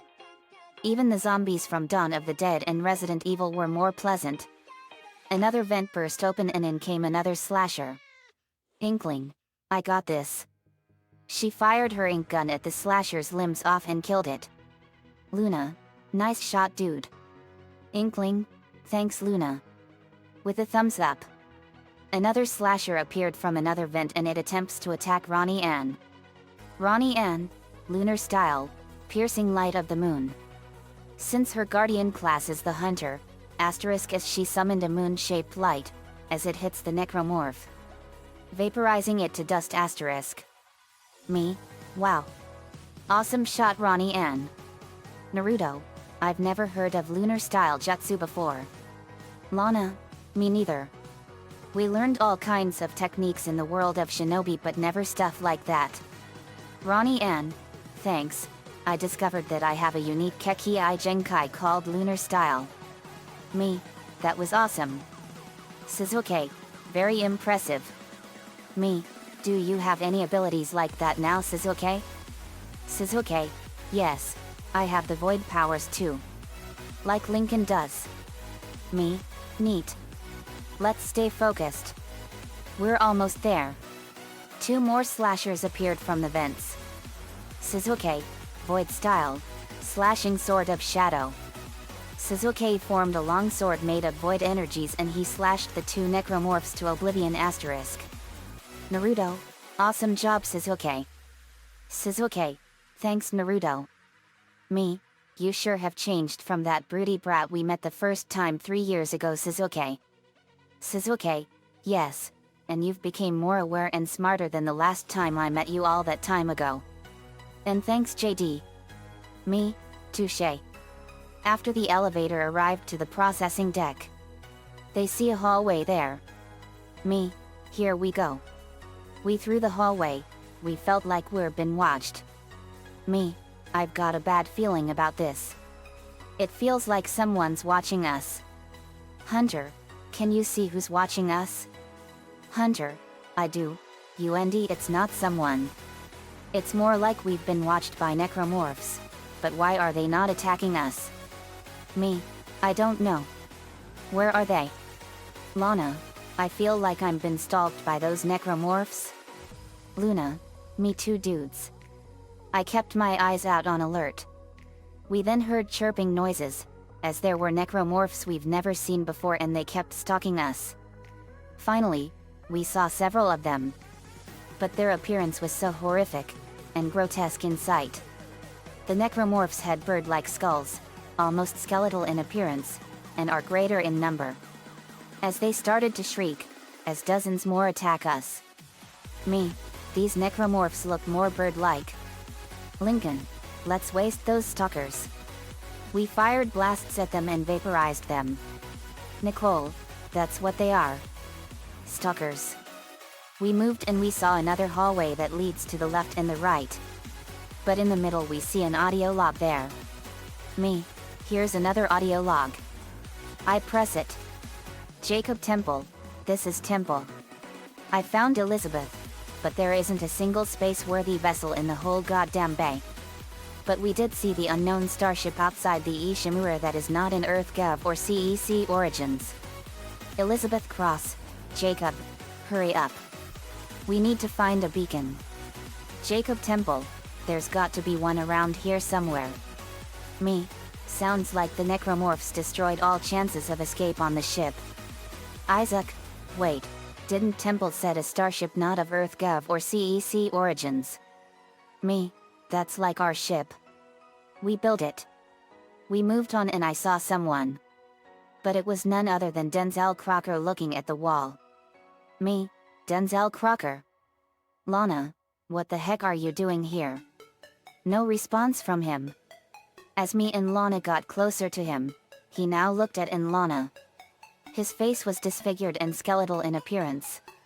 There was no flesh on his face and his eyes glowed sickly yellow. Denzel Crocker, make us whole JD and Lana. He shrieked bloody murder, as me and Lana covered our ears and closed our eyes. We then opened our eyes, seeing that Crocker was not there. Me, he's a necromorph zombie. Lincoln, what? You two just looked at the wall and then covered your eyes and ears. Are you two okay? Isaac, yet, what was that all about? As everyone looked at JD and Lana in confusion. Me, H.A.Y? As he looked and saw nothing. Me, oh no. The madness is starting to get to us. Ronnie Ann, don't tell me you two are hallucinating. Me, yet. It's what drove all the people on this entire ship to go crazy and kill each other. It's horrible. Isaac, and what is this Crocker guy you mentioned, JD? Me, you would hate this guy, Isaac. He was a school teacher that was 13,517% fucked up to the brink. I revealed Crocker's story and Isaac was horrified and enraged. Isaac, that bastard. It was no wonder he was a 13,517% fucked up monster. He's beyond insane. Wait, you two saw him here. What did he look like now to you? Me, well here's a picture. I pulled out a sketch pad and drew what he looked like. And then he showed it to Isaac. Isaac, my god. He looked like a necromorph bit him in the face. What are his exact words before you covered your eyes and ears? Me, he said to make us whole and be one with us.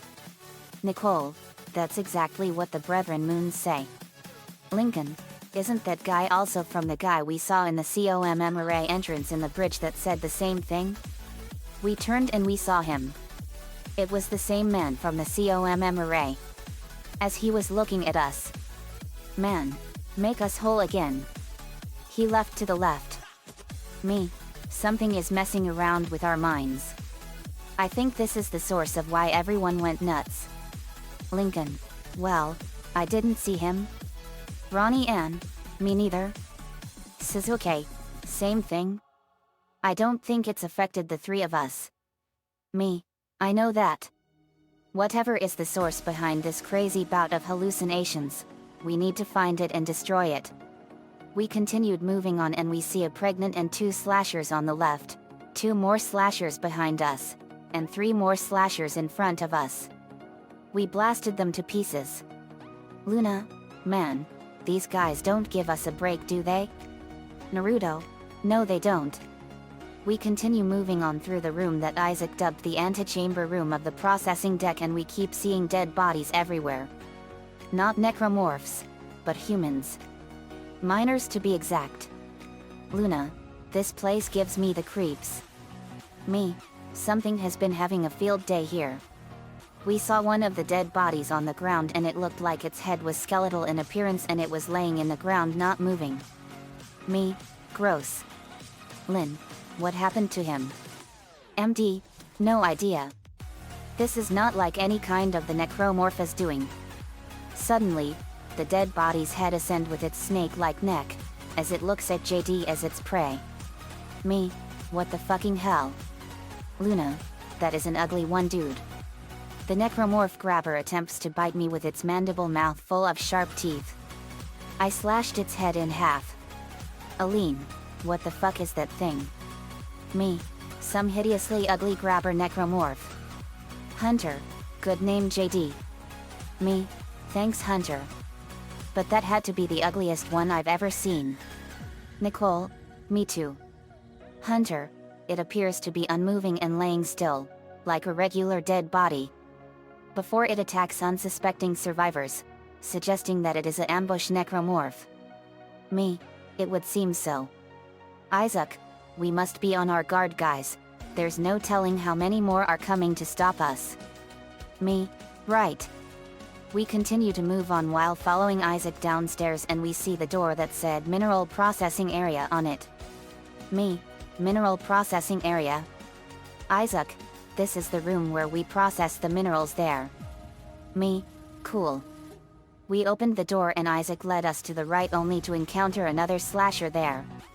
As Isaac aimed his plasma cutter at the slasher's limbs, killing it. Me, nicely done Isaac. Isaac, thanks. And look what we have here, another text log. Me, let's see. We read it. Mining deck lock. Cruise. G, QMED. The situation here just got a lot worse. The gravity failure came as we were collating asteroids, and one broke free of the grav beam. It collided with a wall, killing 2 crew, and split into chunks. They're free-floating in the processing room, and we can't restore gravity to get the master key until they're cleared. We could really use some engineering help up here. Me, so an asteroid chunk slammed into the ship.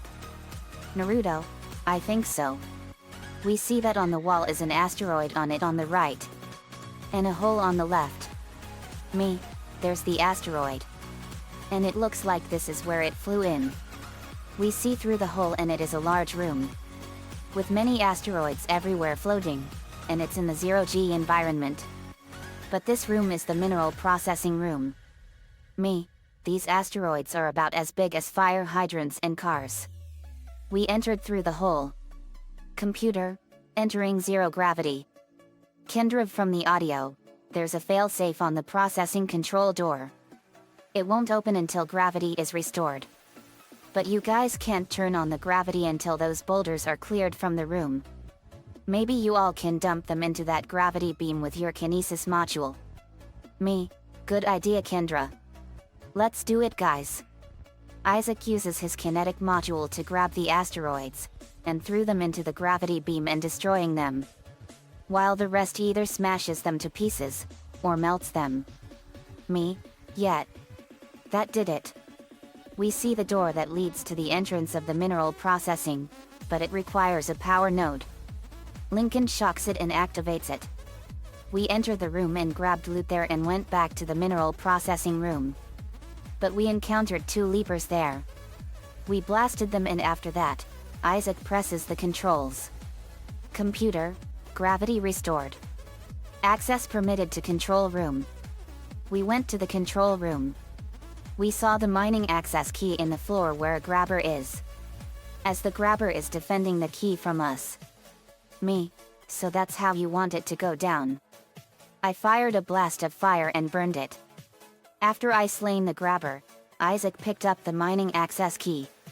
Kindred from the audio, that's the key everyone. It'll get you all into the control room so you can launch the asteroid. Don't forget to attach the beacon first. I read another report on the colonists' dementia. It seemed to start after they removed the marker from the planet. God knows how long it was down there. Me, too long. Let's go. We went to another door that leads to the elevator, and after that we have come across an L-shaped hallway next to the elevator. But then the lights suddenly shut off for a minute. Me, power surge? After a minute, the lights turned back on. Me, lights on. We entered the door, which led us back to the mineral processing room, and then we left to the antechamber and finally back to the elevator. We took the elevator. We were heading to Deck A, the maintenance. After arriving there, we encountered several slashers, several leapers, few exploders, a lurker, and a pregnant there. We blasted the necromorphs. But they see the room look like here. Me, there's more necrotic corruption. We then heard something and we saw the source. It was 2 infectors infecting dead bodies into enhanced slashers. Lincoln, disgusting. Ronnie Ann, blast those infectors and enhanced slashers. We did so. W saw another audio log there. Me, let's see this audio log. I pressing it. Unknown man, Dr. Kine. What the hell are you? Dr. Terrence Kine, get back. Come any closer and I'll shoot him. Give me the access codes to the cargo bay. Unknown man, you, idiot. This is, processing. Why the hell, would I have codes, to cargo? Dr. Terrence Kine, don't lie to me. I'm sick of everyone lying to me. It is imperative that I get the marker. Give me those codes. Unknown man, I don't have them. Is this what you did to the captain? Go on, shoot me if you've got the guts. Dr. Terrence Kine, idiots. It's the only way to stop it.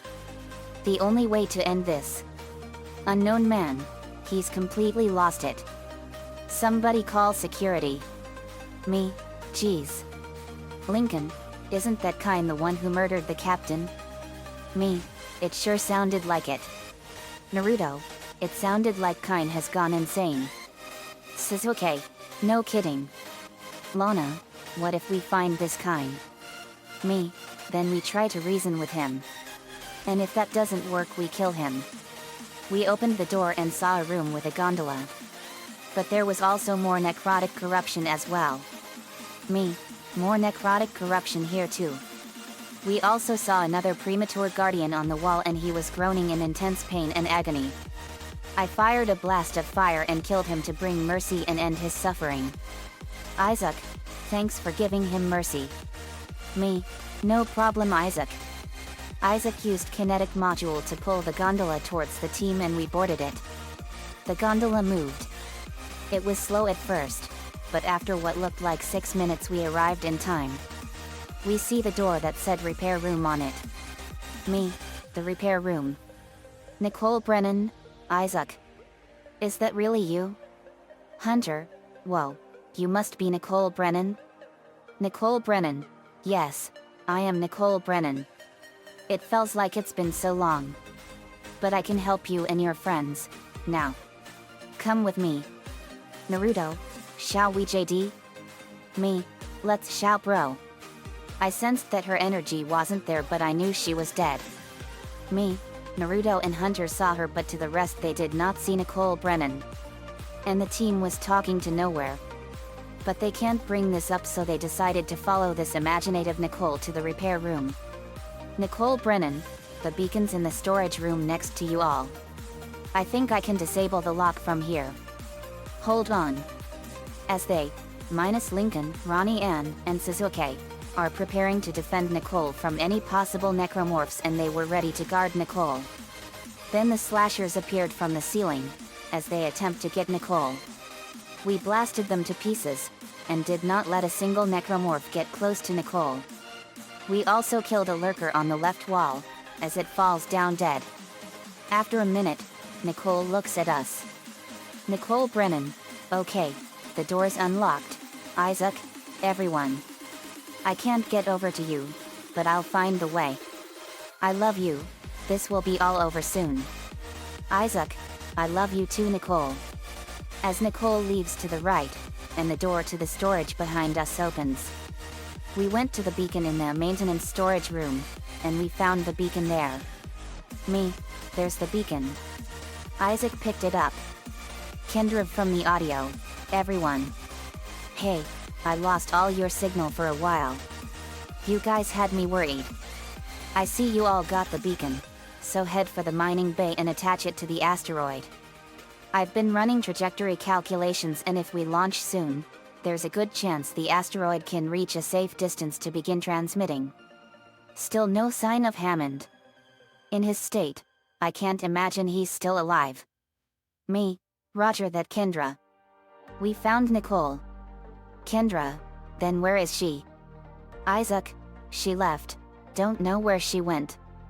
But she's still helping us. Kendra, I see, well. Head to the mining deck and place the SOS beacon on the asteroid. And fast. Me, right. We left the storage room and the repair room and went back to the gondola. As the gondola moves, we see more grabbers, lurkers, and what look like pods with single tentacles. Spitting or firing projectiles at the team. Me, oh yuck. Lincoln, let's shoot them dead. We fired our powers and weapons at the grabbers, pods, and lurkers. We destroyed the Necromorphs one by one.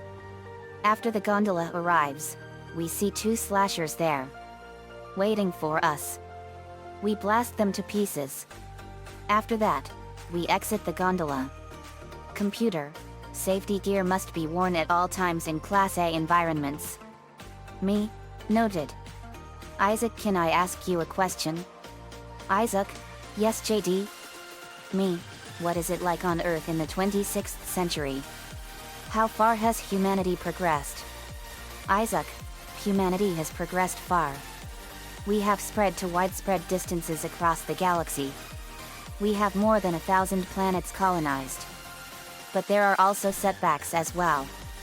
Me, what kind of setbacks? Isaac, global warming, mass pollution, scarce resources, and overpopulation. Earth is dying, and we all gathered resources from other worlds we colonized back to Earth. In order to support her. Me, wow. That's incredible. Isaac, I know, but the resources we harvest on our colonies, well, the colonists weren't happy at first. There were secessionists that happened in the colonies, which started the resource wars. Me, that's awful. Isaac, yes. I know it was awful. But the resource wars ended in the year 2508 AD. Me, that's 489 years from our time in 2019. Isaac, yes, but it's also the same year where we are at. Me, it's confusing, isn't it? Isaac, I know. But let's not waste time and move on. I'll tell the rest later. Me, okay. We entered the door and went back to elevator. But we saw a slasher on the ground playing dead. Luna, dudes. I think it's dead. Me, no, it's playing possum. We fired an energy blast at it and destroyed it. Lynn, those are smart necromorphs. But not smart enough to avoid our shots. Me, no, they aren't smart enough, Lynn. As they entered the elevator. Isaac, let's head back to preparation room. I have a schematic of level 4 suit, and I must go to the store. Me, okay. After Isaac presses the button that leads to the preparation room, we went to the store. As the store converts into the armor changer and Isaac steps inside. The door closes for 7 seconds before Isaac came out with the new level 4 suit. Me. Nice suit, Isaac. Isaac. Thanks, JD. Now let's get to the mining sub-deck. We head back to the elevator again and we received another audio feed from Kendra. Kendra, I've got elevator access to the mining sub-deck. It was a security lockdown, although I don't think it helped them. Now that you guys got the beacon and the key, head over there. It looks like the asteroid is held in place by some gravity tethers. You all have to knock those out before you can launch it. Me. Okay, Kendra. Let's roll. As Isaac presses the button to Deck C, Extraction, the elevator takes us down to the mining deck. After arriving, we see Necromorphs there. 7 slashers, 3 lurkers, 2 grabbers, and dozens of stalkers there. Though we barely see them due to the clouds of dust there. We then fire our powers and our weapons at the Necromorphs in this cloud-dusty room. Me. That's that. After the battle, we went into a non-dust cloud room and turned to the left to the extraction area left, but we have encountered another slasher there. Me. Take him down. Lynn. Earth style. Throwing rocks. She summoned a barrage of rocks, and they were thrown at the slasher, tearing and smashing it to pieces asterisk. Me. Wow. Nice one, Lynn. Suzuki. Very impressive. You all have learned a lot from my friends. Lynn. Thanks, guys. Hey, I see an audio log here. Me. Let's get it. We grab the audio log and Lynn presses it. A. Dallas. Processing log. Supervisor 2nd Engineer Dallas reporting. This will be my last report. I've seen what they do to the bodies. What they become. I can't let that happen to me. At least if I don't have any limbs, I won't be able to kill anyone when I'm infected. Gun charging in the background. Please, tell Dawn, and the kids, that I love them. Gunshot. Oh God. Panting in pain. 2nd gunshot. One more. One more. 3rd and last gunshot. Me. That is nuts. Lana. No kidding. Lainey. Yet. Lincoln. Why would that Dallas guy shoot his arms off for? Me. One seriously fucked up freak. Hunter. I don't think that shooting his own arms off would help him. Me. No. It only was nothing but murder. Ronnie Ann. You mean suicide? Me. Maybe. Isaac. I think I saw an upgrade bench over there. We then see the upgrade bench on the other area. Me. That's it, all right. Isaac. We have plenty of power nodes that we picked up on every deck we've been to. So let's upgrade. We upgraded our weapons, armor, and tools, making them better and more powerful. Me. Sweet. After that, Isaac used his kinetic module to pick up a power cell, and everyone followed to the same dust cloud room. Only to see 2 exploders coming for us. Me. Uh-oh. Luna. Those kamikaze necromorph guys again. Girl Jordan. Blast them in the yellow spots. Me. Right. We fired our weapons and powers at the 2 exploders' explosive yellow spots, killing them. Me. That did it. After we slain the exploders, we went to what looked like another elevator, and after Isaac placed the power cell inside the plug, we descended. We then went into a hallway and then into another hallway, and we found another text log there. Me. Let's see what this log says. It says, mining log.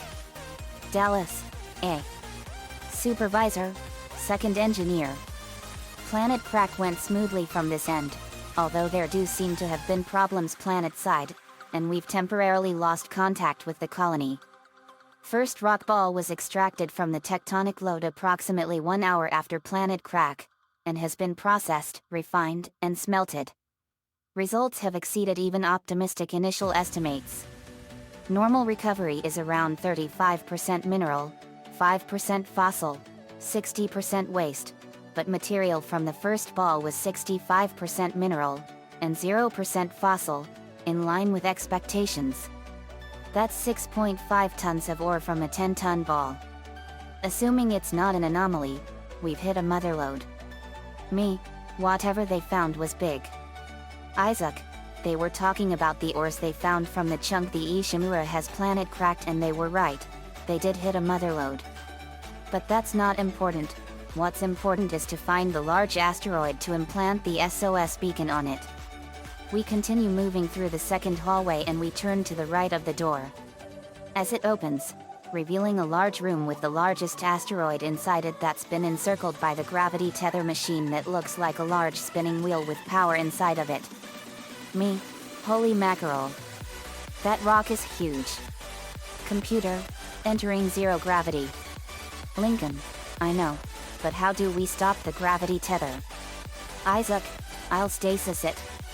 Isaac shoots his stasis module at the gravity tether and he shoots the small power generator inside the big wheel, thus stopping the gravity tether from holding the asteroid. Lincoln, now what? Isaac, now we any hearing Necromorphs sigh, we got company. We see several leapers, but this time, they are blackish brown with sickly glowing yellow eyes. Since they are the enhanced leapers. Me, take them down.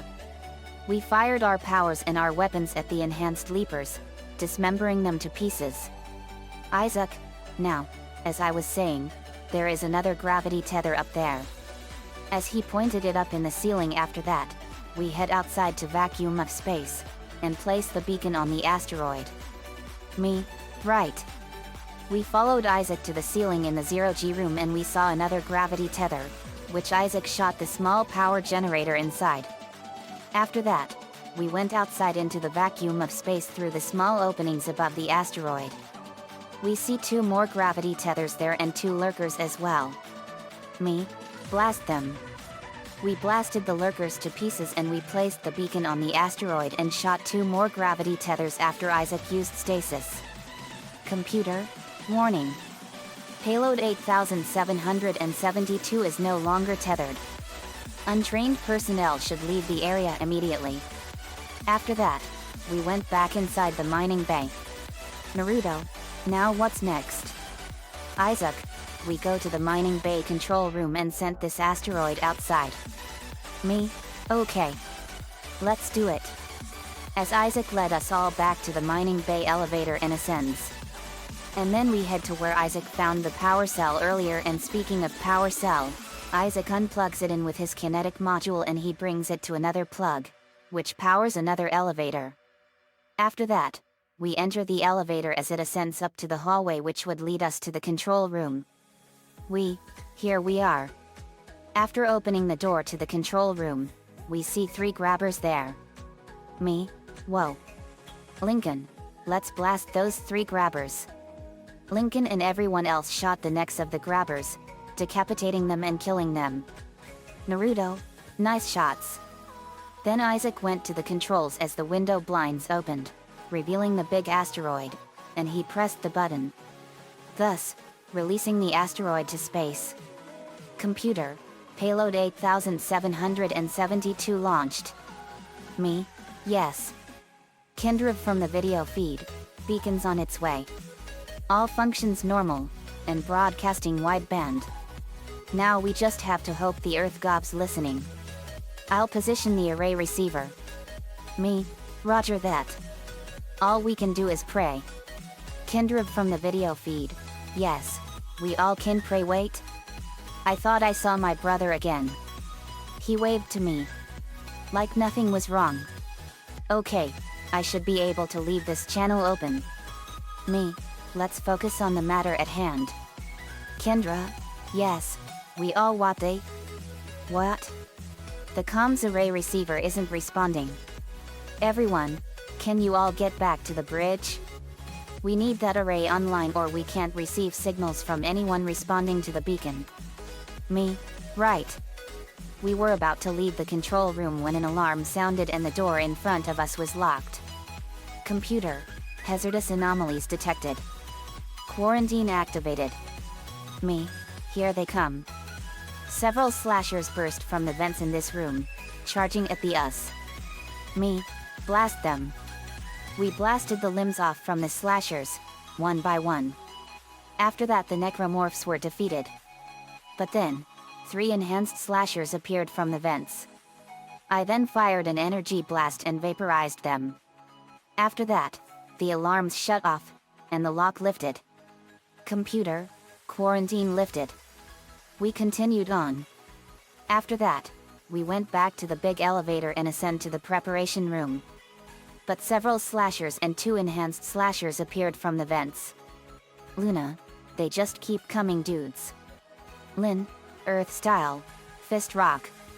She turning her hands into 2 colossal-sized fists made of rocks and she crushed the Necromorphs with her large fists asterisk. Naruto, nice shot Lin. Lin, thanks Naruto. Me, that was awesome. After the elevator arrives to the preparation room, they saw the Necromorph hands, feet, and the head again. Lincoln, yuck. Lana, it's those hands, feet, and head Necromorphs again. Me, yep. We blast them to pieces. After that, we left the rig room, and went back to the tram station. Everyone boarded the tram, their destination, the bridge deck again. We arrived at the bridge deck. After exiting the tram, we received another video feed from Kendra. Kendra, things are looking up. A military ship just clocked in. The USM Valor. Me, that's like our ship. But what is it Kendra? Kendra, the USM Valor is a military ship from EarthGov. I don't know what it was doing out there, but it must have gotten our distress signal. Me, let's find out. Kendra, but we can't talk to it until that comms array is fixed. I'm going to hack the door to communications for all of you. Get in there and find the comms control station. Me, okay. Suddenly, another beaming portal appeared. And reveals to be Tenten, Luan, Hinata, and Shikamaru. Me, Tenten, Lincoln, Luan, Naruto, Hinata, Shikamaru, Tenten, what's happening guys? Hinata, hi Naruto.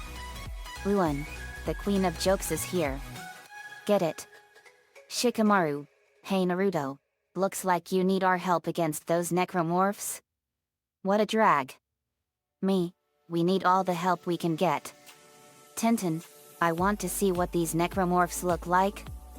Me, they are hideously ugly and ruthlessly savage and bloodthirsty. We'll explain along the way.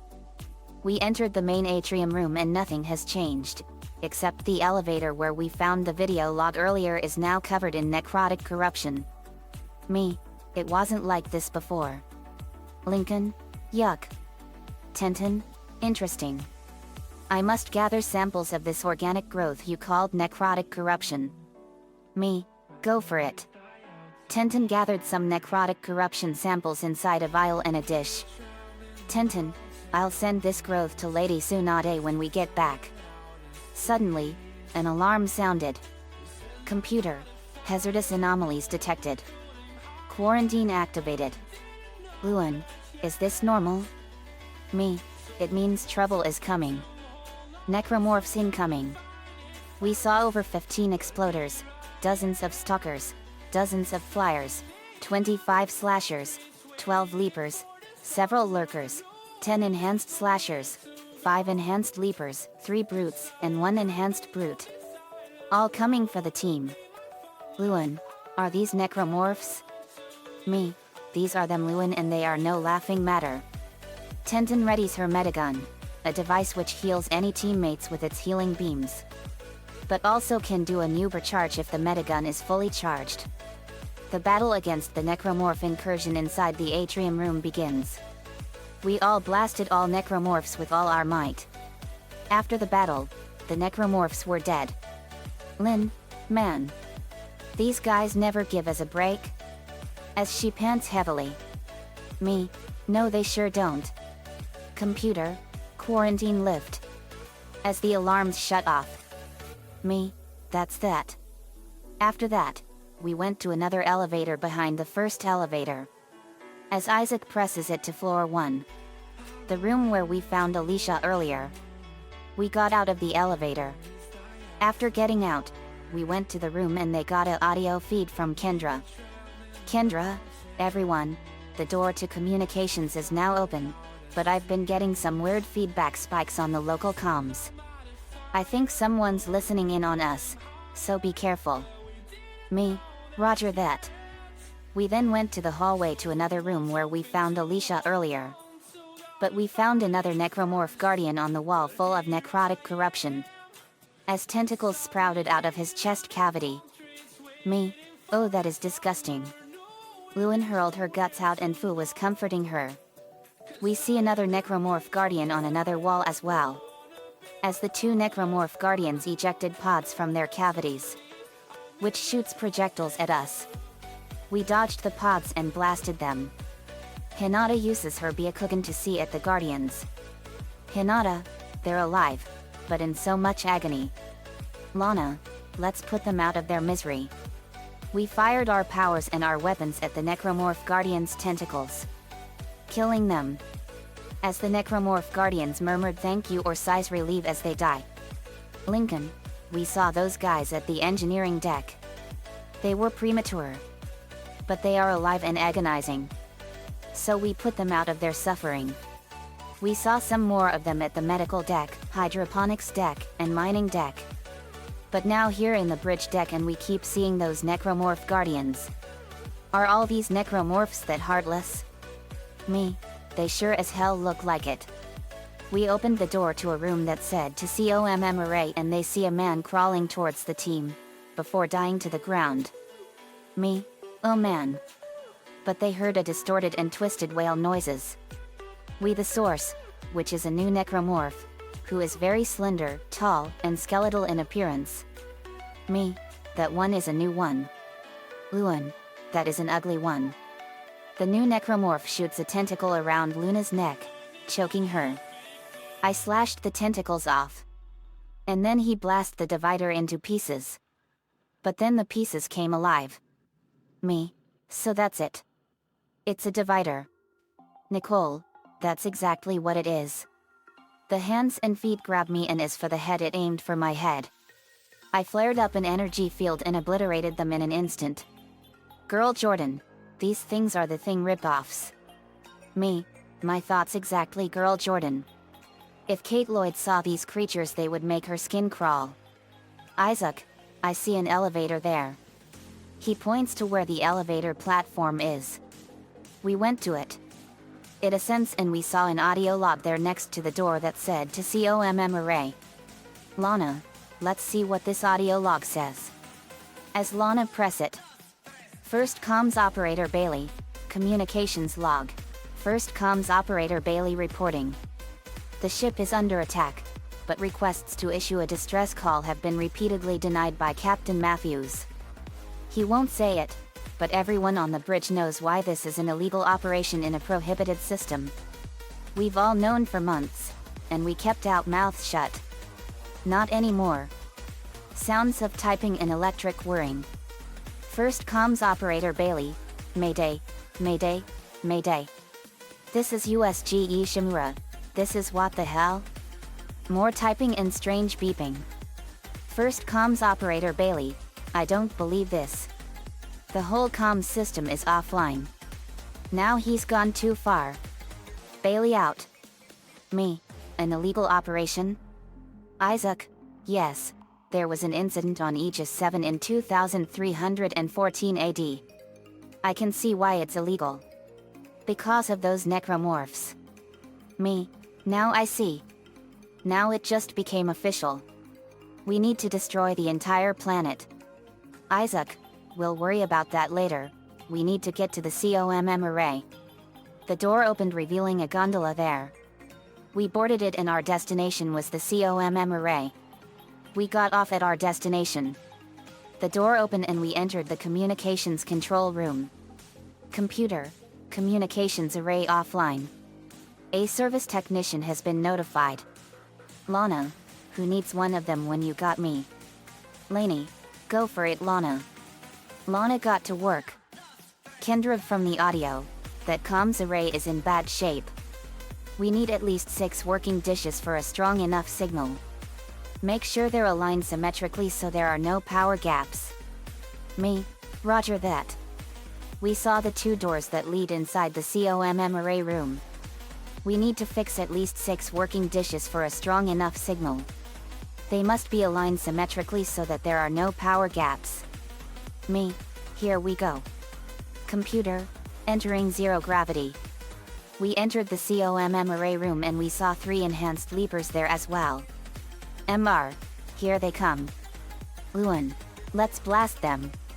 Luan fired a powerful beam of light at them and burned them, and we blasted the enhanced leapers' arms and tails off, killing them. Me, that takes care of them. We moved and went to fixes the 6 communication dishes. We got to the first dish.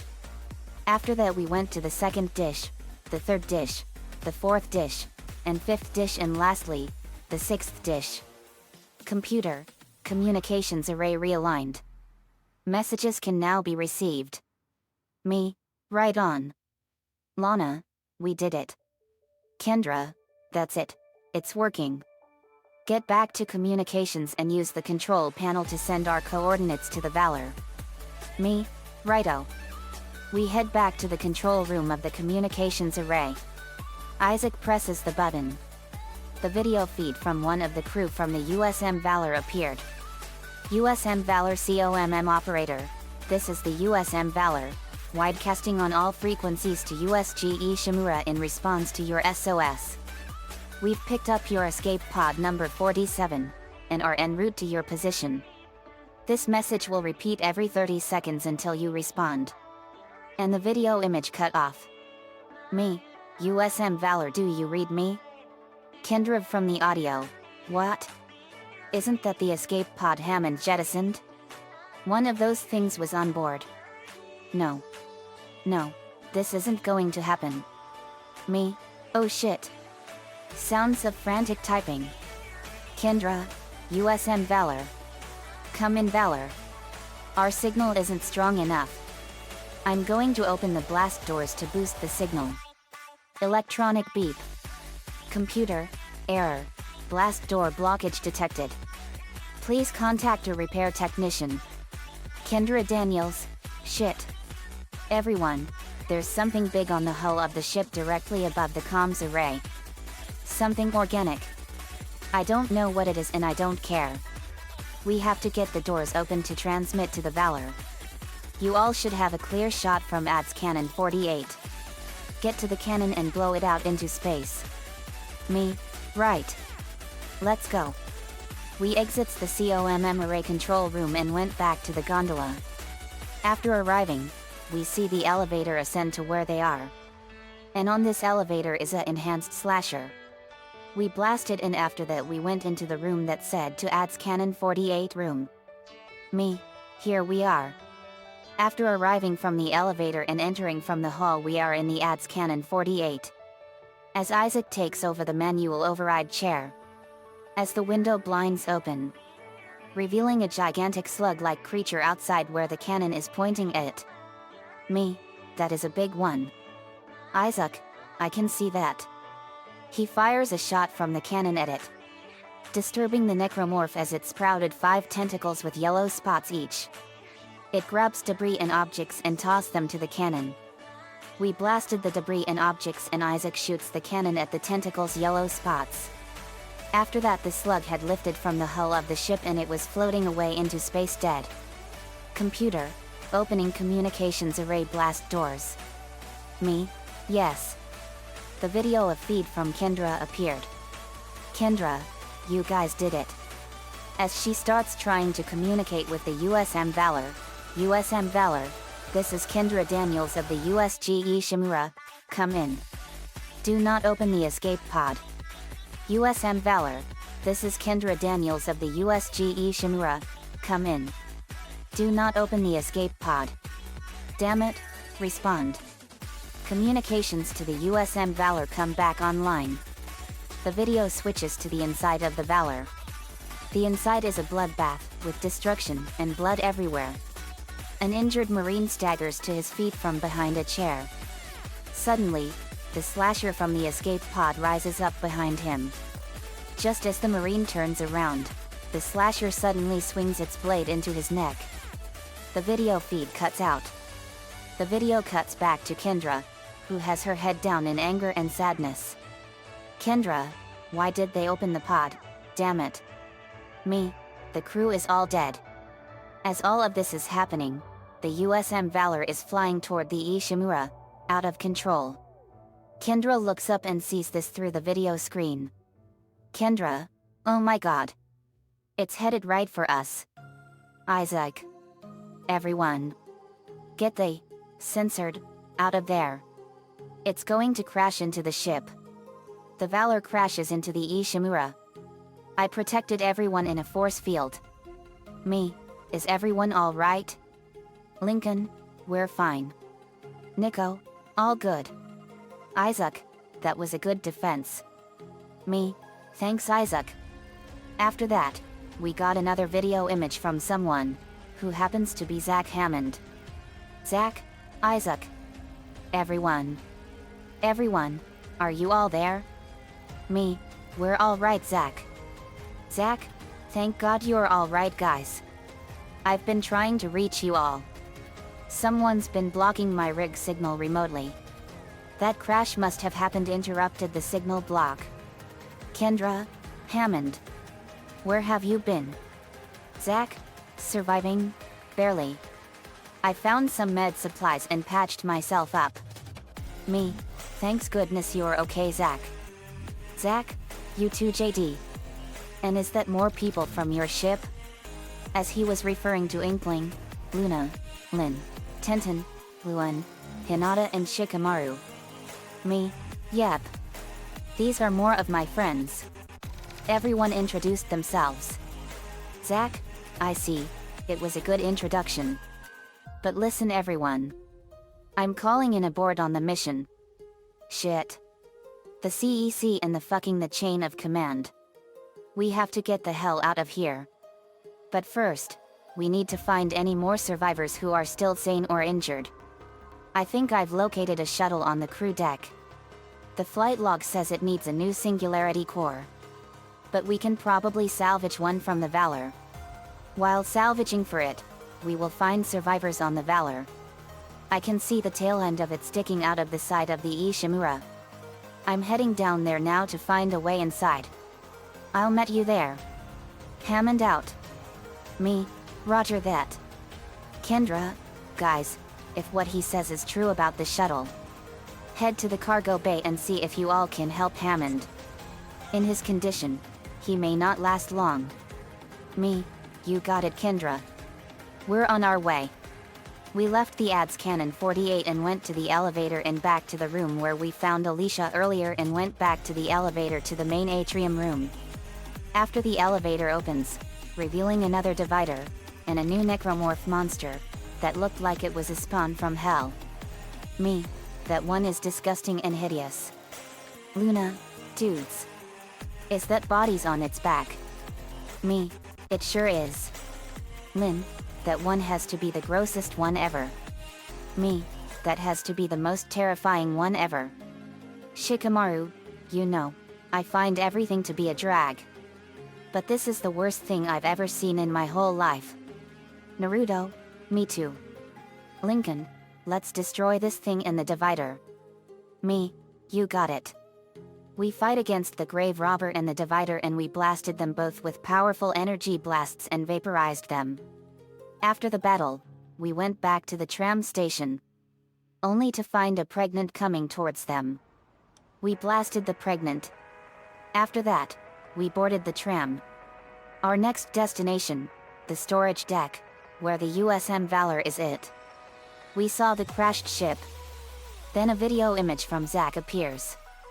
Zach, everyone? Good, you all made it inside. Listen. I just found the munitions log for the Valor. I don't think their presence here is a coincidence.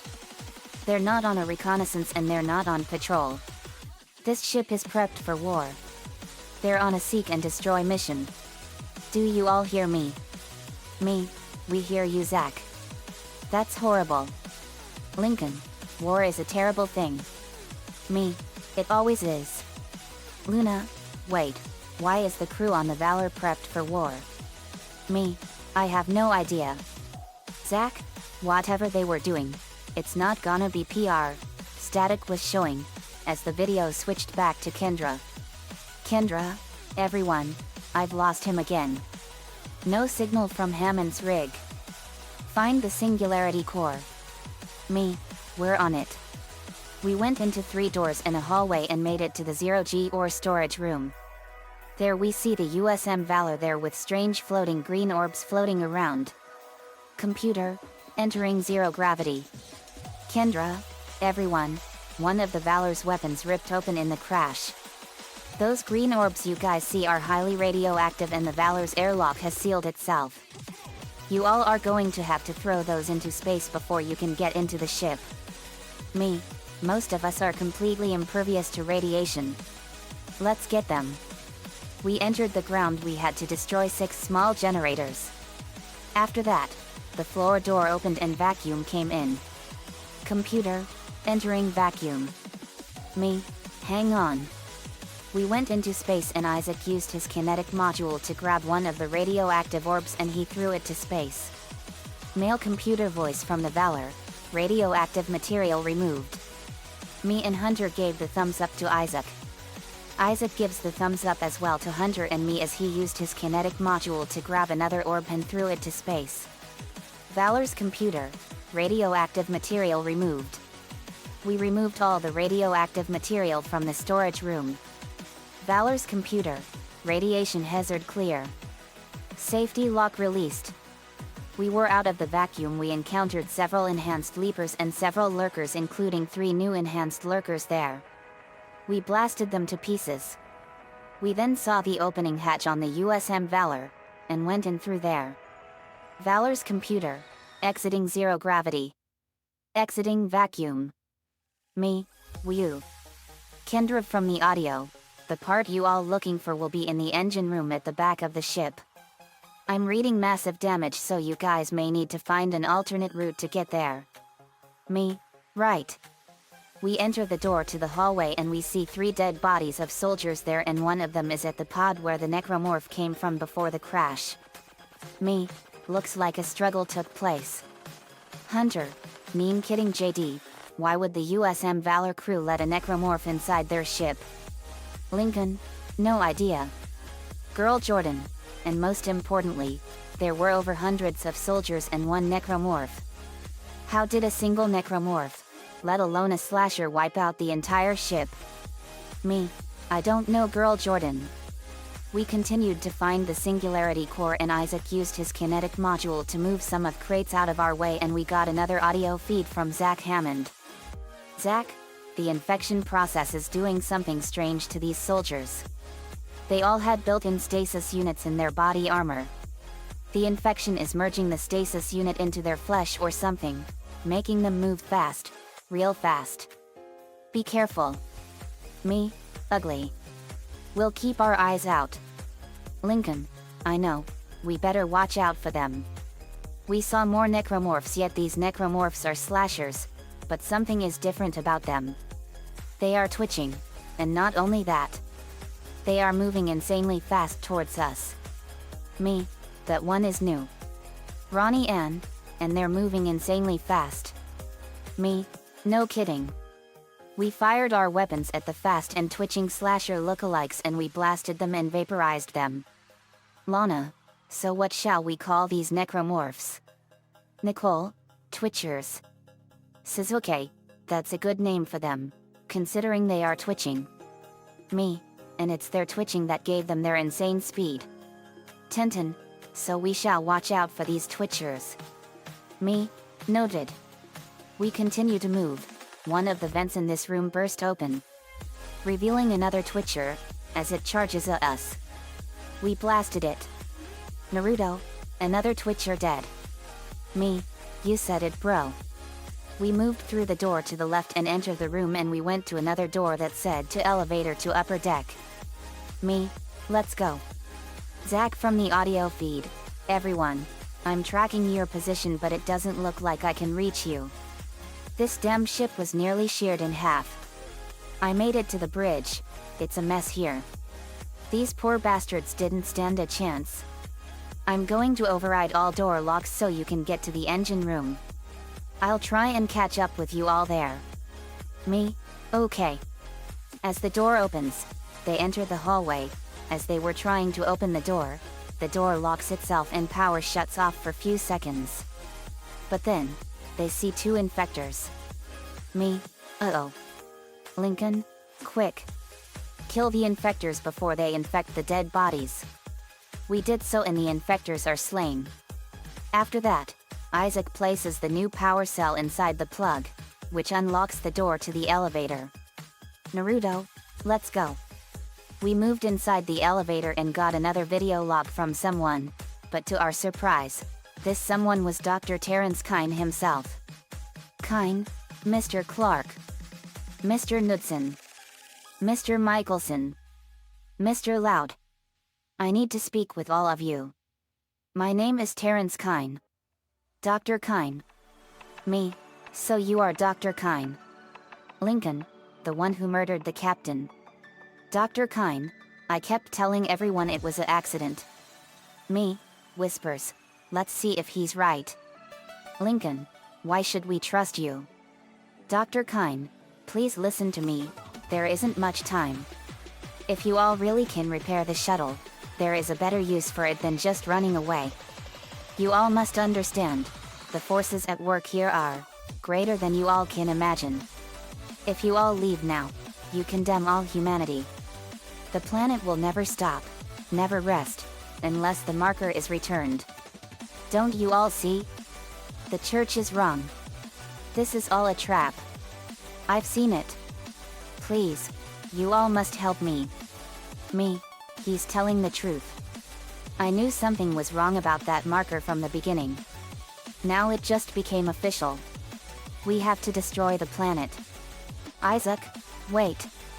Why not return this marker back to this planet? Me, that's exactly what they want us to do. But we'll give them the ultimate goodbye present that will explode in their faces when we blow the entire planet to smithereens. The elevator doors opened and they see a soldier stuck in the ceiling by the distortion from the ground and he was screaming in pain. Me, let's get him down.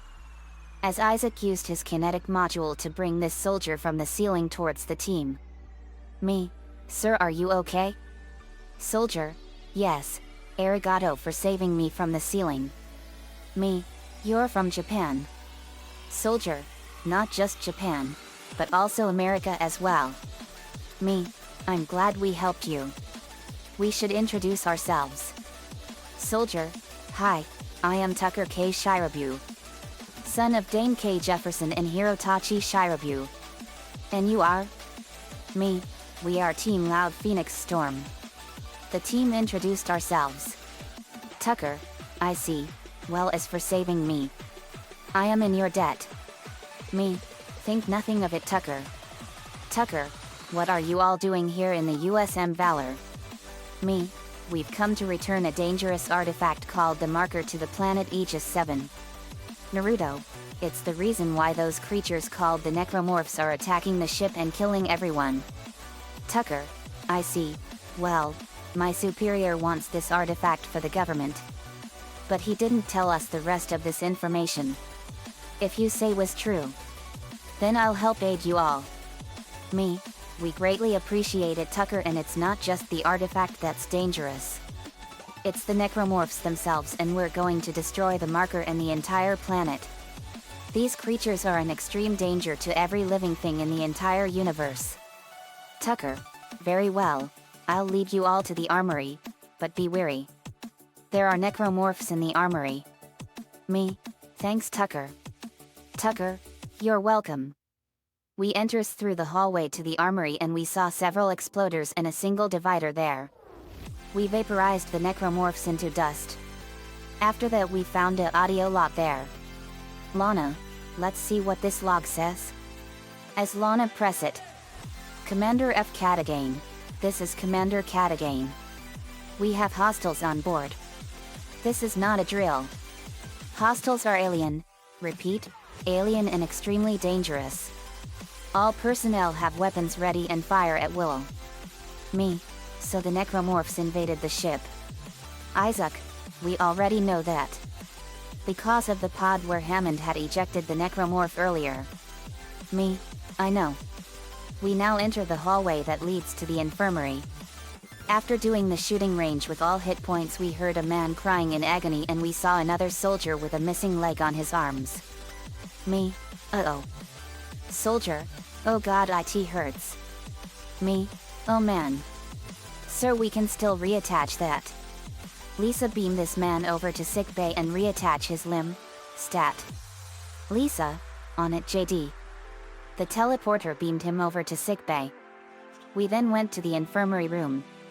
There we saw what looked like a malfunctioned machine with 4 pointed lasers, and we also saw another Twitcher, who is charging at us. Only to be sliced in parts by the malfunctioned laser machine. Me, whoa. Isaac, Lana, you fixed that machine after I used stasis on it. Got it? Lana, yes sir. As Isaac now used his stasis to stop the machine in animation. And Lana fixed it, making it normal again. Lana, all fixed. After that, they continue to move. Only to see another Twitcher from the vent. As it charges at the team. We blast it. After that, we went to another door that said to barracks, and we entered the hallway and we saw several exploders coming for us. Lana fired a powerful blast of energy and vaporized them. Lynn, nice shot Lana. Lana, thanks Lynn. Then we went to the barracks room. As we continuing to cross, the alarm sounded. And all doors locked. Valor's computer, lockdown initiated. Me, uh-oh. Stand back. I punched the door and ripped the whole thing right off of its frame. Suddenly, a necromorph horde appeared.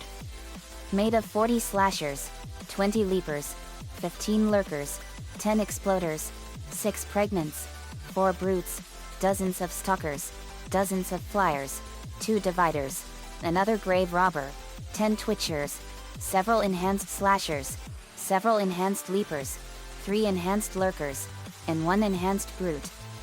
We fired massive energy blasts all at once and blew them away. Lincoln, that's a lot of necromorphs. Me, no kidding. Isaac, and now they're dead. Because they stood no chance against us. Me, nope. Valor's computer, lockdown lifted. Me, that's it. We continued to move on and we discovered a text log there. Me, what's this log? As they read it. Eyes only, priority black. From, Chief of Staff, Earth Defense. Attention, Commander Katagain, F. Operation White Light. Theater, Aegis System, Planet Pending. Objective, Deep Cleanse. CEC vessel USGE Shimura in breach of government order. They are believed to have recovered Marker 3A. Special Ops has confirmed the system but has been unable to provide the planet location. Special Ops advises caution.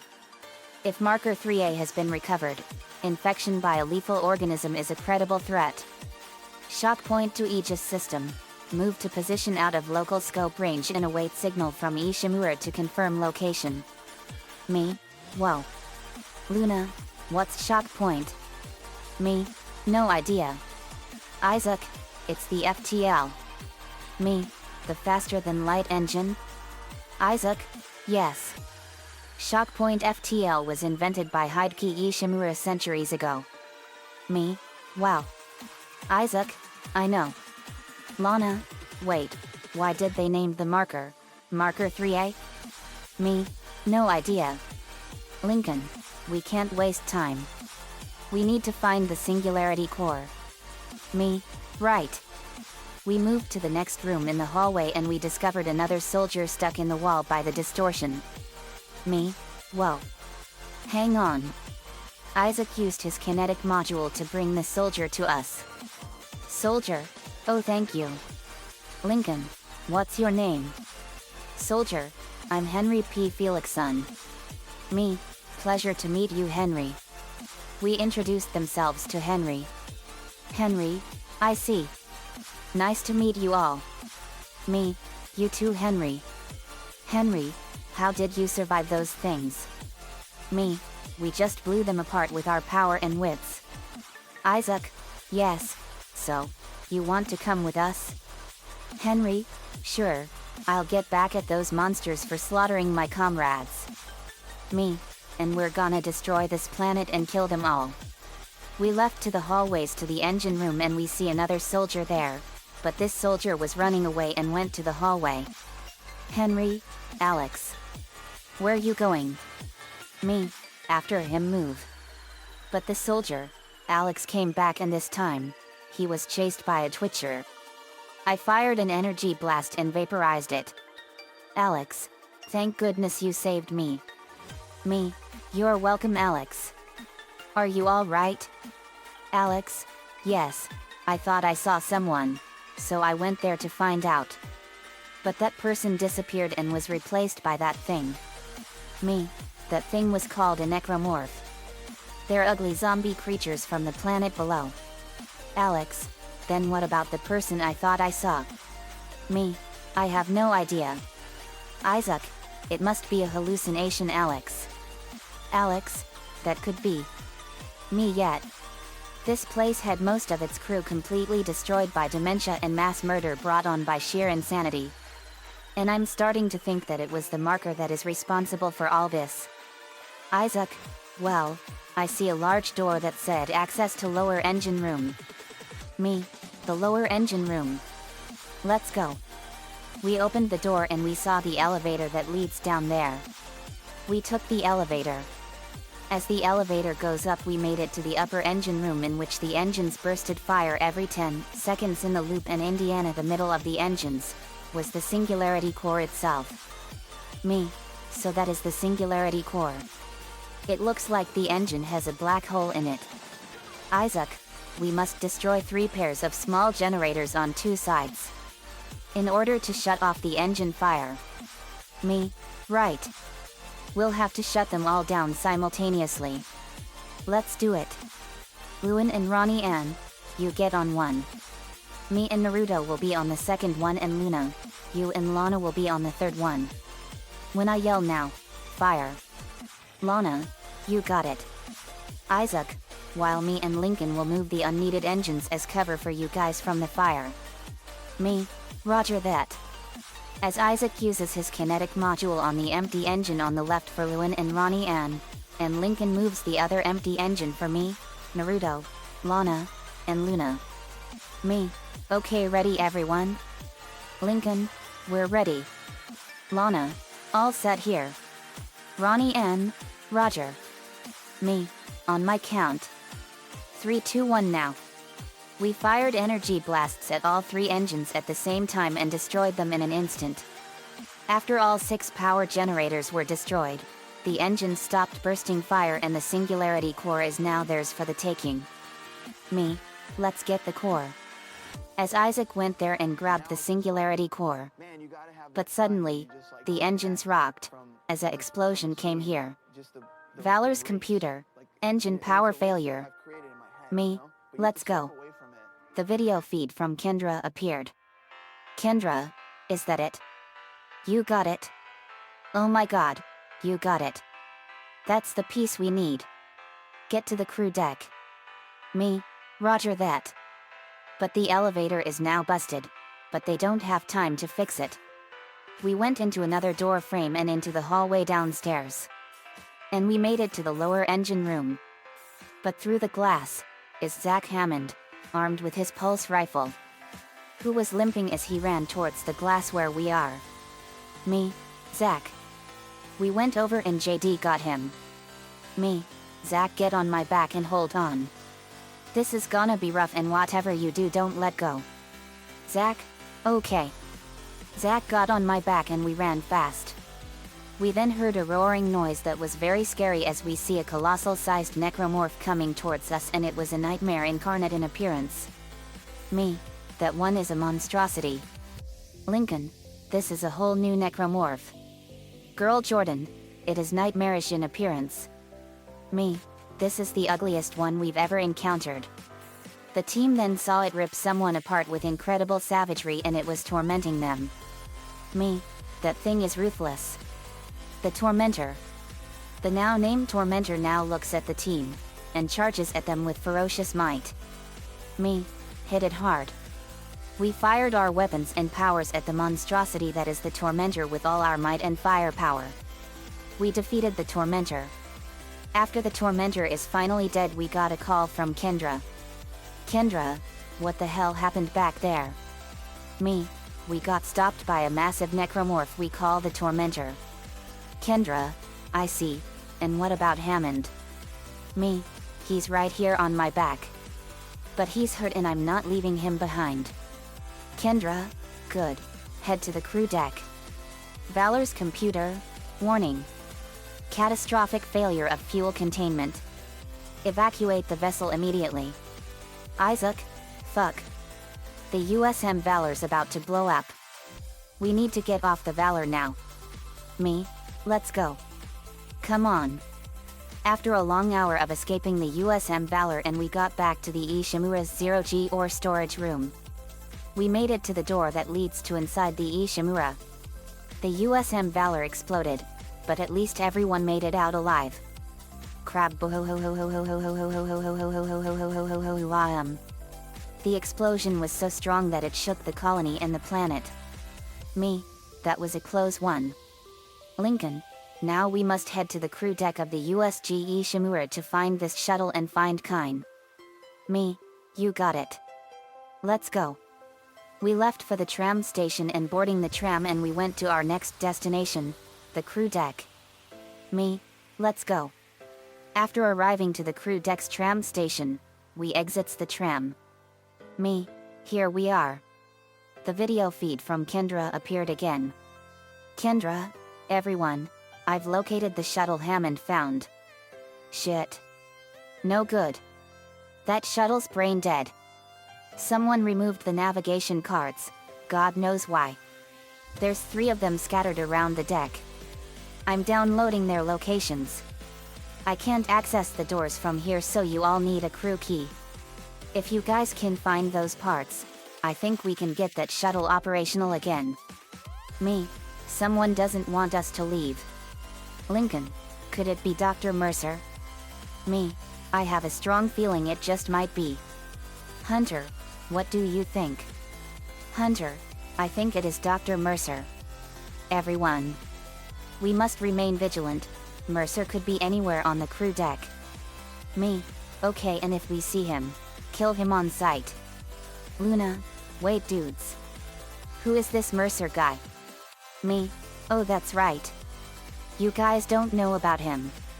But you guys will hate him. He's like this colony's version of Orochimaru. Luna, that Mercer guy is evil. Lynn, when I see this ugly unitologist guy, I'll blow his face into pieces. Girl Jordan, and I thought Orochimaru was the insane one. Aline, that Mercer guy is even worse than anyone we faced. Inkling, I'll blast him with my ink guns. Nico, we all will blast him. Me, we'll all get our chance, guys. Let's get moving. We continued on and we entered what looked like a lobby room. It was full of dead bodies with white sacks on their heads with blood stains on them and bullet holes on each head.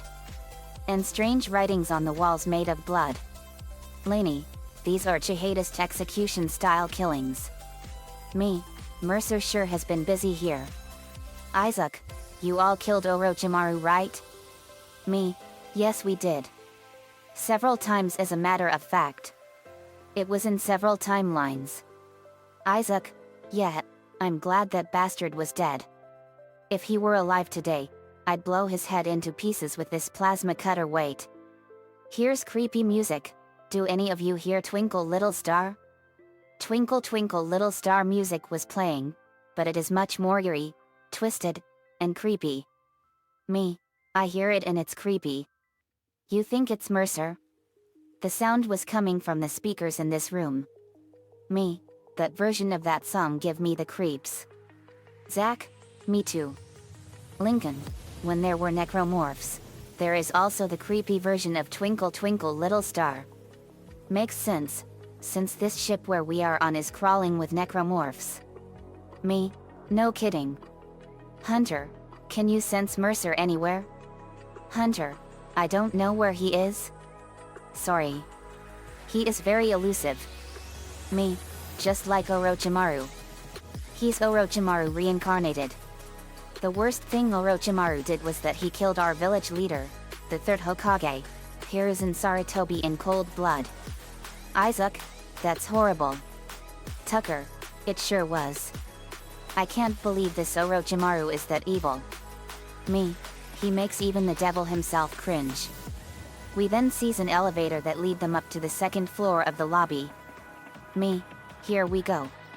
Another text log here. We saw it after we got out. Me, let's see. As we read the text log. United we ascend? Is Unitology a new hope, or just another scam? By Carrie Van Otken. If you've been living on Mars for the past 200 years, you might have missed the fastest growing religious movement in history.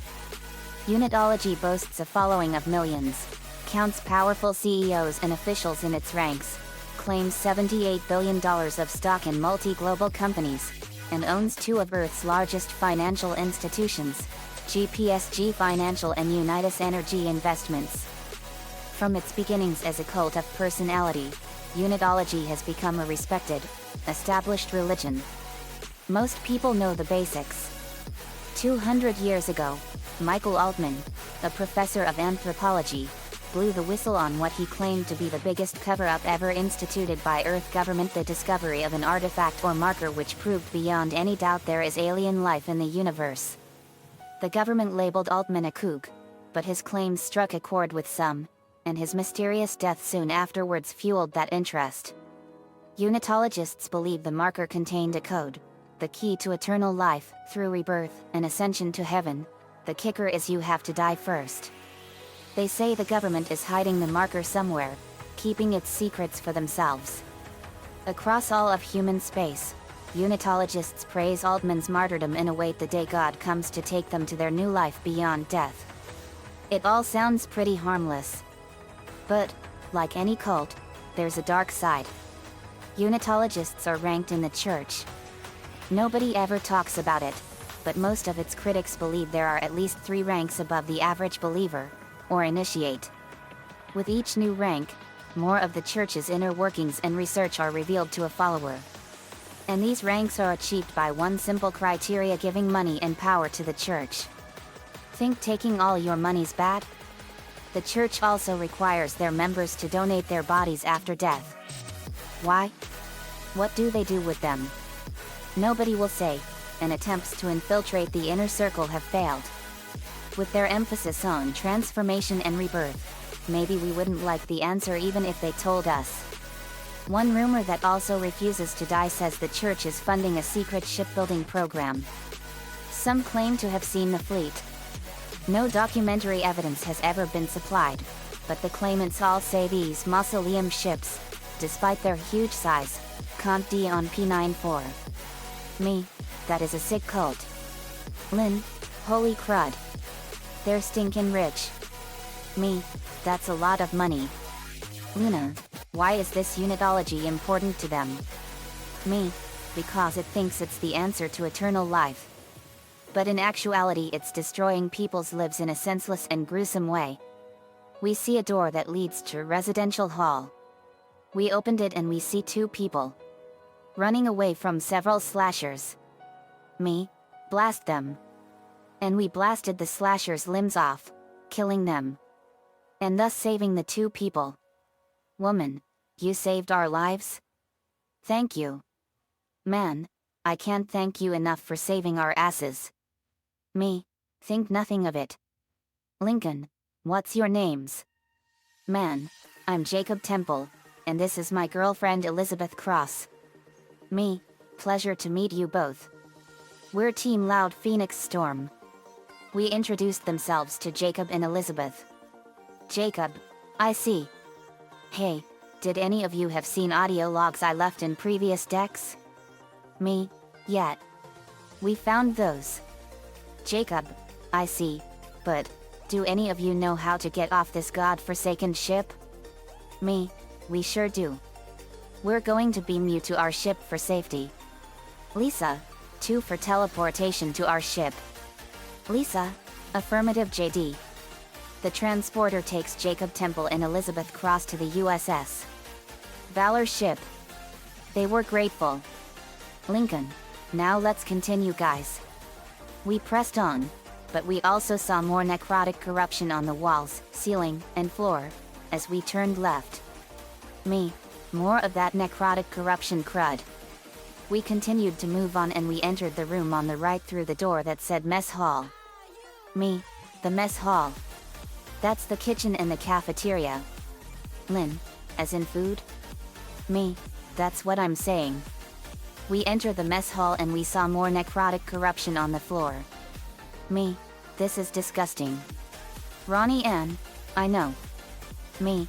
No respect for hungry people. Suzuki. I see hands and feet and the head necromorphs again on the lower mess halls. Suzuki saw the hands, feet, and head necromorphs down there. Me. Let's destroy them. We descend down to the lower mess hall and we saw more necrotic corruption on the walls. 2 dividers, the same hands, feet, and head necromorphs, and 3 exploders, including a necromorph guardian on the necrotic corruption wall.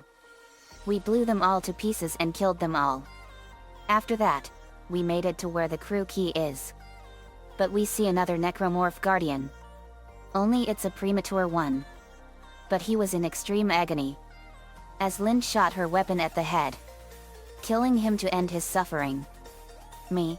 Let's get moving. We moved back to the upper mess hall from the elevator and we got another video feed from Dr. Kine. Dr. Kine, everyone.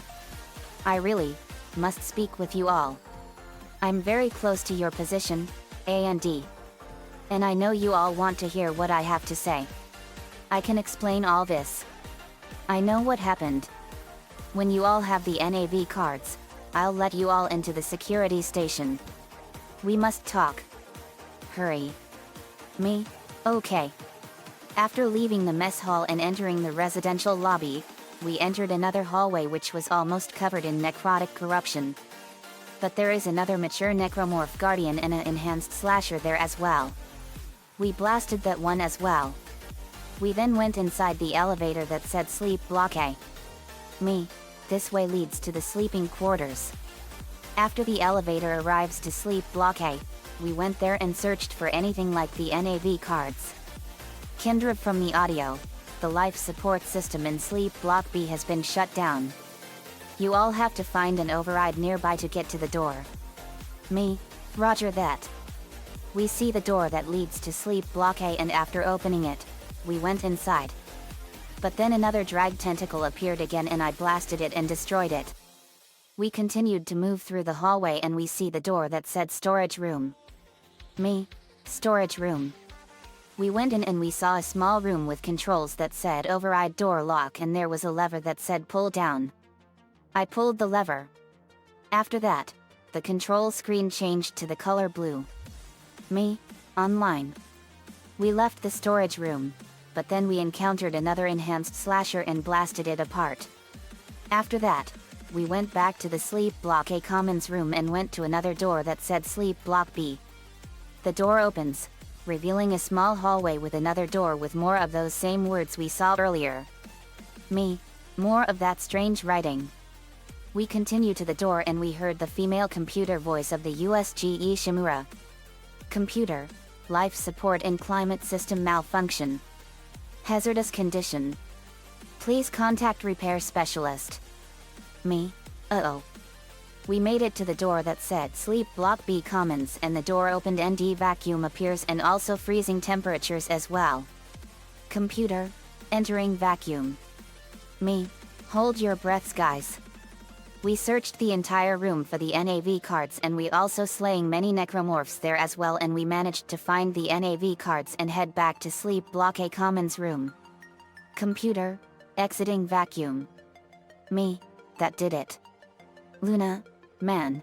It's freezing in there. Me. It's the endless void of space and it's really cold. We went back to the hallway and back to the elevator, and we went back to the residential hall. We encountered 2 exploders, including hands, feet, and head necromorphs as well, and we blasted them. After that we went back to the main commons room, and we saw another door there that lead to the executive security hall. Me? Executive security hall? After entering it, there to the left, is another door that said executive security room. But as we tried to open it, it was locked. We heard the audio voice from Dr. Kine. Dr. Kine? Amelia? No. No, no, no, no. The shuttle is mine. I control access to the shuttle. If it could make the journey, I could fix everything. I'm sorry, Mr. Clark, Mr. Knudsen, Mr. Michelson, Mr. Loud, and everyone. Unless you all can prove to me you can get it space-worthy again, I'm afraid I can't let you through. I need to know you all on my side. Lincoln. Fine. Well, prove ourselves to you, Kine. Come on guys, let's head to sleep block C. Me, you don't have to tell me twice. We left the executive security hall, and went back to the commons. We descend in the elevator, and went to another door that said to sleep block C, and after opening it and went in, but not before decimating an enhanced slasher on their way, and we saw 2 doors, and one said to sleep block C commons, and another door that said 0G basketball court. Me, a 0 gravity basketball court? Lynn, whoa. That would be so cool. Lincoln, I guess we're heading to the 0 gravity basketball court first? Me, looks like it. We entered the door of the 0G basketball court, and we were in the locker room and found another door of the same name. We entered it and found a text log there. Me, let's see what this log says. As they read it. Z-ball rules. Step on the lighted platform and activate it to start the game. Jump to as many scoring platforms as possible to increase your score multiplier. Then use your kinesis module to grab the ball and shoot it into the active basket before the shot timer runs out. Beating each level opens a locker with a reward inside. Me, it's actually the rules of the game. Some log. Lynn, well, at least it's useful. Since it's my first time doing this in the 0 gravity room. Me, true Lynn. As they enter the basketball court. Computer, entering 0 gravity. Me, here we go. The lights turned on and we saw a massive basketball court. Me, wow. What a basketball court. Zach, I remember this court. It's amazing. And on the second platform, is another NAV cards. Me, look. The NAV cards. I picked them up and we saw 3 enhanced lurkers there as well. We blasted them. Me, when we destroy this planet, all the necromorphs will die. Lynn, can we play the basketball first? Me, we'll have plenty of time for that later. Right now we need to save the universe and the survivors here.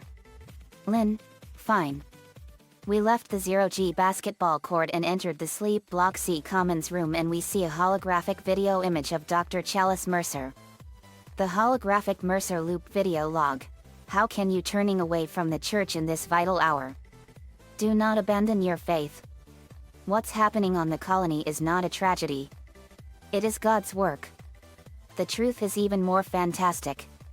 On the planet below us, we have found a marker. Can't you see? God's plan is unfolding, and we are its inheritors. We will ascend, as we always knew we would. Unitology is truth. And your death is the first phase of this transformation. Do not be deterred by the physical methods of transformation.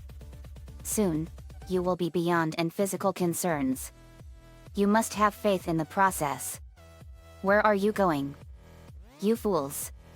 This is what we've been searching for all these years. This is what we have been waiting for. Don't listen to them. Come back. Come back. After that, the video image repeats Mercer's speech again. Me, Mercer's cult is one of death and sacrifice for their own personal gain. Lincoln, well, let's head to Sleep Block C and then head back to Kine. We entered the sleep block C room and we saw the door that said storage room, which required a power node, and Lincoln used his lightning powers to open it. And we grabbed loot there, and after that, had to move crates out of their way. We moved the crates. We moved on to the hallway and then we heard a woman cackling insanely. We got an insane woman here. We entered a room and we saw several dead bodies on the floor, and there was one by one of the crates walls, and there was insane woman leaning to the wall, laughing insanely as she had a pistol on her left hand, as she pointed it at her head. No. I ran fast and grabbed the gun out of her hand. She looks at me with an insane grin on her face and she was laughing insanely. Miss, you have to calm down and let us help you. Lincoln and Hunter restrained her. In the room, just like the main room, it too had strange symbols and writings on here as well. But not just the walls, but also on the floor as well. These symbols again. Mercer has been here. But we also see another NAV card there as well, which was the last NAV card we need. The last NAV card. Girl Jordan, can you cure that woman of her insanity? Girl Jordan, that's Lily's job, not mine, and she's still on the ship. We'll have to beam her to the ship to sickbay and keep her under restraint. We beamed the woman to the ship. Suddenly, the audio feed appeared again. But it's not Kine or Kendra's.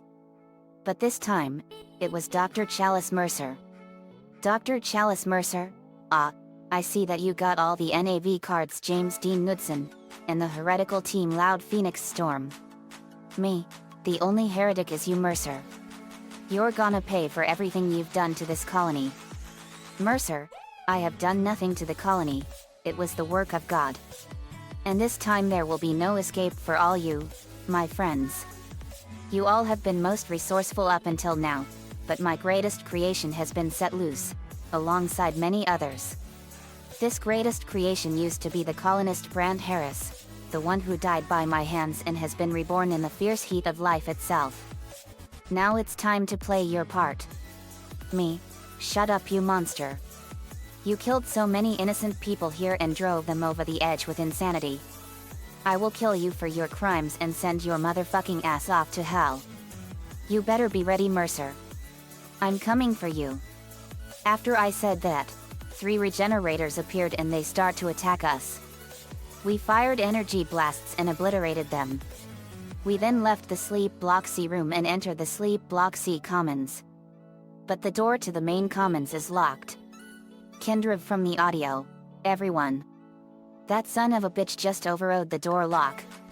I'll try to run a bypass. Hold on. Okay, Kendra. Hurry. As we were waiting, several necromorphs entered the room from the vents. Such as enhanced slashers, enhanced lurkers, and another divider. Here they come. Lincoln, blast them. We blasted the necromorphs apart and he door opens.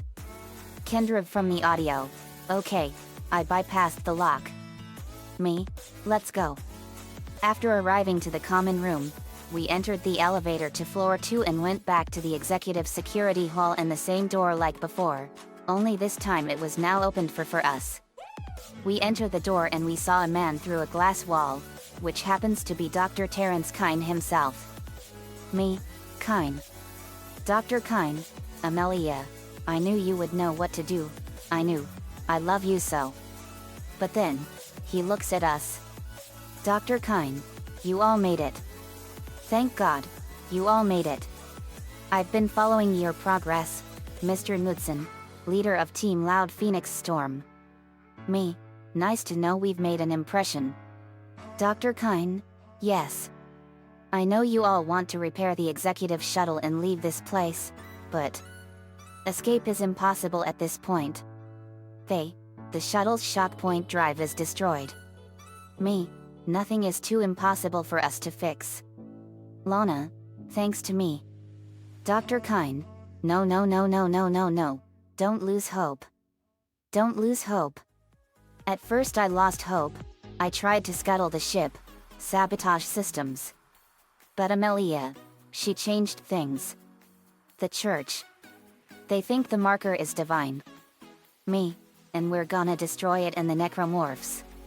Dr. Kine. Yes, because the church knew nothing of what they know what has happened here. What's been released? Look, look, look. Look at this. As he shows the team a video log from the colony. The video shows what appears to be a landing pad at the Aegis 7 colony. Several colonists are visible on the pad. The camera begins shaking violently as a roaring noise is heard. The colonists begin to flee as a towering creature bursts from the ground, the hive mind. Amongst a cacophony of screaming, roaring, and crashing, the camera feed cuts out. Me, you are right, Kine. They framed you for murder. Dr. Kine, no, this is from the colony, Mr. Knudsen. In fact, I did kill the captain. But it was the accident and is for this creature. That is what we found on the core of the planet. Mercer calls it the hive mind. Me, so Mercer did all this to have the Necromorphs destroy everything. Dr. Kine, no. Dr. Mercer was a pawn to all of this. Me, a pawn? Then who is the puppet master? Dr. Kine, it was the marker, it is the puppet master of all this. The hive mind. It's the source. Controlling the Necromorphs telepathically. And it's also the marker's second in command. We were so stupid. But Amelia, she knew. She knew it could be stopped. By returning the marker to the planet. Me, let's work together then. Dr. Kine then frowns and with a sad and guilty face. Dr. Kine, please, I'm sorry, Amelia. I bear responsibility for this tragedy. Now I must take the responsibility for ending it and atone for my sins. As he looks at us. Dr. Kine, but you all can help me. If you all can repair the shuttle and bring the marker back on board. We can end this. Forever. Me, right. Then, the door to our right opens and we enter it. Revealing to be an elevator. We took the elevator. After the elevator opens, it revealed a small hallway with 7 portraits of captains of the USGE Shimura. Me, wow. Are these the previous captains of the whole colony? Isaac, you mean the ship? Me, yet. Isaac, yes, it is the previous captains of the USGE Shimura, which was the first Planet Cracker-class mining ship built since the beginning of the Resource Wars. Me, this is amazing. Lincoln, it sure is. Me, Isaac, when did the Resource Wars began? Isaac, the Resource Wars began in 2484 AD. Me, wow. That's 464 years from our time. Isaac, yes. But let's not waste time. We need to find the shuttle and fix it. Me, right. We opened the door, revealing 4 pregnants inside the executive block's common room. We blasted the necromorph pregnants to pieces. After that, we searched the rooms there in the executive sleep block room. In any of the rooms Lewin and Luna went and they found another audio log there. Me, these sleeping quarters are very extravagant. Another audio log. Lewin, let's see what this one says. As Lewin press it. Captain Benjamin Matthews, Captain's log, personal. I want to set the record straight. By the time this log is heard, my actions will have been vindicated. I'm a unitologist. By now, it's probably no secret that we shouldn't be in this star system. Just another illegal mining job for the company. That is until the colony found the marker. That was when the church took an interest, and chose me to lead this pilgrimage. They also ensured many of the mission crew were devout. My primary instruction was to get the marker up from the colony and on board the ship. Dr. Kine, the CSO, is an expert on the original marker and was tasked with deciphering this new one. He says he's making good progress. My decision to quarantine the colony is sound. They've got some kind of epidemic down there, and I can't allow it to infect the ship. Not with such precious cargo. Not when we are so close. Planet Crack takes place tomorrow. We'll continue to decipher the marker, and when we return home, we'll pass all our findings, and the marker, to the church.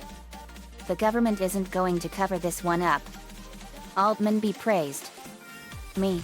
He didn't realize the danger he had unleashed. Lincoln. Yep. And his delusions of divinity from the marker got him killed in the first place. Naruto. What an insane nut. We searched the rooms and Ronnie Ann found another text log here. Ronnie Ann, what does this text say? We read it. Personal log. White, D. First officer. Goddamn Eunice are running the ship. Known so far. Captain Matthews. CSO Kine. 2SO Mercer. LCDR Holt. LT Carrillo. LTJG Pitts. LTJG Reed. Ens Maynard. Ens Shand. Ens Esplita. Ens Natividad. Me, Jeez. Isaac, one of the unitologists' name on the list is Mercer. Me, that monster. I will kill him for everything he's done. We exit the room and we saw a large door that said Executive Shuttle Hall and we enter it and went through the hallway. We saw the door that said Executive Shuttle Bay. We went to the Executive Shuttle Bay and we saw the shuttle. Yet, it needs repairs in order to fix the shuttle and also the Singularity Core as well. Me, oh man. Let's fix it up. We started to fix the shuttle. Lincoln sees another NAV card inside the shuttle. Lincoln, another NAV card. As Lincoln got it, and we finally fixed the shuttle, we received a call from Dr. Kine. Dr. Kine, excellent. Excellent. Wait there for me, I'm on my way. Me, okay. We were waiting and Isaac went inside the control room, to test fire the shuttle's engines. And it works. As the engines blast fire, which means, the shuttle is now working. But after that, they see several twitchers came from the vents, ceiling vents, and floor vents. As they started to attack us, we blasted them and vaporized them into dust. But several more twitchers came, including 100 regenerators, and lastly, a new necromorph also appears. It is a slasher-looking necromorph, but it's larger and stronger than the regenerators and the twitchers. And the team received another audio call from Dr. Chalice Mercer. Dr. Chalice Mercer, ah, there he is. My finest and greatest creation. The one that used to be Brant Harris, and now he's reborn into our inheritors. The Hunter. Me, Mercer, you are a fucking monster. Lynn, I will kill that menace to nature. As the necromorphs charge at us with fury and ferocity, we blasted them into dust. But more kept coming, and the Hunter used its massive side-like blades to attack JD. I blocked them with my sword and ripped off its limb and slashed it in half with its own blade. The Hunter necromorph regenerates, and getting up. And its blades were now larger and longer as it continues to attack. I fired a massive blast of energy and completely obliterated it. After all the regenerators, and their leader, the Hunter is annihilated, we were victorious. And as Isaac went back inside the control room, Kine appears from the executive shuttle hall. Dr. Kine, it works? Yes, this will work. There's still time to make things right. The shuttle needs to be released before launch. The control platform, there. I need you all to guide the undocking procedure while I start the shuttle's engines. This will make us whole again. Hurry. I'll take the shuttle up to flight deck where the marker is been held. Me, right. They got on board the shuttle and went to the flight deck, while the rest of us stayed there as the shuttle was released and leaves. These who stay behind are Nico Hunter, Lincoln, Ronnie Ann, Isaac Clarke, Lana, Suzuki, and Luna. While the rest, including me, went with Dr. Kine. Hunter, good luck JD. We'll meet you all there. Me, roger that. They continued on. As for me, Lincoln, Ronnie Ann, Isaac, Lana, Suzuki, and Luna, we head back to the executive sleep block room. Until we got a visual log of Dr. Chalice Mercer himself, who not only was angry, but also shock as well. Dr. Chalice Mercer, your time has come. No need to be frightened. No reason to fight. Many have gone before us, and now it's time for us to take the voyage together, to transcend death, and let the future take its course. Join me, as I gaze upon the face of God. Dr. Mercer spreads out his arms and falls onto his knees. An infector moves into view and briefly hovers in front of Mercer. Suddenly, the infector unsheathes its proboscis and stabs it into Dr. Mercer's skull. The video cuts out. Me, looks like one of the Necromorphs saved us the trouble. Hunter, wait, I thought you were on the shuttle with the others, including Kine? Me, you told us to meet you at the flight deck. Hunter, wait, of course, we've speaking through the COMM links. My bad. Me, no worries. We'll be right over. Hunter, alright, Mercer may be dead. But why would he allow himself to be infected for? Me, no idea. But whatever it is Hunter, it can't be good. Hunter, J.A., I can tell. Since we saw as a infector, I think Mercer wants to be one with the Necromorphs. Me, Lincoln, Ronnie Ann, Isaac, Lana, Suzuki, and Luna must stop the infection from happening. Me, good luck guys. We'll meet you at the flight deck. Hunter, okay, Hunter out. After talking with me through the COMM link, the 7 of us made it to the lobby room. But we were too late. Mercer already became an enhanced slasher, only this time. He had glowing red eyes instead of sickly yellow eyes. As the Mercer Necromorph looks at the 7 of the team with murderous intent. Me, ugly. They fired a massive blast of fire and energy and completely obliterated it in an instant. Nico, Dr. Mercer, you have failed this whole universe. Hunter, JD. Did you actually see the Mercer Necromorph while in the shuttle? Let me guess, you saw it from the VID log, right? Me, more than that, Hunter. We found it and destroyed it. Hunter, make up your mind. Are you actually with us, or the shuttle? Me, we're heading to the flight dock now. Hunter, okay, sorry, just confused. Me, Lincoln, Ronnie Ann, Isaac, Lana, Suzuki, and Luna are heading to the tram right now. Hunter out. After that, the 7 of us left for the tram. Our next destination, back to the flight deck. The 7 of the team arrived at the flight deck. After that, the 7 of the team made it to the tram station of the flight deck. And we got another visual call from you and Dr. Kine.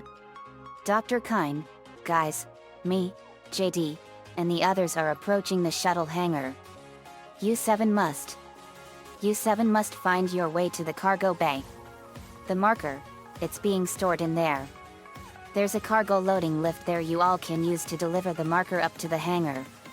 Please, you all must help me with this. It's the only way. Me, okay Dr. Kine. Let's go. Lincoln, alright guys, we must find the marker. While we wait for JD, Kine, and the others. Hunter, Joel Lincoln. Ronnie Ann, Shirley Mo. Lincoln, okay Ronnie Ann, it's getting old. Ronnie Ann, sorry, habits happened. As the 7 of the team arrives to the hallway, as the 7 finally saw the door that leads to the cargo room. The 7 opened the door, revealing a large room, full of crates. And in there is an artifact of unknown origins, the marker. Hunter, whoa. So that's the marker. What do you think, Lincoln? Lincoln, it's huge. Me, so this is the marker and it's responsible for bringing this terrible nightmare that was unleashed upon this whole colony. Ronnie Ann, it sure doesn't look like anything I would want on Earth. Hunter, I see you saw this from the visual image, JD. Me, yes we did. And we have to destroy this thing. It's a grave danger to every living thing in the entire universe. Hunter, I know JD. But we need to load it into the shuttle, and bring it back to Aegis 7. You, and the others must defend Kine and the shuttle, while the 7 of us bring the marker to the flight dock. Me, right. As Hunter, Lincoln, Ronnie Ann, Isaac, Lana, Suzuki, and Luna defended themselves from the Necromorphs, while also activating the button, which would grab the crate containing the marker. Computer, delivering cargo shipment 782, kinesis module required for further cargo transport. Me, let's go. As the 7 of the team fought against more Necromorphs while taking the marker using the kinetic module, they also encountered more tentacles. But they are not dragging any team members this time, they just slammed it where they are, attempting to crush the 7. But like the drag tentacles, they too have yellow spots, and as the 7 shoot at the yellow spots, destroying the tentacles. They kept blasting all kinds of Necromorphs all over the place. While fighting, the 7 managed to deliver the cargo shipment to the elevator, as it ascends to the top. Computer, delivering cargo shipment 782 to the hangar bay. They continued fighting the Necromorphs at a relentless and powerful level. As me and the others continue to fight, they see the marker shipment had arrived from the elevator. Dr. Kine, the cargo lift has arrived. The marker is in the hangar bay. Now you all can load it into the shuttle. Hurry. Me, right. As me and the others continue to defend Kine and the shuttle from another relentless Necromorph horde. While Hunter and the other 6 left the cargo room and are heading to the hangar bay. The team received a call from Kendra Daniels. Kendra, I restored power to the elevator. Take it up to the hangar bay and get that marker on the shuttle. I'm heading up to the flight deck now. Oh god. I'm just going to run for it. Wish me luck. Me, okay Kendra. As the 7 went into the same room where 2 of Isaac's friends were killed. But they now have been delayed. Thanks to the quarantine alarms. And several Necromorphs appeared from the vents. Back to JD and the others, who happened to see another tormentor coming for them. They blasted it all at once as it fell down dead. Back to the 7, they managed to decimate the Necromorphs, as the quarantine has been lifted. And they continue to go through the hangar bay, and the 7 made it. The 7 see me and the others there. Hunter, hello JD. Me, guys. As the team reunite, they see the shuttle approaching to the hangar bay. Dr. Kine, excellent. I'm going to dock the shuttle. Got to be careful now, careful. They were being careful. As the shuttle gets closer. Dr. Kine, I'm bringing the shuttle down now. The automated loading controls aren't responding. You all have to shut down gravity in the hangar bay and then manually bring the marker directly beneath the shuttle. Me, right. As Isaac, Lana, and Lynn went upstairs of the control room, and outside the control room. It's the controls for gravity, as Isaac presses it. Computer, entering 0 gravity. Me, let's go. As we descend down to the lower floor of the hangar bay by the 0G jumping, we had to bring the marker underneath of the shuttle. We see hundreds more Necromorphs there. We fired massive energy blasts and vaporized all of them in an instant. As Isaac used his kinetic module to grab the crate where the marker is inside. Towards the shuttle, while we defended him from the Necromorph incursions. We were firing energy and element blasts and burning and destroying all the Necromorphs. After that, Isaac managed to bring the marker beneath the shuttle. Dr. Kine, okay, it's in position. Still having trouble with these damn loading controls. Everyone, restore gravity to the room. I should be able to load the marker then. Me, copy that. As we head back up through the 0G jumps and Isaac pressed the gravity controls again. Restoring gravity to the hangar bay. Computer, exiting 0 gravity. Restoring gravity. Me, let's go. As the visual log of Dr. Kine appears. Drive, Kine, it's on board. Please, come and join me. Together we can stop this hive mind. We can end this nightmare. At last. As everyone made it to the dock, they see Dr. Kine, waving at us to come. Dr. Kine, over here. Hurry, There's no time to waste. We must do it. I healed him and he was put on the ship. But suddenly, the shuttle left the hangar bay.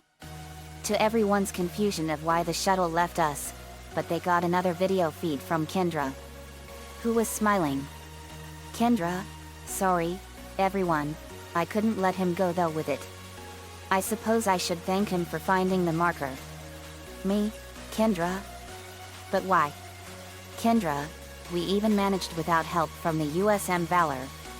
Thank you all for helping me find it, by the way. My department's been looking for this place for a long time. See, what Kine didn't know was, it was the government's mess to begin with. This whole planet is one big experiment.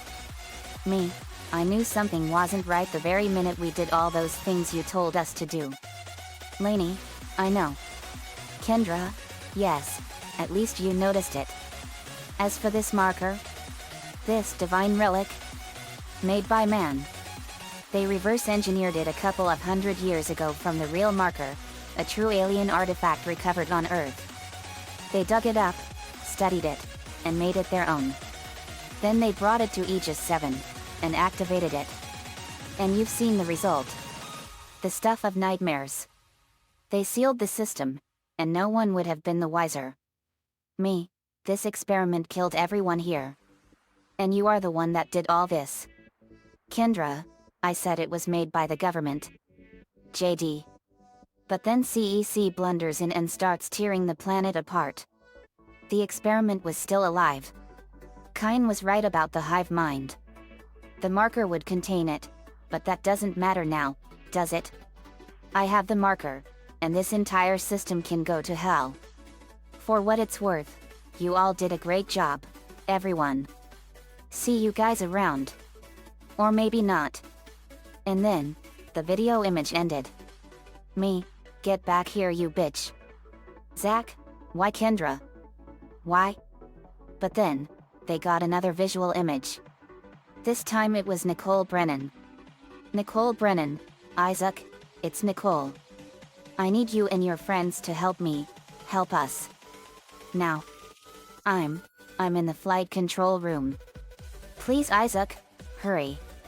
Please. I love you. Me, Isaac, let's hurry. As we went to where gravity controls were, and enters the door. Only to see another Necromorph Guardian on the wall. They blast it as it dies. After that, we went into another room. The control room. And we finally saw Nicole there. Nicole Brennan, Isaac. Is that really you? I never thought we'd be together again. God, I'm so sorry. I'm so sorry for what I did. Isaac, it's alright Nicole. What's 2 years ago is past. Nicole Brennan, thanks Isaac. But you need to get it back now, Isaac.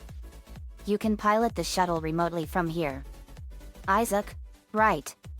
Everyone, when I bring this shuttle back remotely, we are gonna beat the crud out of Kendra for her betrayal. Me, let's get that evil bitch. As Isaac presses it at the override shuttle controls. Finally bringing the shuttle back. Kendra, Isaac. Everyone, what the hell are you doing? You're making a big mistake. This is not over. Computer, escape pod away, crew shuttle-ish 09, shuttle has ejected escape pod. Lincoln, so Kendra turned coward and left the shuttle. As the shuttle returns to the hangar bay. Me, yep. We're gonna show Kendra what happens when you betray us. Nicole Brennan, it doesn't matter. She can't escape her fate as a betrayer. Isaac, well, now we got the shuttle back. We need to return the marker back to the planet guys. Me, right. As everyone exits the control room and went to the shuttle. And Nicole Brennan came with the team. As Isaac and Nicole became pilots for the shuttle, while the rest of the team sits in the back. Nicole Brennan, you're doing the right thing, Isaac, and everyone. As the shuttle left the USGE Shimura. Their last destination, the Aegis 7 colony. They went down to the planet. Me, Team Loud Phoenix Storm, it's time for action and pain. we're on our way down to the planet Han. After landing, Nicole Brennan went out first. Nicole Brennan, everyone. Use one of the loaders to get the marker off the shuttle. Me, right. As everyone got out, Zach Hammond looks at me with guilt on his face. Zach, why would Kendra betray us like that? Why did she accuse me of hiding the info about the marker when she already knew? Me, she's a pure evil bitch. Lincoln, we'll kill her for this. Lynn, when I see her I will blow that monster woman's face to pieces. As everyone was getting the marker off the shuttle, we see a man there. He looked like he was in the late 30s or early 40s. Me, who are you? Man, there's a dark look on this man's face. I'm Abraham Newman, planetside security of the Aegis 7 colony. Are you all here to leave this god-forsaken thing back here? Me, we sure are. And we're also going to destroy this entire planet. I'm J.D. Knudsen, leader of Team Loud Phoenix Storm. We introduced themselves to Abraham Newman. Abraham Bram Newman, I see, well. You should look at the video log I made. As he handed it to me. They did so. The video log shows them. Dead Space comic full movie. Me, the unitologists are total monsters. Lincoln, we're sorry that you lost someone important. Bram. Abraham Bram Newman, yes, it's all right. But the unitologists, they never listen to reason. Me, no they never will.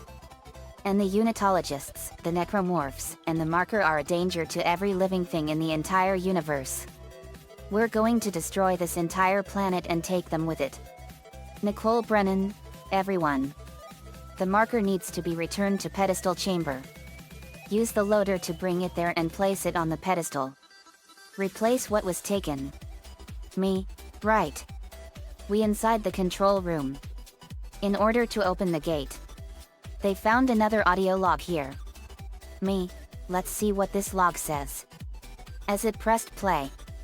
Sergeant Newman, this is Sergeant Newman, PSEC. We've lost all the shuttles. One of them just took off, then came straight back down and crashed into the bay. Took a couple hundred people and all the remaining shuttles with it.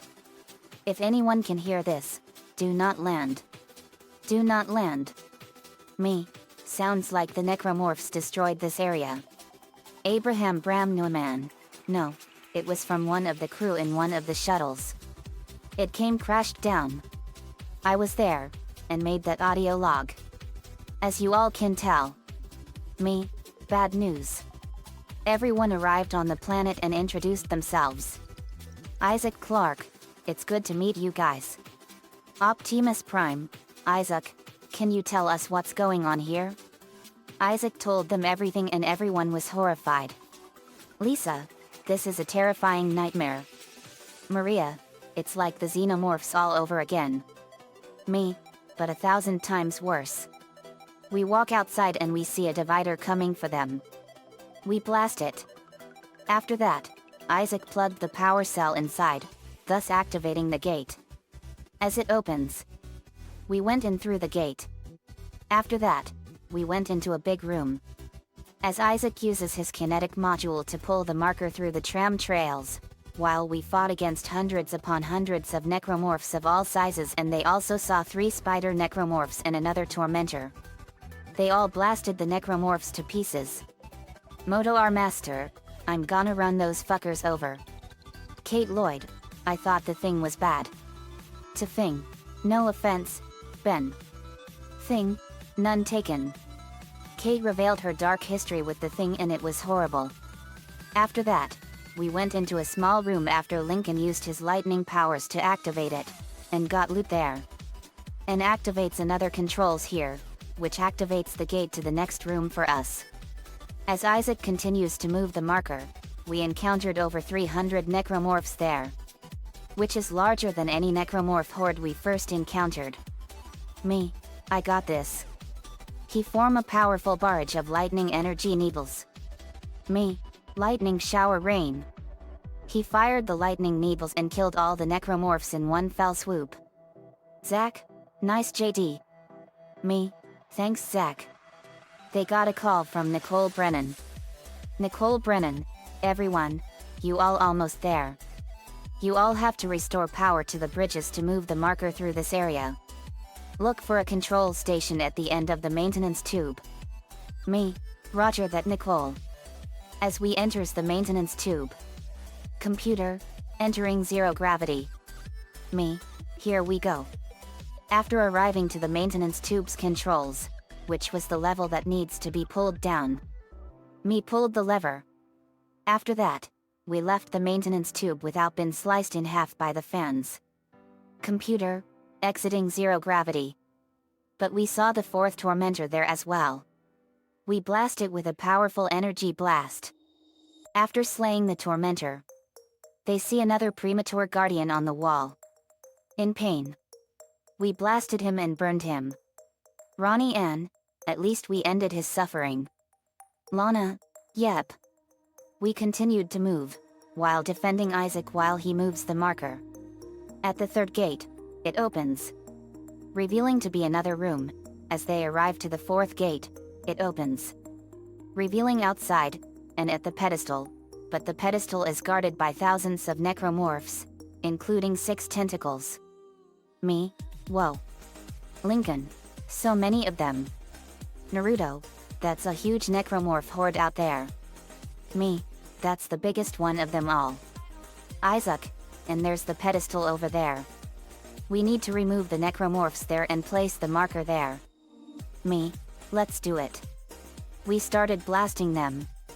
After decimating all the necromorphs, Isaac managed to move the marker to the pedestal, as the metal arms grabbed the marker, and place it on the platform.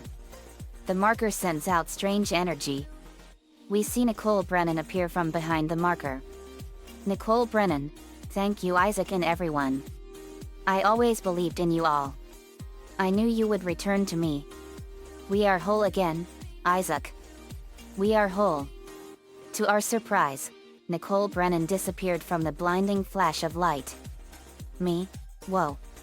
But then, the marker spread out strange energies all across the entire colony. Aegis 7 colony's computer, emergency, geo-orbital gravity tethers offline. Tectonic load released. Impact imminent. Evacuate this area immediately. As we see on the skies, that the colossal rock which was hovering the planet, lost its 12 blue lights hanging it. As it now falls to the planet, as we see fire on the bottom of the huge rock, they got 4 hours until impact. Me, oh man. It's gonna hit us. Let's go. Lincoln, we need to get to higher ground in order for Lisa to beam us on the ship. Everyone nods, as they head into the room on the right. As we were almost to the door that said return to landing pad, the door locks itself. And a quarantine alarms appeared. However, the window blinds where they came from, opens up. And through the glass wall, is Kendra Daniels. Looking at the team. Me, Kendra. Kendra, everyone. You really didn't think I was going to just walk away. Do you? Me, not without you when we throw you in prison for your crimes. Kendra, I can't do that. The mark is coming with me. It's a shame. I was starting to like you guys, especially you Isaac. Even if you all are insane. Me, I think not. Kendra, what? You all don't believe me? Take a look at yourselves. Better yet, take a look at that video log from Nicole. And this time, watch it right at the end. As Kendra showed us the video log of Nicole Brennan. Nicole Brennan, Isaac, it's me. I wish I could talk to you. I'm sorry about everything. I wish I could just talk to someone. It's all falling apart here. I can't believe what's happening. It's strange. Such a little thing. In the end, it all comes down to just one little thing. I didn't want it to end like this. I really wanted to see you again, just once. I loved you. I've always loved you. As Nicole injected herself, Isaac sadly covered his face with his hand, not able to watch her final moments. Me,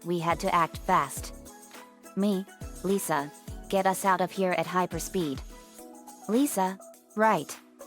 We got out of there fast and the blast hit the planet and completely destroyed it in a massive explosion.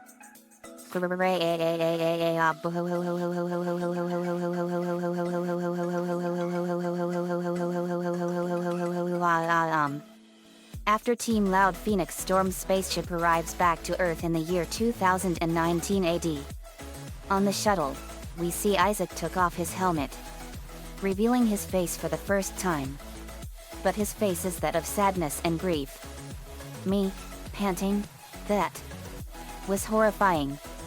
Lana, yes it was. Lincoln, guys, what should we do about Kendra? Me, I have an idea. We brought Kendra before the court system and she was found guilty of her crimes and she was sentenced to eternity in the moon prison. Stuart, thank you so much for saving us, JD. Me, you're welcome, Stuart. Isaac, thank you for helping us destroy the Necromorphs and the Marker Unitology Society. Isaac didn't reply, as he stares at the ground in sadness. Stuart, something happened to Isaac? Me, he lost his girlfriend Nicole Brennan to everything that happened. Stuart, shit, I'm sorry that happened. Me, I can fix that. I snapped my fingers and I resurrected Nicole Brennan and they were reunited and they were happy. Nico caught a conkeldurr and an Audino when he got back to Earth and Ricky also caught a Poplio during the global race. The survivors of the Necromorph nightmare decided to join Team Loud Phoenix Storm. Isaac Clarke, to the viewers, unitologists beware, because Team Loud Phoenix Storm is coming for you. Me, you said it, Isaac. This had to be one of the most terrifying adventures we've ever had. The end. Asterisk asterisk asterisk. Another fanfiction and a terrifying adventure done. This chapter is based on the popular survival horror science fiction game Dead Space.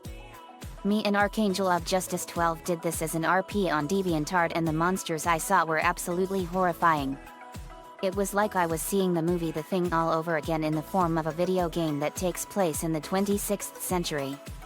Nico-chan 11 gave me the ideas for this one and Archangel of Justice 12 and me did the fanfiction for this one. We did a great job. Let me know what you all think. This is the longest chapter we ever did. See you all next time. Dead Space series is owned by Visceral Entertainment,